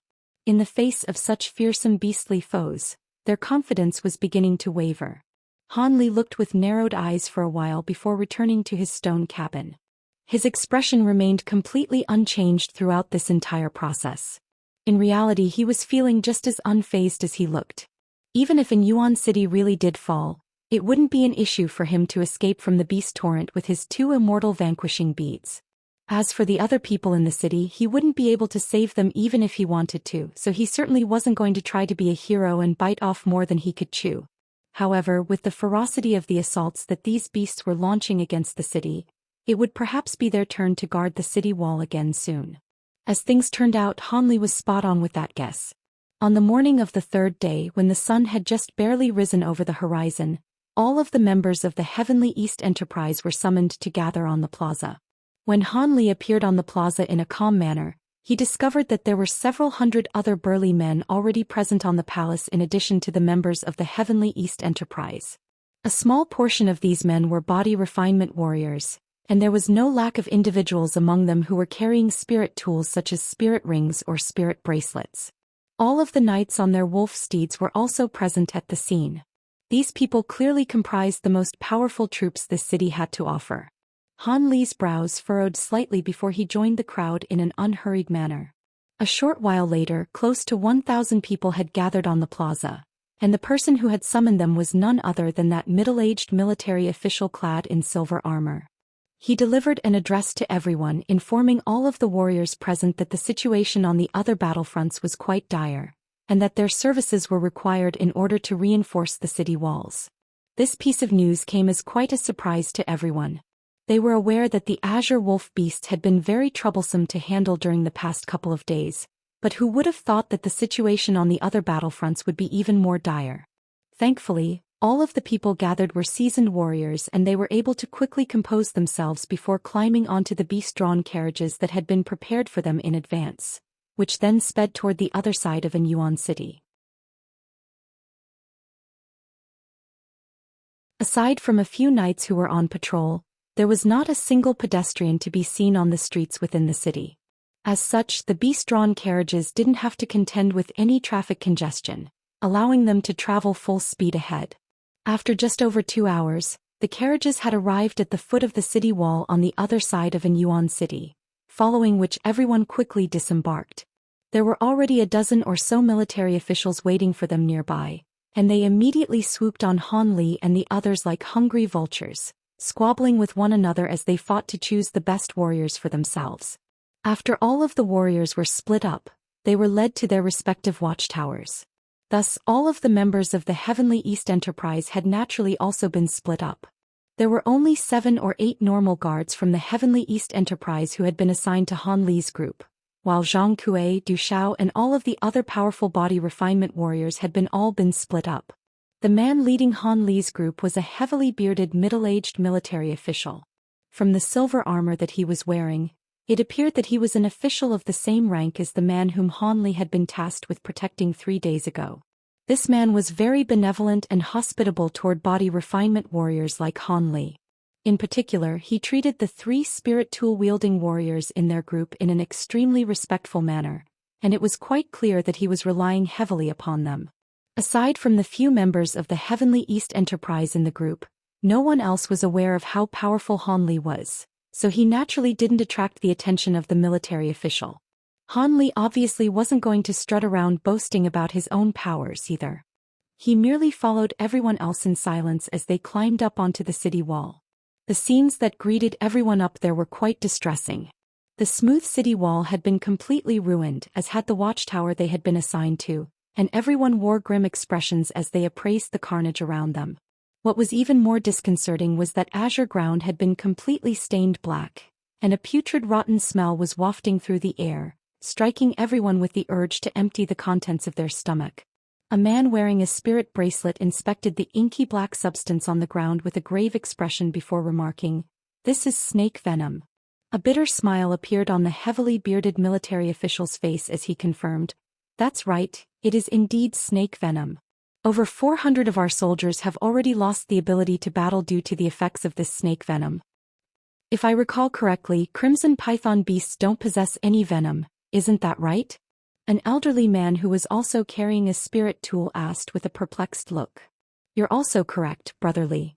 Normal crimson python beasts are indeed devoid of venom, but a mutated breed of winged pythons have appeared this time. They're around the same size and appearance as a normal crimson python, but they're able to fly for short periods of time using their wings, and they can blast this type of black venomous mist out of their mouths. As soon as anyone comes into contact with this venomous mist, their skin and flesh will immediately rot away. The venom is even strong enough to dissolve through rock and stone. I've already sent people up here to wash away the venom several times. Otherwise, even breathing would be a health hazard up here," the heavily bearded military official explained. "Crimson python beasts all possess immense strength. Now that they can also breathe venomous mist, they'll be very troublesome to deal with," someone within the crowd mused with a concerned expression. "If it weren't for the fact that these crimson python beasts are so formidable, the higher-ups wouldn't have deployed all of you here. I heard that a new breed of mutated wolf beast also seems to have appeared among the Azure Wolf Pack." The military official stroked his beard with a grave expression. "Why aren't those cultivators taking care of the Azure Wolf beast? All of them specialize in unleashing large-scale attacks that can wipe out large hordes of beasts at once. In the past, they've always formed the backbone of our resistance against these beast torrents?" Someone else in the crowd asked. "Don't forget that those Leocan beasts haven't appeared even once yet during this beast torrent. Those cultivators have to be reserved for combating more demon beasts that are more fearsome. If those demon beasts appear after they've expended all of their magic power on lesser beasts, then there would be no hope left for our Yuan city," the military official gave a forlorn reply. Everyone began to look at one another with concerned expressions after hearing this reply. It appeared that Yuan city's future wasn't a very optimistic one. The military official could see the pessimism creeping into his troops, and he immediately offered some words of encouragement. "All right, there's no need to be overly concerned, everyone. The mutated winged pythons are only able to expel one blast of venomous mist at a time. After that, they have to rest for a while. Furthermore, from our observations during the past couple of days, we've deduced that those mutated pythons have lost almost all of their ability to battle. The instructions I received from my higher-ups were to ask all of you to focus most of your firepower on those mutated giant pythons. It's very difficult for normal soldiers to harm them at all, and all of the damage done to this city wall have been inflicted by them. If you can hold off those giant pythons, we're confident in our ability to combat the normal crimson python beast. Seeing as we've already come here, we'll naturally be sure to lend you our assistance. However..." The man with the spirit bracelet was just about to say something, when a loud cry suddenly erupted in the distance. The cry sounded like a mix between the crow of a bird and the roar of a beast, but also resembled neither of the two at the same time. It was an extremely unsettling cry that caused the listener's blood to churn within their veins. The man's words came to an abrupt halt as a strained look appeared on his face. The same expression also appeared on everyone else's faces. The Liukan beasts are finally here. A body refinement warrior murmured to himself as he unconsciously tightened his grasp around the weapon in his hand. At this moment Han Li was standing alone in a corner, inspecting a low-grade spirit stone that was sitting in his hand. His expression was extremely tranquil, as if he hadn't heard that unsettling cry at all.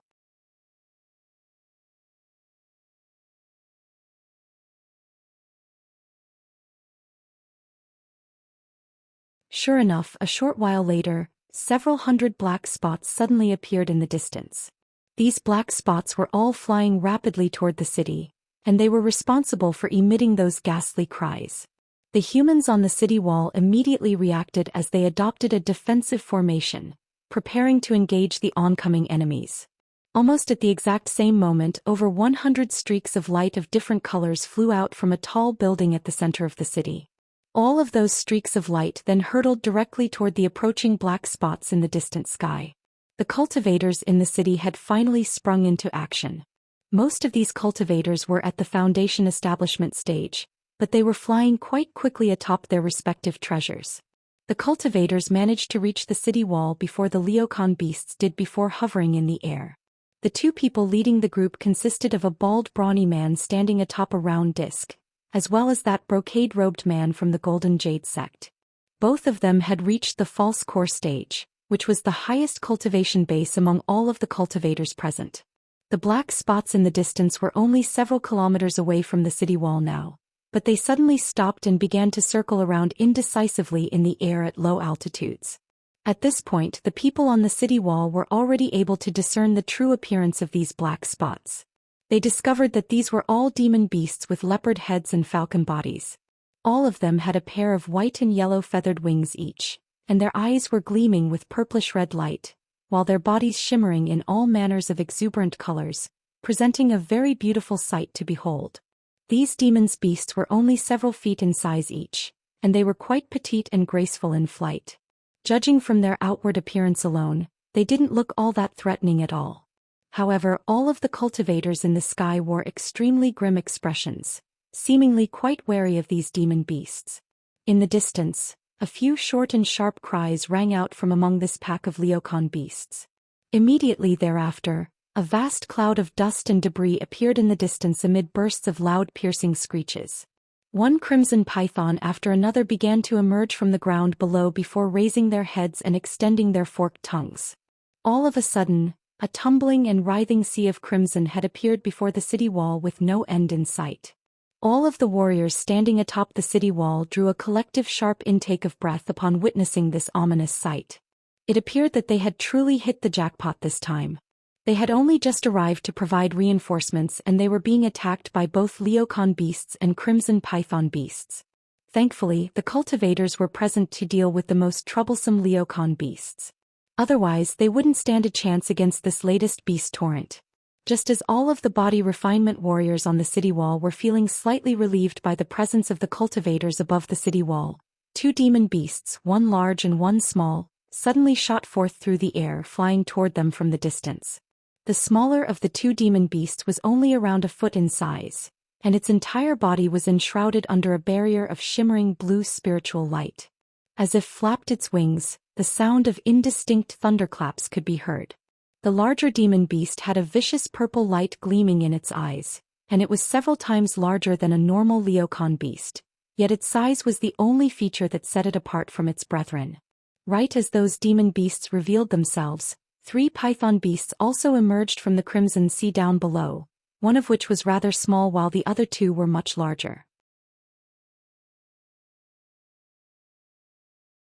The largest of the trio was over 100 feet in length with massive thick scales running all over its body. I also had a pair of crimson coral-like horns growing on its head, and it bore a strong resemblance to a crimson wm. The second largest python was covered entirely in inky black scales. At the same time, it possessed three identical triangular heads, all of which appeared to be extremely vicious and menacing. As for the smallest among the trio, This was the demon beast with the head of a man and the body of a snake. It had a pair of arms, attached to which were a pair of hands that were each holding a bone spear. This was none other than that snake demon that had once attacked Han Li in the azure-sifting desert. These 5 demon beasts were clearly the most powerful beings among this latest beast torrent, but they seemed a little hesitant. All 5 of them glanced at the city wall before communicating through a series of screeches and loud cries. Immediately thereafter they returned to their respective brethren and disappeared again. All of a sudden, all of the Leocan beasts in the air and the army of crimson pythons on the ground seemed to have received the same instruction, spurring them on toward the city wall in unison amid bursts of thunderous rumbling. The Leocan beasts were far faster than the crimson pythons on the ground below, so they naturally reached in Yuan City first. All of them began to let loose loud unsettling cries once again as green demonic mist began to emanate from their bodies. In the beginning only a faint layer of mist had been emitted. However, this quickly transformed into a dense cloud of mist that enshrouded all of the Leocan beasts within. Thus, a vast expanse of demonic green mist around an acre in area took shape within the blink of an eye, surging forth like a formidable wave. The bald false-core cultivator no longer hesitated upon seeing this. He let loose an almighty roar of rage as he led the charge toward the demon beasts, followed by all of the other cultivators behind him. Prior to even making contact with the green demonic mist, all of the cultivators raised their hands into the air in quick succession to blast forth a series of talismans. A string of loud boom erupted in rapid succession as countless balls of lightning and fire of different colors exploded after entering the green mist. Thunderous explosions rang out incessantly, forcibly dissipating the green mist through the might of the explosions. The human cultivators then immediately summoned their treasures without any hesitation. Flying sabers, flying swords, magic beads, Buddhist staves, short dagger. All manners of weapons appeared in the air before hurtling toward the green demonic mist. At the same time, the green mist up ahead tumbled and surged violently as countless demonic feathers shot forth, raining down upon the oncoming treasures like a torrential storm of green light. The Leocan beasts appeared to be capable of holding their own against the attacks from the human cultivators.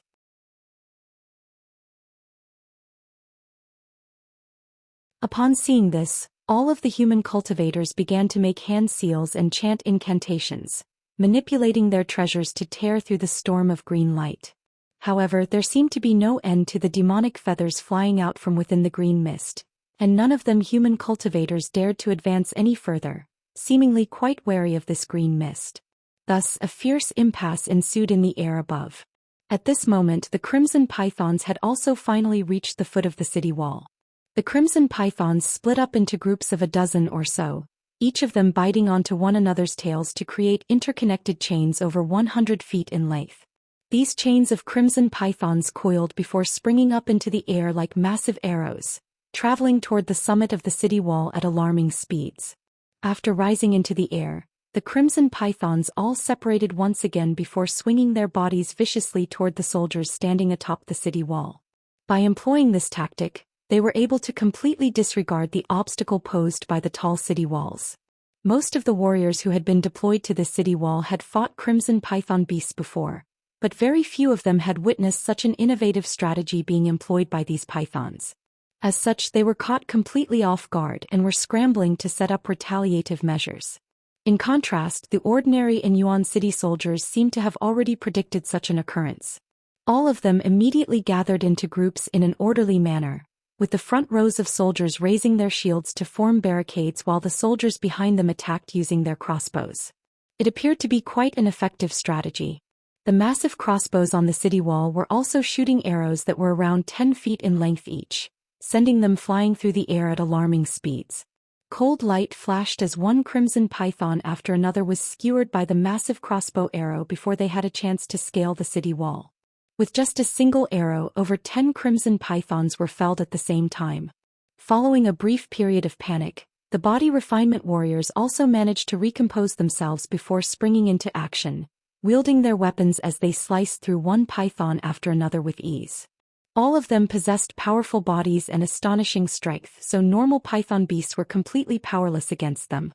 Meanwhile, Han Li remained completely rooted to the spot on the city wall, but a cold light flashed through his eyes several times in quick succession, following which all of the python's beasts pouncing toward him were sliced into a dozen or so sections. Python blood rained down from above.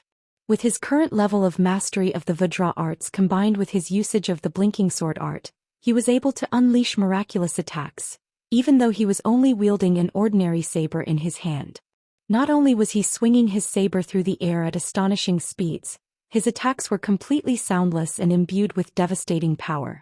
Even a low-grade treasure would most likely be sliced in half by one of his saber strikes, let alone these ordinary python beasts. As such, Han Li paid no heed to the Norma crimson pythons that were raining down from above, turning his gaze instead toward the swarm of pythons in the distance. He was rather interested in those 3 snake demons. However, right at this moment, a resounding boom suddenly erupted nearby, followed by a burst of anguished human howls. Han Li faltered slightly upon hearing this before turning his gaze toward the source of the commotion. Around 100 feet away from him, an astonishingly massive mutated python had managed to force its way onto the city wall. As soon as it landed, it immediately bit off the upper half of a soldier's body with its cavernous mouth, then sent another body refinement warrior flying into the city wall with a powerful whip of its tail. The body refinement warrior's chest had completely caved in as a result, and the only thing that awaited him was death. At this moment, a ferocious green light flashed within the python's eyes as it turned its gaze toward Han Li. Han Li's brows furrowed slightly as he glared coldly at the giant python before swaggering over to the beast in a nonchalant manner. The python seemed to have sensed that Han Li was quite dangerous, and it arched its body before springing forth like lightning, opening its cavernous mouth again to try and swallow Han Li whole. Han Li's expression remained unchanged as he slowly raised his saber. All of a sudden, his saber disappeared into an untraceable blur as he swung it through the air toward the giant python's head. The oncoming python's body came to an abrupt halt, following which countless geysers of blood erupted from its head as it separated into several pieces. The seemingly nonchalant attacks unleashed by Han Li had completely dismembered the formidable giant python. Han Li glanced down expressionlessly at the python's headless carcass before turning to leave. However, right at this moment, a startling turn of events suddenly ensued. The rear half of the giant python's headless body suddenly twisted before viciously sweeping toward Han Li like lightning. The python was using up all its remaining strength in that single strike, and its body was hurtling through the air like a devastatingly powerful whip, trying to fell Han Li in one fell swoop. All of the soldiers and body refinement warriors nearby all let loose cries of alarm upon seeing this. Right at this moment, a dull thump rang out as Han Li struck the python's tail with a shimmering golden fist, punching a massive hole into its body and sending it flying in the process. However, the front half of the giant python's headless body twisted around at an unimaginable angle and also crashed toward Han Li with fearsome might. Han Li's expression darkened as he raised his saber, and his body swayed as he rushed toward the giant python, leaving a trail of afterimages in his wake. Piercing cold light flashed through the air, following which Han Li appeared behind the python's body before slowly turning around. Blood gushed forth from the giant python's body like crimson rivers before it fell to the ground, having already been sliced into 7 or 8 pieces. The python was well and truly dead now.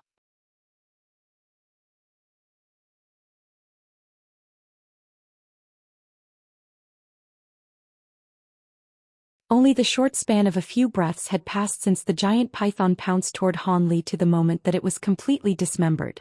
All of the soldiers and body refinement warriors that were preparing to step in and help were all completely and utterly dumbstruck. At the same time, they were ecstatic to have such a powerful ally on their side. It didn't take a genius to figure out that Han Li was most definitely no ordinary body refinement warrior. With a man of his extraordinary talents on his side, they were going to be a lot safer. Thus, all of them were feeling quite reinvigorated as they continued to slay the ordinary crimson python beast around them. The battle was becoming fiercer and fiercer, and more of those mutated giant pythons were beginning to appear. Han Li didn't know about what was happening elsewhere, but on the stretch of the city wall where he was situated, he had already slain 5 or 6 mutated giant pythons on his own. He had learned his lesson from the first mutated giant python he had slain, and he now made sure to dismember all of them into a dozen or so pieces. That way, there was no chance that they would be able to launch a sneak attack against him. As such, the other body refinement warriors and soldiers could focus solely on combating the normal python beasts, and their jobs were made a lot easier. Unfortunately, the other sections of the city wall didn't have a fearsome warrior like Han Li among their ranks. Amid birds of loud hissing and violent tremors, one mutated giant python after another clambered onto the city wall, destroying large sections of the wall with reckless abandon using their massive powerful tails. Aside from some body refinement warriors who were wielding heavy weapons, no one else could withstand so much as a single strike from these insanely powerful brutes, and the battle became extremely arduous for them. However, the ease with which Han Li was killing giant pythons seemed to have attracted the attention of the swarm of pythons down below.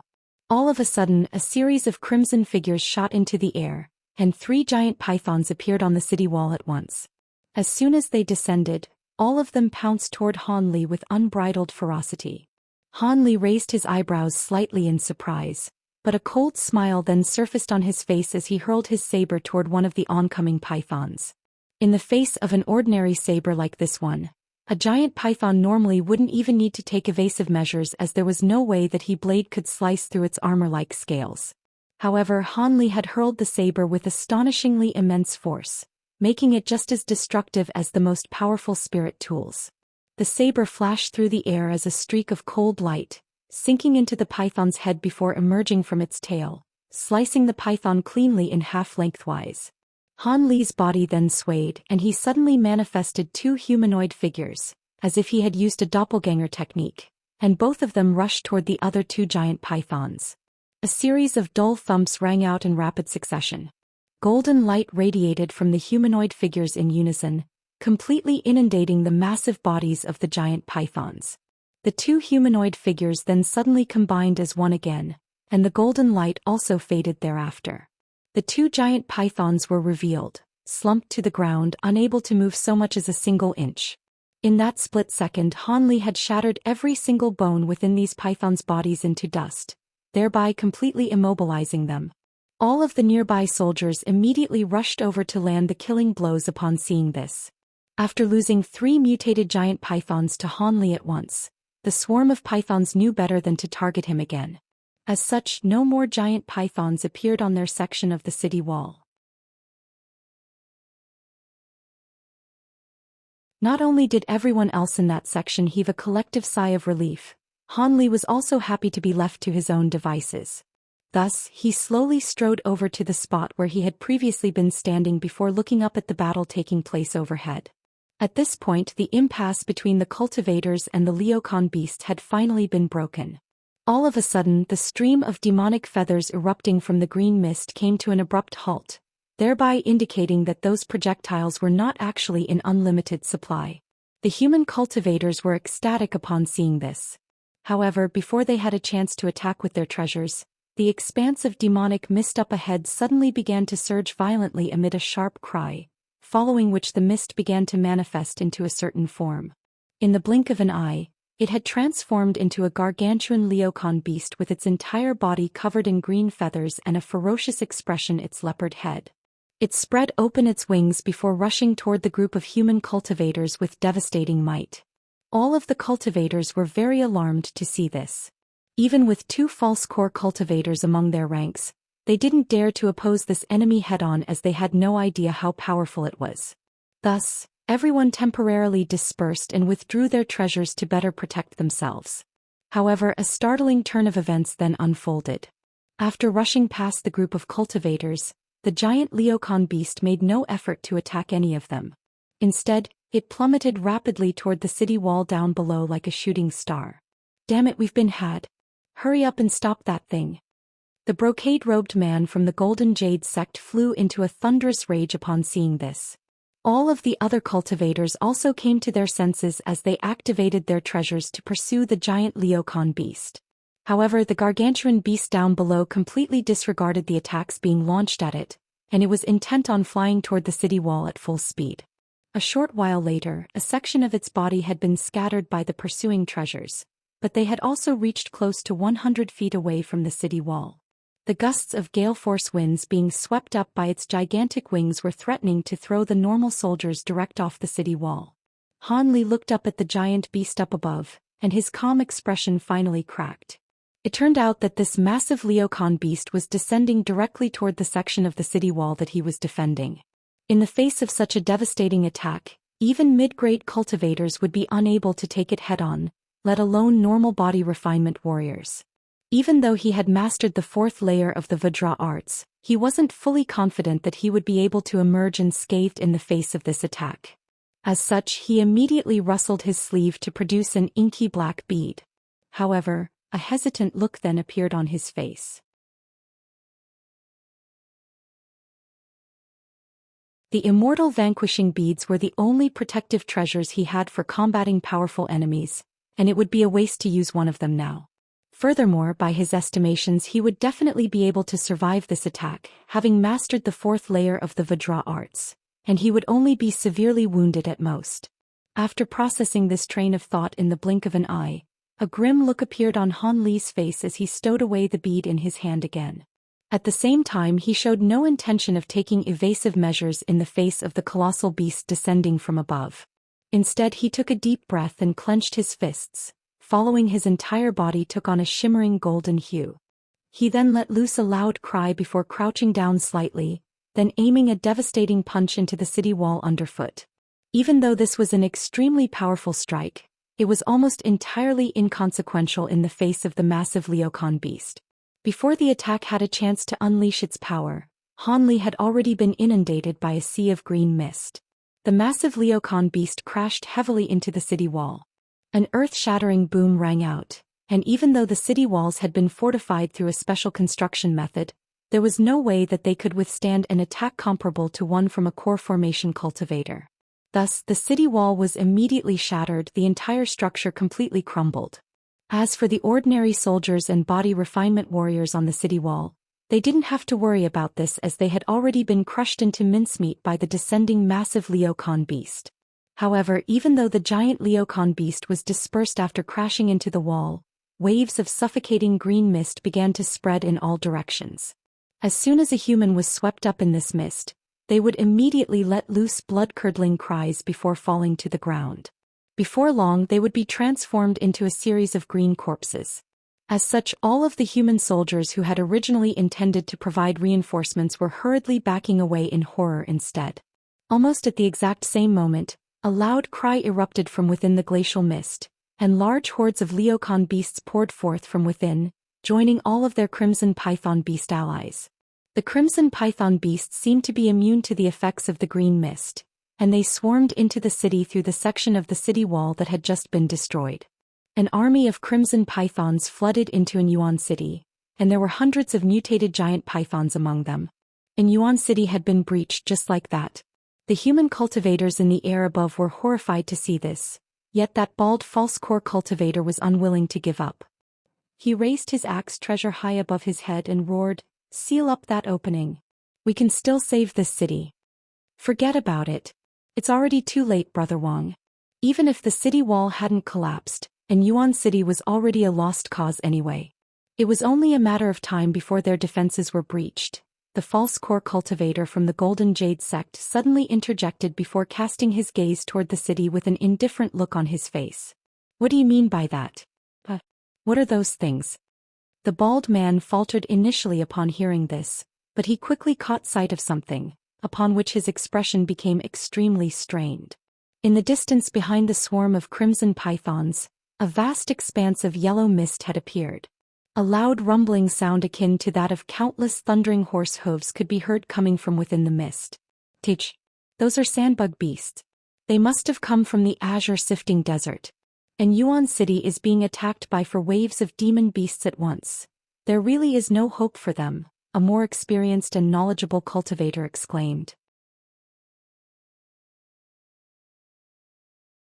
All of the other cultivators' expression darkened upon hearing this. Even a large city would struggle to cope with such a devastating assault, let alone a small city like Yuan City. It's impossible to save the entire city, so let's focus on other objectives instead. I have someone that I need to save, so I'll be taking my leave now. The brocade-robed man suddenly cupped his fist in a salute to everyone, then called the young female and male cultivator from the Golden Jade sect to him, before all 3 of them flew toward the city. I didn't think that a seventh city in our heavenly origin region would be conquered so quickly by these beast torrents. There will definitely be people sent from heavenly origin city to ask about what happened here. Once they arrive, just tell them the truth. I'll also be taking my leave." The bald man delivered a few instructions with a wry smile on his face before also departing. However, he was traveling away from the city. All of the other cultivators glanced at one another before also dispersing. Some of them were returning to the city to save their loved ones while others flew away from the city like the bald man. At this moment, the yellow mist in the distance had also reached in Yuan City, and a series of massive sandbug beasts each around 10 feet in size emerged from within. All of them had pairs of vicious crimson eyes and sets of sinister facial features.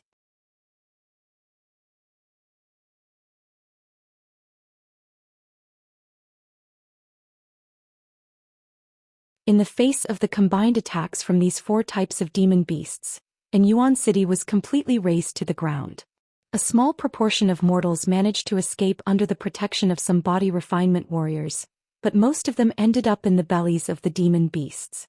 However, the hordes of beasts only wreaked havoc within Yuan City for about 3 to 4 days before departing. The beast torrent had officially come to a conclusion. It wasn't exactly an uncommon occurrence for small cities of this scale to be destroyed by beast torrents, but the high-grade cultivators of heavenly origin cities were still alerted in the end, and a large group of people was deployed to assess the incident. Of course, all of that was only going to happen further down the track. 2 days after the departing of the beast hordes, spiritual light flashed in the distance, and several cultivators descended upon the section of the city where the city wall had been destroyed. The spiritual light receded to reveal 3 cultivators. They were none other than the cultivators from the Golden Jade sect, and the trio was led by the brocade-robed man with the Qin surname. The 3 of them were currently scouring the landscape down below as if they were searching for something. That man is most likely already dead. You saw how powerful the combined attack from the Leocon beasts was, Senior Marshal Brother. Why do you still insist that this man could be alive? The young man from the Golden Jade sect couldn't help but ask. You may be unaware of this, but the Vajra arts is vastly different compared to normal body refinement techniques. After mastering the 3rd layer of the Vajra arts, even a mortal would be able to cleanse their essence and bolster their bodies to such a degree that they would be able to withstand a full-force attack from a low-grade treasure.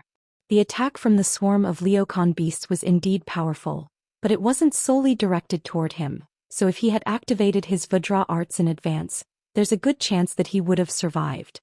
What we're trying to do now requires the assistance of a powerful mortal like him. If it weren't for the fact that I was too far away from him at the time, I would have definitely stepped in to save him. The brocade-robed man shook his head with a grim expression in response. The young male cultivator was still rather skeptical, but he didn't state any further objections. However, the female cultivator among them suddenly broke her silence. Even if that man did survive, this place has been ravaged by those beasts for such a long time. He's most likely been eaten already. How could he possibly still be alive? The brocade-robed man's lips twitched as a wry smile appeared on his face and he replied, "That's also a possibility.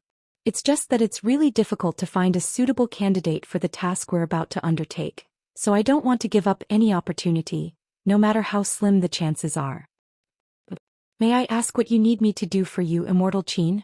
An indifferent voice suddenly rang out from beneath a pile of rubble down below, followed by a resounding boom as the rubble was forcibly scattered in all directions. After the dust and debris settled, 2 humanoid figures, one tall and one short, was revealed. The 3 cultivators in the sky faltered initially upon seeing this before the brocade-robed man exclaimed with elation, "Han Li." The 2 humanoid figures down below were none other than Han Li and a little girl who appeared to be around 4 or 5 years old.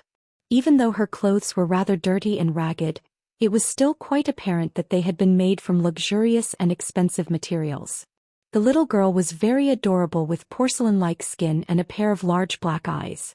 However, those eyes were filled with a hint of horror as she grasped tightly onto Han Li's robes with her little hand and pressed her own body against Han Li's leg. "I'm glad to see you're alive and well, Brother Han. May I ask who that little girl is?" The brocade-robed man asked with a smile before the 3 cultivators descended together. "I don't know who she is either. On the day that the city was destroyed, she and a few body refinement warriors fled to this place, but were surrounded by a pack of wolf beasts. Everyone else perished to those wolf beasts, but I could bear to see this little girl die, so I saved her on a whim. Han Li looked back at the little girl with a resigned expression. Even though he had taken a direct attack from that massive Leokan beast, he had shattered the city wall below him in advance, thereby allowing him to fall and buffer the impact. As expected, with the defensive properties of the fourth layer of the Vajra arts, he only sustained some minor injuries. However, due to the immense impact of the attack, he unintentionally managed to break through the bottleneck in his Vajra arts. Back when he was in the human world, he was unable to advance any further in the Vajra arts, and this was exactly because of that bottleneck. However, he could sense that he would only have to cultivate for around half a year now before mastering the fifth layer of the Vajra arts.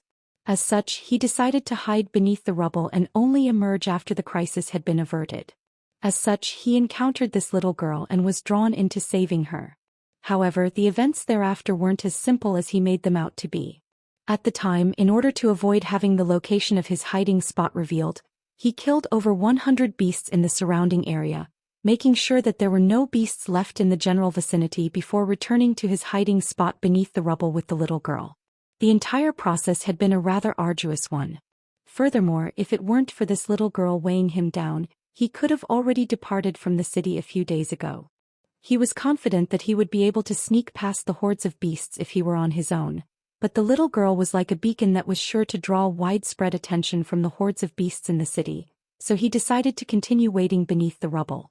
The aura of mortals was very strong in this city, so it was enough to obscure the aura of the little girl. The commotion in the city had died down a couple of days ago, but Han Li decided to wait for a while longer as a safety precaution. He was just about to emerge from his hiding spot when the three cultivators from the Golden Jade sect arrived on the scene, and he had overheard the entirety of their conversation. As such, he decided to reveal himself, and the three cultivators were given a massive fright during the process. After all, it appeared that Han Li was completely unscathed when all of them had thought that he would at least have been severely wounded, if not dead. The brocade-robed man was naturally ecstatic to see this, yet he was also quite alarmed by Han Li's power. Without even realizing it himself, he had unconsciously adopted a polite tone of voice, clearly regarding Han Li as an equal. "You're a very kind man, Brother Han. Seeing as this little girl had a personal squad of body refinement warriors to protect her, she's most likely not just some ordinary little girl. Have you tried asking about her origins, Brother Han?" The brocade-robed man inspected the little girl with a rather intrigued expression. "She won't tell me anything aside from the fact that her name is Dyer." Han Li heaved a resigned sigh. Haha, she must have been warned by the adults in her family against revealing too much about herself. That's not a problem though, we just have to find all of the prominent figures that managed to escape from Yuan City, and someone should be able to identify her. Getting back to you now, Brother Han, you sure are full of surprises. I didn't think that you would be able to survive that beast torrent completely unscathed, the brocade-robed man praised. I was merely lucky. You appear to be looking for me, Immortal Qin? How may I be of assistance? Han Li could tell that the brocade-robed man had been trying to dodge this question earlier, and a hint of a smile appeared on his face. I'll have to tell you about this sooner or later, but this isn't the place to talk, Brother Han. How about I take you to where the rest of the survivors from Yuan City are situated? The brocade-robed man asked with solemn expression following a brief pause. Sure. Perhaps some of this little girl's loved ones would be among them, Han Li replied. That would be best. I'll take Brother Han on my treasures. You take this little girl, junior martial sister. The brocade-robed man instructed. The young female cultivator nodded before making her way over Han Li. She put on a benevolent expression and extended a hand toward Dyer. The little girl was very adorable and the female cultivator had fallen in love with her at first sight. However, the feelings of affection clearly weren't mutual as a fearful look appeared on Dyer's face at the sight of the approaching female cultivator. She abruptly hid herself behind Han Li's back, avoiding the female cultivator like the plague.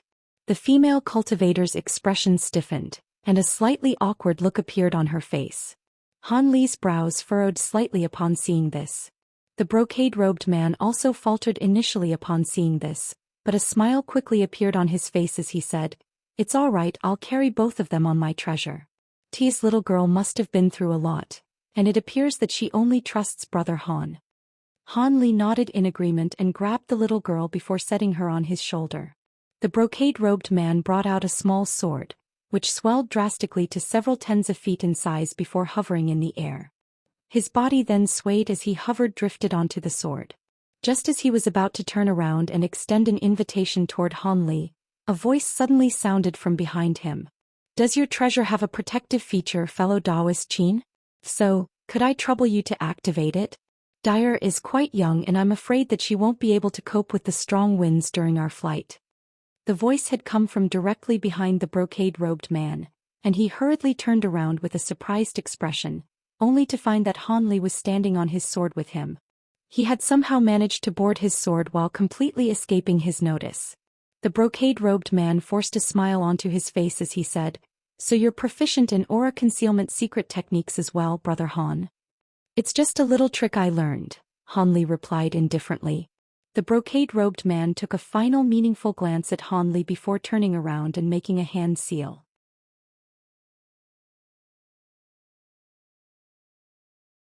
Yellow light abruptly shimmered from the flying sword underfoot, manifesting a faint light barrier that shielded all three of them within before the sword flew into the distance as a streak of yellow light. The other two young cultivators also followed closely behind them. It didn't take long before the three streaks of light had disappeared into the distant sky. Half a day later, three streaks of light descended toward a set of undulating hills. On the ground below, there was a vast expanse of tents and wooden huts, as well as other types of makeshift structures set up, extending for a stretch of several kilometers. "You're back, Senior Marshal Brother Qin. Oh, and you found Brother Han as well." As soon as the three streaks of light descended in front of a certain wooden cabin, a blue-robed young man rushed over to them with an elated expression. "Thankfully, our trip wasn't made in vain.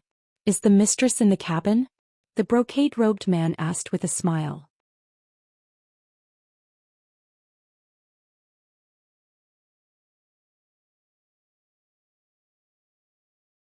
"Mother is currently discussing some things with Leader Zhang.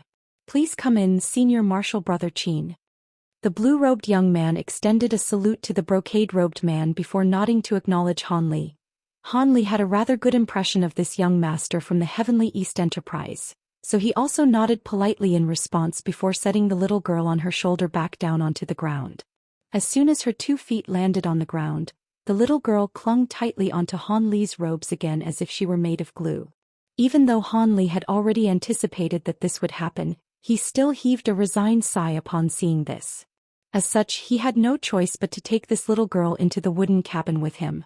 The cabin was a makeshift one, so it wasn't very large in area, only around 70 to 80 feet in size. However, it had been kept very clean and orderly, and there was even a set of intricately crafted sandalwood furniture sitting within the cabin. The beautiful Mistress Fong was sitting in the main seat within the cabin while conversing with Zhang Kui about something. There were also 6 other people standing off to the side with their hands clasped behind their backs in a respectful manner. There was a pair of gray-robed men, who were none other than the guards that had been taught a lesson by Han Li a while ago, as well as Luer and the 3 other young female servants. "You're finally back, Immortal Qin. I was planning to send Leader Zhang out to look for you. You also brought Deputy Leader Han back with you? Looks like I won't have worry about sending out a separate search party for him now. Also, isn't that City Lord Zhao's granddaughter?" A surprised expression appeared on Mistress Fong's face as she caught sight of Han Li and the little girl that was clinging to his robes. Everyone else was also quite surprised to see the duo, and the 4 young female servants were naturally quite elated to see that Han Li was safe and well. "City Lord Zhao? Are you referring to the City Lord of Yuan City?" the brocade-robed man asked. "Which other City Lord could I be referring to?" Mistress Fong asked with a rather peculiar expression. With the body refinement techniques that City Lord Zhao has cultivated, he's no less powerful than a late Foundation establishment cultivator. Even though the city has been destroyed, he should have managed to survive that ordeal. I'm sure he would be overjoyed to see his beloved granddaughter. "Is City Lord Zhao or any members of his family here?" the brocade-robed man asked with a contemplative expression. I think a butler and a few servants of the Zhou Manor are living nearby. I'll send someone to look for them right away. Mistress Fong smiled in response before assigning the task to one of the gray-robed guards standing in the cabin. She didn't seem too interested at all in asking about why this little girl was with Han Li. After everyone had taken a seat, Mistress Fong's brows furrowed as she mused. I really am quite surprised that you were able to remain completely unscathed in the face of the beast torrent, Deputy Leader Han. However, I can't help but feel that something is amiss.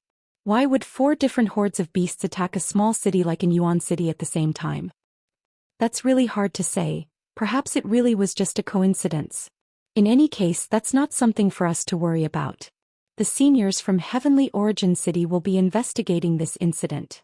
The brocade-robed man replied with a shake of his head. Mistress Fong nodded and said, You're right, Immortal Qin. If in Yuan City had 100 more Foundation Establishment cultivators as reinforcements, we would have been able to withstand this beast torrent. It would have been impossible to recruit the assistance of so many cultivators.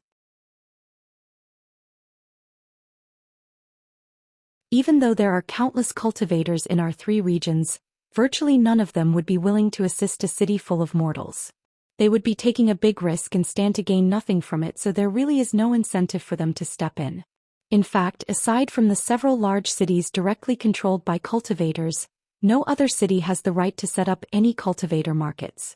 This is the reason why beast torrents are never a problem for those large cities. Millions of low-grade cultivators are present in those cities at any given time during the day, so no beasts would dare to attack them, the brocade-robed man replied in an indifferent manner. Millions. Han Li knew that there was a staggering number of cultivators in the spirit realm, but he was still stunned to hear that just a single city could be inhabited by so many cultivators. Indeed, the Heavenly Origin region is extremely vast, and mortal cities only account for a tiny area within the region, so it's only natural that immortals wouldn't pay any heed to them. Mistress Fong heaved a forlorn sigh. In response to the slightly accusatory tone in Mistress Fong's words, the brocade-robed cultivator could only give a wry smile. Everyone was aware of the conflict between mortals and cultivators, and the subject wasn't something a mere Foundation Establishment cultivator like him could comment on. Right at this moment, someone delivered a report from outside the wooden cabin. Mistress Fong, City Lord Zhao's butler, is here. Would you like me to take him inside? Of course, please invite him into the cabin, Mistress Fong immediately replied. Yes. The door was opened from the outside and 3 people strode in. One of them was the gray-robed guard, while the other 2 consisted of a slender young woman and an elderly man with a head of snowy white hair. As soon as these 2 entered the room, the expression on Dyer's little face changed drastically. It really is the young mistress. This is great. Are you all right, young Mistress Dyer? The young woman immediately rushed over to Dyer and crouched down beside her as tears welled up in her eyes. The little girl also let go of Han Li's robes for the first time as she threw her little arms around the young woman and burst into sobs. Thank you for recovering our young mistress, Mistress Fong. Master would have my head on a plate if the young mistress had gone missing. The elderly man was also very elated, and he hurriedly extended a grateful bow to Mistress Fong. I was not the one who rescued her, it was Deputy Leader Han who saved young Mistress Zhao's life, Mistress Fong conceded truthfully. You have my eternal gratitude, young Master Han. I'll be sure to report this matter to my master so he can issue you a handsome reward for your efforts. There's no need to thank me, I only bumped into your young mistress by chance. You can take her away now. Han Li waved a hand in response. The elderly man extended some further words of gratitude before taking his leave along with Dyer and that young woman, who appeared to be a servant.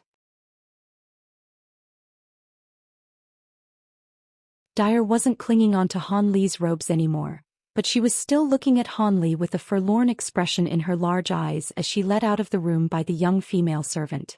The little girl was like an adorable little puppy, and Han Li was suddenly struck by a childish impulse as he put on a theatrical grimace for her. The little girl immediately burst into laughter at the sight of Han Li's comical expression, and she finally departed from the cabin with a sweet smile on her face. The brocade-robed man had been keeping an eye on Han Li this entire time, and he suddenly said, Looks like you've grown quite fond of that little girl, Brother Han. Even if City Lord Zhao managed to escape with his life from that beast torrent, The entire city was destroyed and most of its population was slain by those beasts. Regardless of what excuses he has to offer, he's still going to be held accountable for this incident. It looks like the Zhao family is in a rather precarious situation. What does that have to do with me? I'll let the Zhao family worry about themselves. Han Li cast an indifferent glance toward the brocade-robed man in response. He looks like I was overthinking the issue.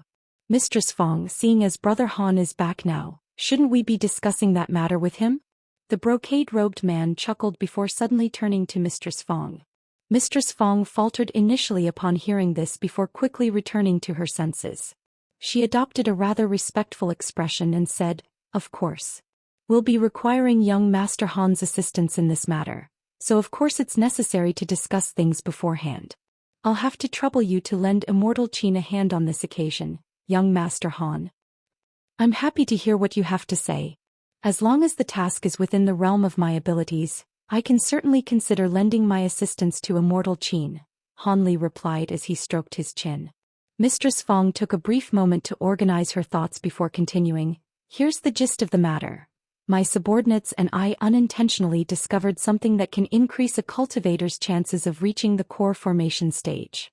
Han Li listened expressionlessly and no one could tell what he was thinking. Meanwhile, in a forest that was several thousand kilometers away, a ball of purple light was rapidly flying through the air. Behind him were two flying beasts, one large and one small. The larger one was astonishingly massive while the smaller one was shimmering with blue light. They were none other than the two leaders of the beast hordes that had appeared at An Yuan City a few days ago.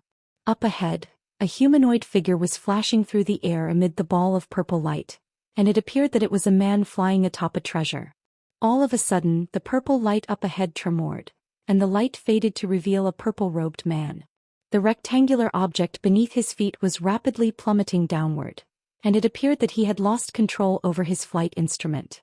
The two flying beasts behind him were naturally ecstatic to see this, and they caught up to him following just a few flashes. One of them flapped its wings as countless streaks of yellow light shot forth, converging toward the purple-robed man like a torrential storm of light. Meanwhile, the smaller of the two beasts opened its mouth, and a loud thunderclap immediately rang out as a piercing arc of blue light erupted from within. An urgent look appeared on the purple-robed man upon seeing this, and he let loose an almighty cry as he abruptly stomped both feet down onto his dysfunctional flying instrument. Thus, the speed of his descent was increased by several-fold as plummeted from the sky like a shooting star, thereby allowing him to just barely evade the oncoming attacks before disappearing without a trace into the forest down below.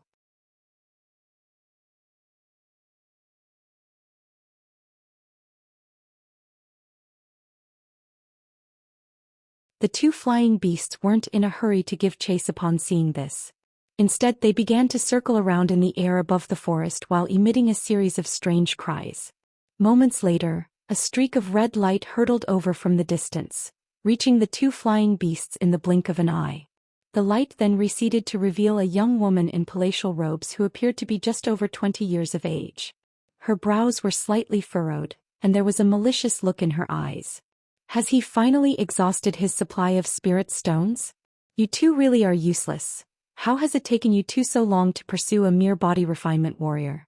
If it's not for the fact that I have to restrict my magic power fluctuations, I'd have captured him myself long ago." The young woman looked at the forest down below with a cold expression before turning her gaze toward the two flying beasts in a displeased manner.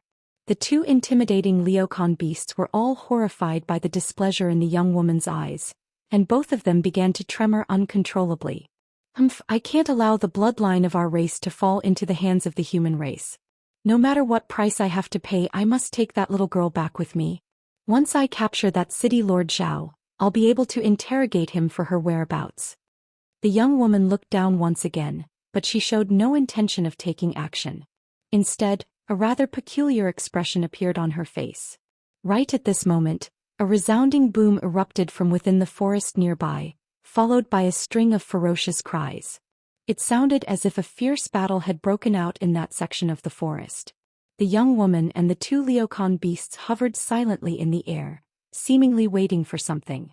After a short while, the commotion in the forest came to an abrupt halt, following which 3 balls of black qi and a ball of yellow qi rose up into the air and flew directly toward them. They were none other than the 3 snake demons that had led the army of crimson python beasts a few days ago, as well as a massive sandbug beast that was around 40 to 50 feet in size. The snake demon with the head of a human was currently holding a half-dead human in its hands.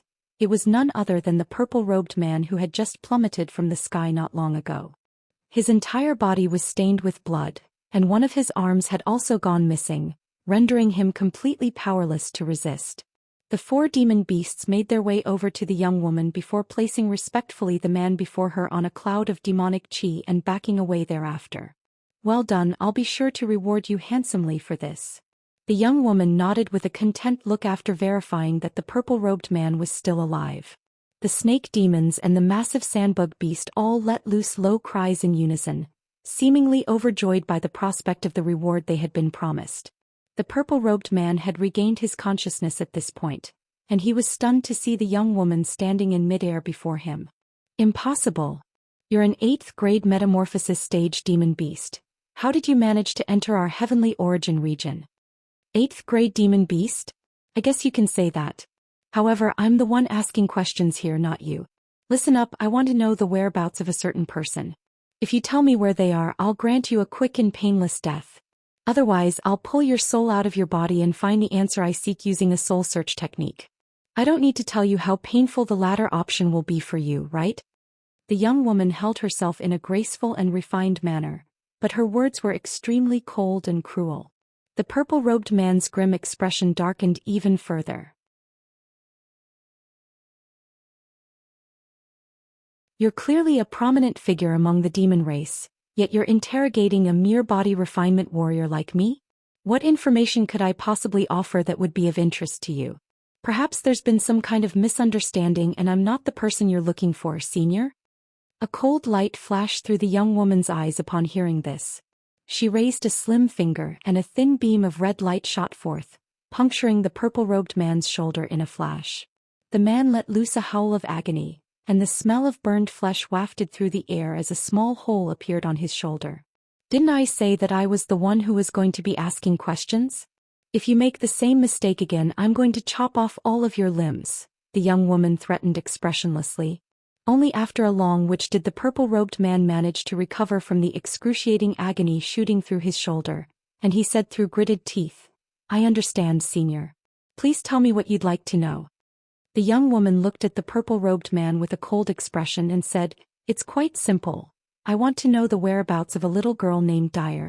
Don't tell me you don't know her, she's your only granddaughter." "Dyer? You're from the Black Phoenix race?" the purple-robed man exclaimed. "Correct. Looks like you knew all along that Dyer had the bloodline of our Black Phoenix race. If it weren't for the fact that you're constantly hiding in your city with your granddaughter like a cowardly turtle, I wouldn't have had to go to the trouble of deploying such a massive beast torrent to attack your Yuan city. The entire city's been destroyed, but I still haven't found your granddaughter, so I can only come to you for answers," the young woman revealed with a cold smile. "I knew it. There was no way we could have kept the Black Phoenix Demon King in the dark," the purple-robed man murmured as the final trace of hope faded from his eyes. "It's good that you know your place. But then again, you humans sure are brave. Not only did you send someone to seduce the young master of our Black Phoenix race, you even dared to sneak the bloodline of our holy race back to your human race. Do you really that the Black Phoenix race won't be able to do anything just because you fled back to the 3 regions of the human race?" The expression on the young woman's face gradually cooled even further as she spoke. "My daughter has already passed away because of Dyer. What more do you want?" The purple-robed man also cast aside all inhibitions as he gritted his teeth with an expression of resentment and fury. "What do we want? We want to take Dyer back to our Black Phoenix Palace, of course. Even though she's half-human, she still has the bloodline of our holy race running through her veins, so she can't be allowed to remain with you humans. I'm glad that your daughter already died. It saves me from having to hunt her down myself. Now tell me where that little girl is." The young woman seemed to be losing her patience. The purple-robed man glowered at her for a long while before spitting through gritted teeth. "I don't know." The young woman's expression remained completely unchanged, and it seemed that she was not surprised in the slightest by the man's answer. However, her body then swayed as she flashed through the air toward the purple-robed man, then grasped her 5 slim fingers over the top of his head. "Take one final look at this world. You'll cease to exist in a moment," the young woman said in a cold voice before blue light flashed from her fingertips. The purple-robed man's eyes rolled into the back of his head as he entered a state of complete sensory deprivation. After a while, a dried corpse that had been reduced to only several feet in size plummeted from the sky and disappeared into the forest down below. "Things are a little more troublesome than I expected. I didn't think that man would be so stubborn and patriotic. He gave orders to his subordinates to execute his granddaughter if they don't meet up after 10 days. Who would have thought that he could be so cruel? Looks like rather sacrifice his only granddaughter for the sake of the human race than see another high-grade demon beast rise up among our Black Phoenix race. Thankfully he's just a body refinement warrior. If he were a cultivator instead, perhaps he would have developed into quite a formidable figure. So this means that he wasn't actually with his granddaughter on the day that Yuan City was destroyed. Are you sure none of you saw the person I'm looking for on that day?" The young woman suddenly turned to the demon beasts beside her with a cold and interrogatory gaze. The demon beasts glanced at one another before letting loose a string of strange cries in an extremely respectful manner. The young woman's brows furrowed upon seeing this. All of a sudden she flipped a hand over and a crimson bead appeared over her palm.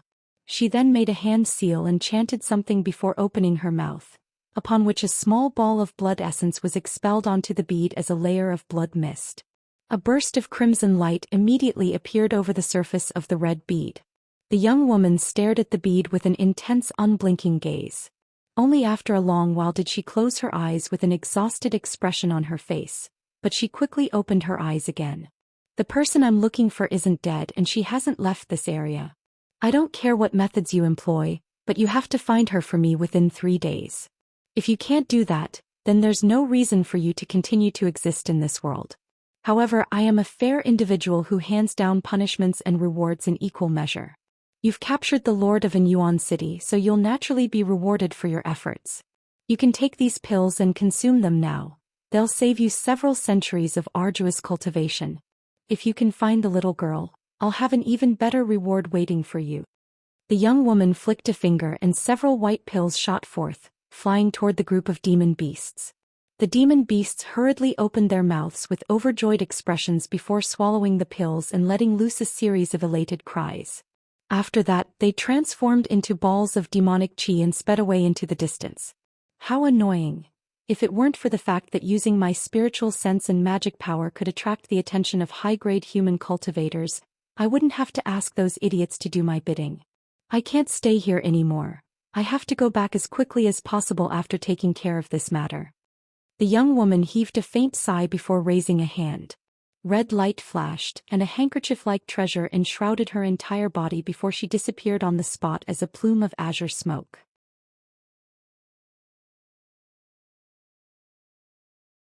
Not long after she vanished, one of the seemingly ordinary trees in the forest down below suddenly warped and transformed into a black-robed elderly man with a set of sinister facial features. The man was holding a dried corpse in his hands, and it was none other than the corpse of the purple-robed man. "I didn't think I'd see the demonic maiden of the Black Phoenix race here. Looks like her cultivation base is far superior to mine, and I most likely wouldn't have been able to escape her notice if it weren't for the fact that she's really wary about releasing her spiritual sense. Who would have thought that someone with the bloodline of the Black Phoenix race would be dwelling in Yuan City? This is a brilliant opportunity for me. This body will be quite useful for me." The elderly man chuckled before tossing the dried corpse into the air. He then rubbed his hands together before raising them over his head. A burst of gray mist suddenly obscured the entire dried corpse, following which an incredible scene unfolded.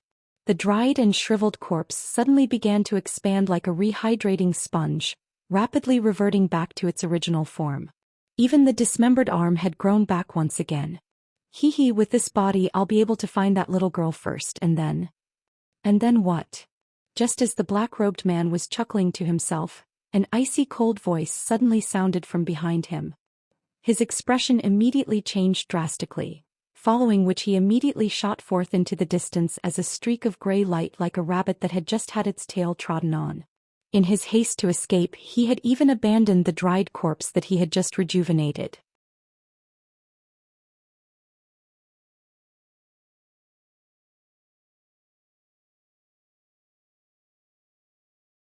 following a fierce cry, a jeg of black flames shot forth, transforming into a glistening inky black bird that was around 10 feet in size.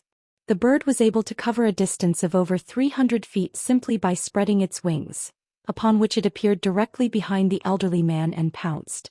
The black-robed elderly man was clearly no ordinary cultivator either. He knew exactly what was happening behind him without even turning his head, and he immediately let loose an almighty roar. He swept a sleeve behind him while laying his other hand over the top of his head. A small gray flag and a green jade fan immediately appeared behind him in unison, transforming into two robust barriers of light, one gray and one green, which shielded the man's body within.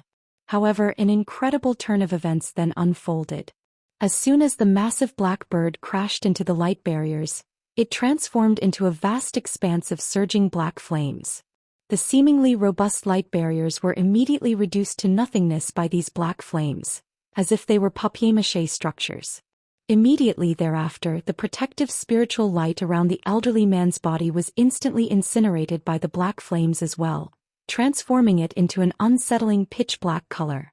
The elderly man didn't even get a chance to utter a single sound before his body and his nascent soul were reduced to ashes within the flames. The black flames then swept up into the air, transforming into a huge black bird again before flying back the way it had come.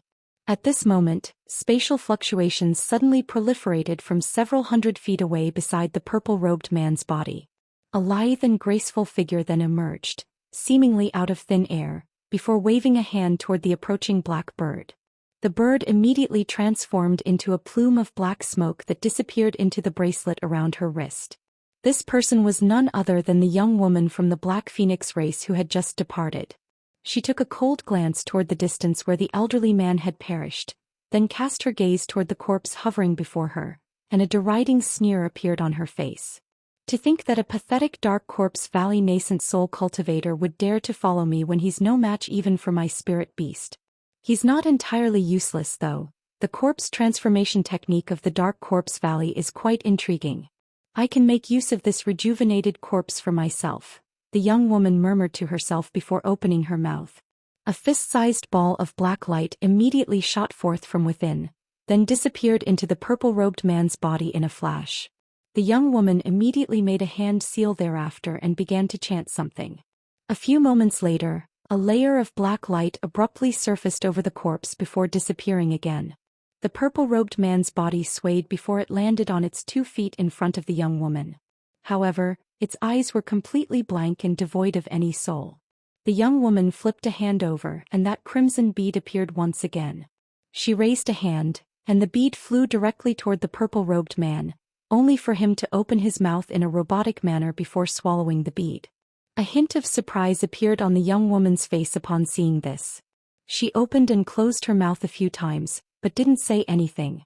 Almost at the exact same moment, the purple-robed man before he adopted the same expression that was on her face, and he opened his mouth to speak in her stead in an identical voice to the one he used when he was still alive. Not bad. As long as no nascent soul cultivators appear, there should be no one who can notice anything amiss with this body. It can act as my avatar and take care of everything for me. The woman giggled to herself in a rather unsettling manner before vanishing on the spot again. The purple-robed man was left standing by himself in the middle of the forest. After a while, the man suddenly began to walk away, and disappeared into the forest in the blink of an eye. Thus, peace and quiet quickly settled over this area again as if nothing had ever happened. At the same time in Mistress Fong's wooden cabin, Han Li had already heard her description of the duty that was to be assigned to him, and he currently wore a contemplative look on his face. So you're asking me to accompany Immortal Qin to a demon beast nest to secure a 7-leaf een blood clover, but a restriction has been set up on the only passageway leading to the spirit herb. As such, you need a powerful body refinement warrior to break that restriction, is that correct? Han Li asked in a slow voice. That's right, Brother Han. Even though cultivators like us can also forcibly break through this restriction, there's a good chance that the guardian demon beast there will notice us if we were to use our magic power, and it'll consume the herb itself rather than allow us to take it. As such, we can only enlist the help of a mortal without any magic power. Of course, I won't be asking you to take this risk for me free of charge, Brother Han. I'll be sure to reward you handsomely after the event, the brocade-robed man replied in an earnest voice. A handsome reward, eh? A faint smile appeared on Han Li's face. That's right. Have you heard of our sect's 9 profound bright jade pond, Brother Han? The water in the pond possesses some kind of incredible power. It isn't very useful to us cultivators, but it's extremely beneficial for mortals cultivating body refinement arts. Can stimulate the entire body and assist one in making a breakthrough. Of course, this effect is only applicable once per person. After you use it once, it won't work again no matter how long you bathe in it. This is why many body refinement warriors are quite friendly with our sect, and there's no lack of high-grade body refinement warriors among them. If you can help me secure this spirit medicine, my martial brothers and I will request for an opportunity for you to bathe in that pond. What do you think, Brother Han? The brocade-robed man turned to him with an expectant gaze. The 9 profound bright jade pond? That's the first time I've heard of it. A hesitant look appeared on Han Li's face. That's no surprise, seeing as you seem to have come from a faraway land, Brother Han. Our Golden Jade sect isn't an overly large sect, but all of the body refinement warriors in the surrounding area are aware of our sect and our pond. You'll only have to ask around to verify the authenticity of my offer, the brocade-robed man said with a smile. Han Li fell silent again upon hearing this. Only after a long while did he ask, I'll only be responsible for breaking the restriction, right? My services won't be required in any other areas? Han Li was expressing a degree of interest toward the offer, and the brocade-robed man was ecstatic to see this. Of course.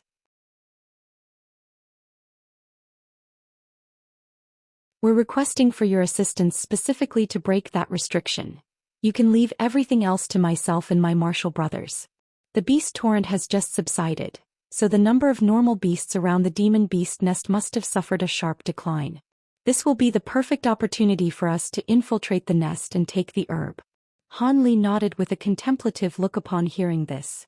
In all honesty, if any reward other than a chance to bathe in the 9 profound bright jade pond had been offered to him, he would have turned down the proposal.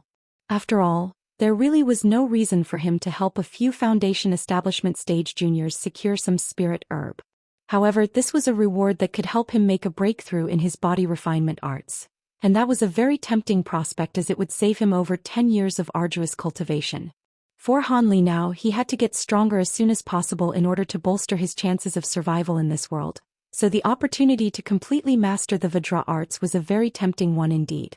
For a formation spell master like him, any restriction set up by some low-grade demon beasts would surely pose no challenge at all.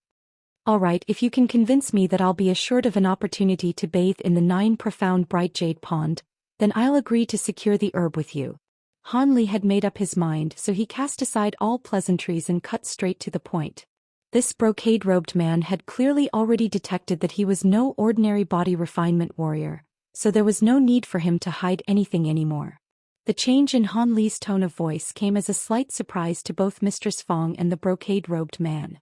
However, Mistress Fong was an extremely intelligent woman, and she quickly grasped the reason behind Han Li's shift in demeanor. Even so, she merely smiled while refraining from making any interjections. It's understandable that Brother Han would want a guarantee from me. Bring out that thing.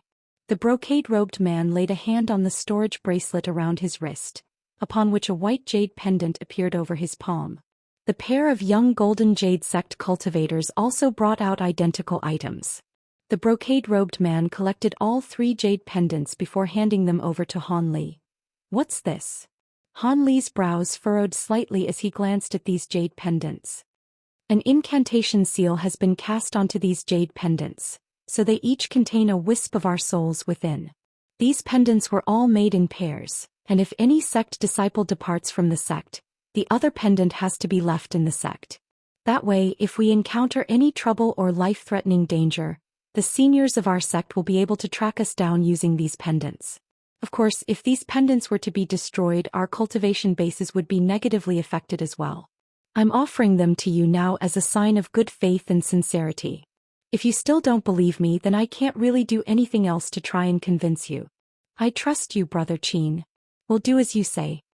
Even though Han Li was unable to release his spiritual sense, His eyes had been cleansed countless times by the bright-sight spirit water, so even without any magic power injection he could see the spiritual power imbued within the jade pendants. As such, it appeared that the brocade-robed man was telling the truth. Thus, he pocketed the jade pendants with a faint smile on his face. Even if these jade pendants turned out to be counterfeit after all, he could easily take care of a trio of small fry like them if they were to try and revoke their promise. The three cultivators were all overjoyed that Han Li had agreed to this proposal. Thus, they decided to set off for the spirit herb the day after the next, and after chatting for a while longer, all of them departed from the wooden cabin.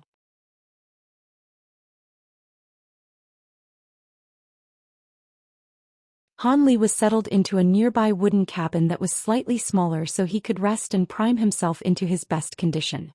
A night and a day passed uneventfully in the blink of an eye, but when night fell again on the second day, this makeshift human settlement suddenly erupted into activity. This is because the Lord of an Yuan city had appeared completely unscathed in their settlement. This development naturally created a stir throughout the entire encampment. Even Mistress Fong left her wooden cabin to visit City Lord Zhao in person. After hearing about this, the image of Dyer flashed through his mind before his heart settled into tranquility once again. She would be safe now with her grandfather. However, not long after that, someone was sent to Han Li's cabin. It turned out that City Lord Zhao was planning to take his granddaughter to a friend of his in Heavenly Origin City, but Dyer insisted on seeing Han Li again before she left. City Lord Zhao also seemed to be interested in thanking the savior of his granddaughter in person. As such, Han Li made his way out of the wooden cabin after a brief period of contemplation.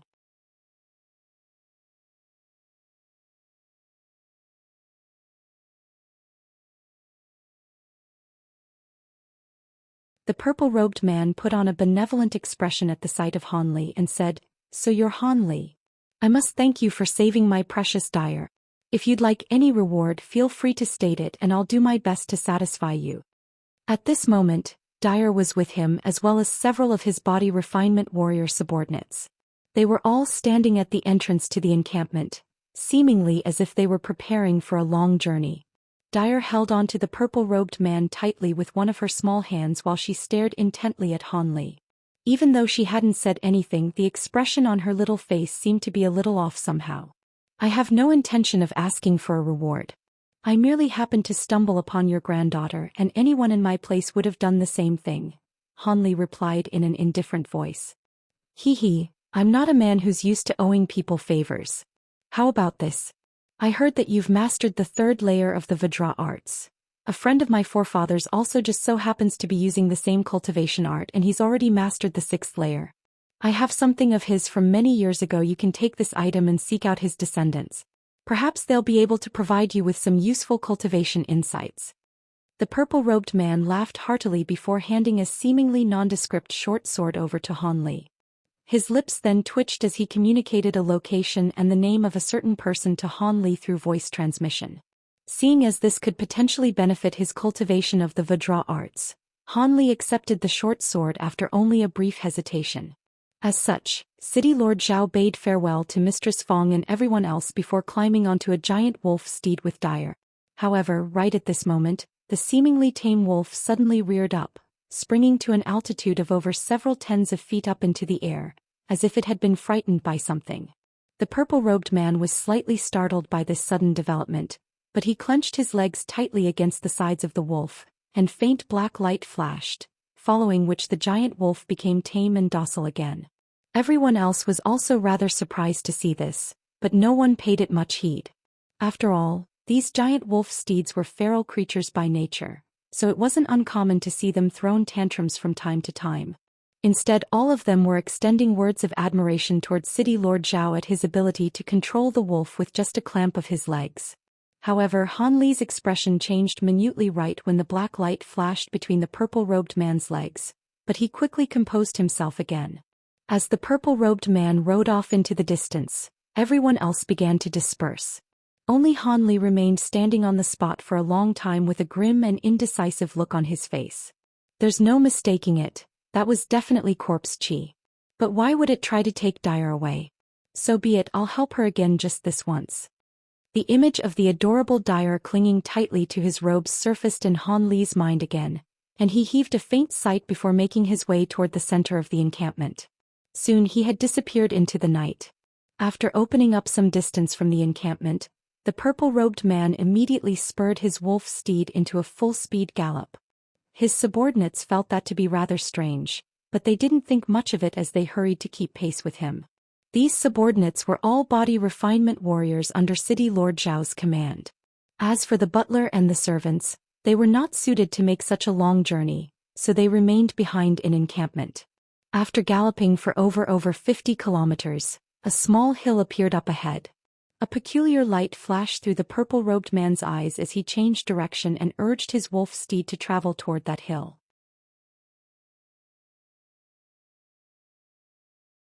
His subordinates were rather perplexed by this, but they still followed along behind him. However, after reaching the summit of the hill, the purple-robed man suddenly tugged on his reins with immense force, causing his wolf steed to stop cold in its tracks. Everyone else behind him naturally also stopped. Right at this moment, a sudden turn of events abruptly unfolded. A massive fissure suddenly opened up in the ground beneath one of the wolf's paws. The wolf and its rider were both swallowed into the ground before they even had a chance to cry out. Everyone else was very alarmed by this development, and they were just about to rush forward to rescue their companion when two bone spears shot forth from the ground, piercing through their bodies like lightning and instantly killing them on the spot. The final person finally realized that something was amiss, and in his shock and horror he immediately turned his wolf steed around and fled into the distance. However, a three-headed black python suddenly appeared, sinking its 3 pairs of fangs into his body before tearing him into 3 pieces. The earth underfoot then tremored as 2 snake demons and a massive sandbug beast emerged from underground. Only then did the purple-robed man turn around with a cold expression and instructed, "Clean everything up, don't leave any signs behind." He then jumped down from the wolf steed with Dyer in his arms. He claimed a cold glare at the giant wolf before abruptly giving it a vicious backhand to the head. The wolf fell dead to the ground before it could even utter a single sound. Its entire head had been smashed like a watermelon, and its brains and intracranial fluids had spilled everywhere. "Stupid beast. You almost blew my cover," the purple-robed man harumphed coldly. Throughout this entire process, Dyer's expression remained completely calm and collected as if she were looking but not seeing anything. This was clearly not the proper reaction a girl of her age should be exhibiting toward witnessing such scenes of bloodshed and slaughter. Soon, the demon beasts had completely consumed the bodies of the knights and their wolf steeds, and it was as if nothing had ever happened in this place. City Lord Zhou nodded with a content expression upon seeing this. However, he then suddenly raised a hand and a burst of black qi abruptly appeared. The black qi manifested itself into a short spear that was 3 to 4 feet in length, and it was hurled like lightning toward what appeared to be nothing but thin air. A loud boom erupted as a shimmering golden fist appeared out of nowhere, shattering the oncoming spear. Faint golden light then flashed as a young man appeared. He was none other than Han Li. He had somehow been able to conceal himself this entire time while following City Lord Zhou for over 50 kilometers from the encampment. "Kill him." The purple-robed man's eyes narrowed as he delivered a cold instruction. The snake demons and the massive sandbug beast on the hill immediately pounced toward Han Li in unison. Among them, the snake demon with the human head seemed to have identified Han Li as the one who had foiled their attempt to attack the Heavenly East Enterprise squad, and a furious expression appeared on its face. It let loose a low snarl before hurling its 2 bone spears through the air. Meanwhile, the 3-headed snake beside it sprang into the air as well. As for that massive sandbug beast, it opened its mouth and blasted a jet of green liquid directly toward Han Li. "No." Dyer's expressionless facade finally crumbled upon seeing this. In contrast, the purple-robed man beside her remained completely expressionless. In the face of these joint attacks, a cold smile appeared on Han Li's face. He clenched his fists before aiming devastating punches toward the 2 bone spears. Following 2 loud thumps, the 2 bone spears shattered as if they had been struck by sledgehammers, crumbling into broken shards in the blink of an eye. At the same time, that jet of green liquid had also appeared overhead. Han Li's body immediately swayed without any hesitation, and his body appeared several tens of feet away, leaving a trail of afterimages in his wake. Thus, the green liquid came spilling down onto the ground where Han Li had been standing just a moment ago. Large amounts of white foam immediately began to surface, along with a putrid stench that wafted through the air. This green liquid was clearly extremely corrosive. Right at this moment, the three-headed snake used the green liquid as a smokescreen and pounced on Han Li like lightning. Han Li seemed to have been caught completely off guard, and both his shoulders as well as his neck were caught between the snake's jaws. The other snake monster and the sandbug beast were ecstatic upon seeing this, and they immediately converged toward him. Han Li's expression darkened as he let loose a cold harumph. He grabbed on the snake's heads with both hands, then tore it cleanly away from its body in one powerful motion. The snake beast was thrown into a blind fury by its excruciating agony, and its other two heads sank their fangs into Han Li's shoulders with even greater maddened ferocity. However, Han Li merely swept his hands gently through the air, and the snake beast's other two heads were also decapitated amid a burst of golden light. After activating the power of the fourth layer of the Vajra arts to its maximal extent, even Han Li's bare hands were as powerful as treasures. Han Li didn't pause for even a single instant as he twisted around, manifesting several projections to combat the remaining two beasts. Following a burst of ferocious cries and a brief battle, the blood of the two beasts began to rain down from the sky. Han Li emerged from the storm of blood with a cold expression. A loud thump then erupted as he appeared over 100 feet away with his hands clasped behind his back and his back as straight as an arrow. Only then did several sections of dismembered beastly body parts plummet from the sky and crash into the ground, staining the sand down below a crimson red. Han Li was able to easily slay these three beasts with his immensely powerful body. "Who are you and why are you using that corpse to try and fool everyone?" Han Li interrogated in a bone-chilling voice as he approached the purple-robed man on the hill. At the same time, a menacing aura emanated from his body, and a layer of grayish-white chi seemed to have emerged from behind his back. The baleful aura that he had refined using the bright jade arts had been reflexively unleashed by Han Li in that instant. If he were facing a normal opponent, they would most likely be severely debilitated by that baleful aura alone. The purple-robed had been standing calmly on the spot this entire time, and he didn't bat an eyelid even when the three beasts were slain in quick succession.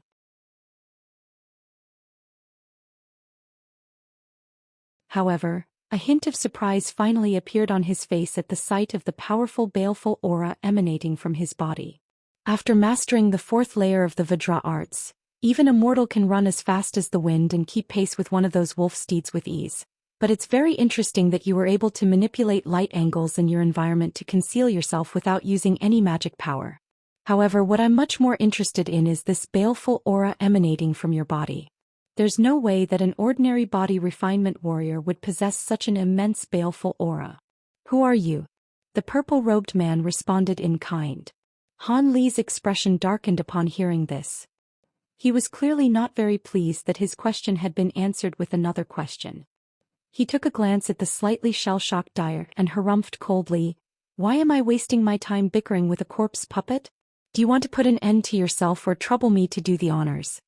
Golden light then flashed all over Han Li's body as he strode toward the hill. You're tuning in to the Zhou Xian's Legacy YouTube channel. Don't forget to subscribe and join us on this journey to catch the most captivating stories.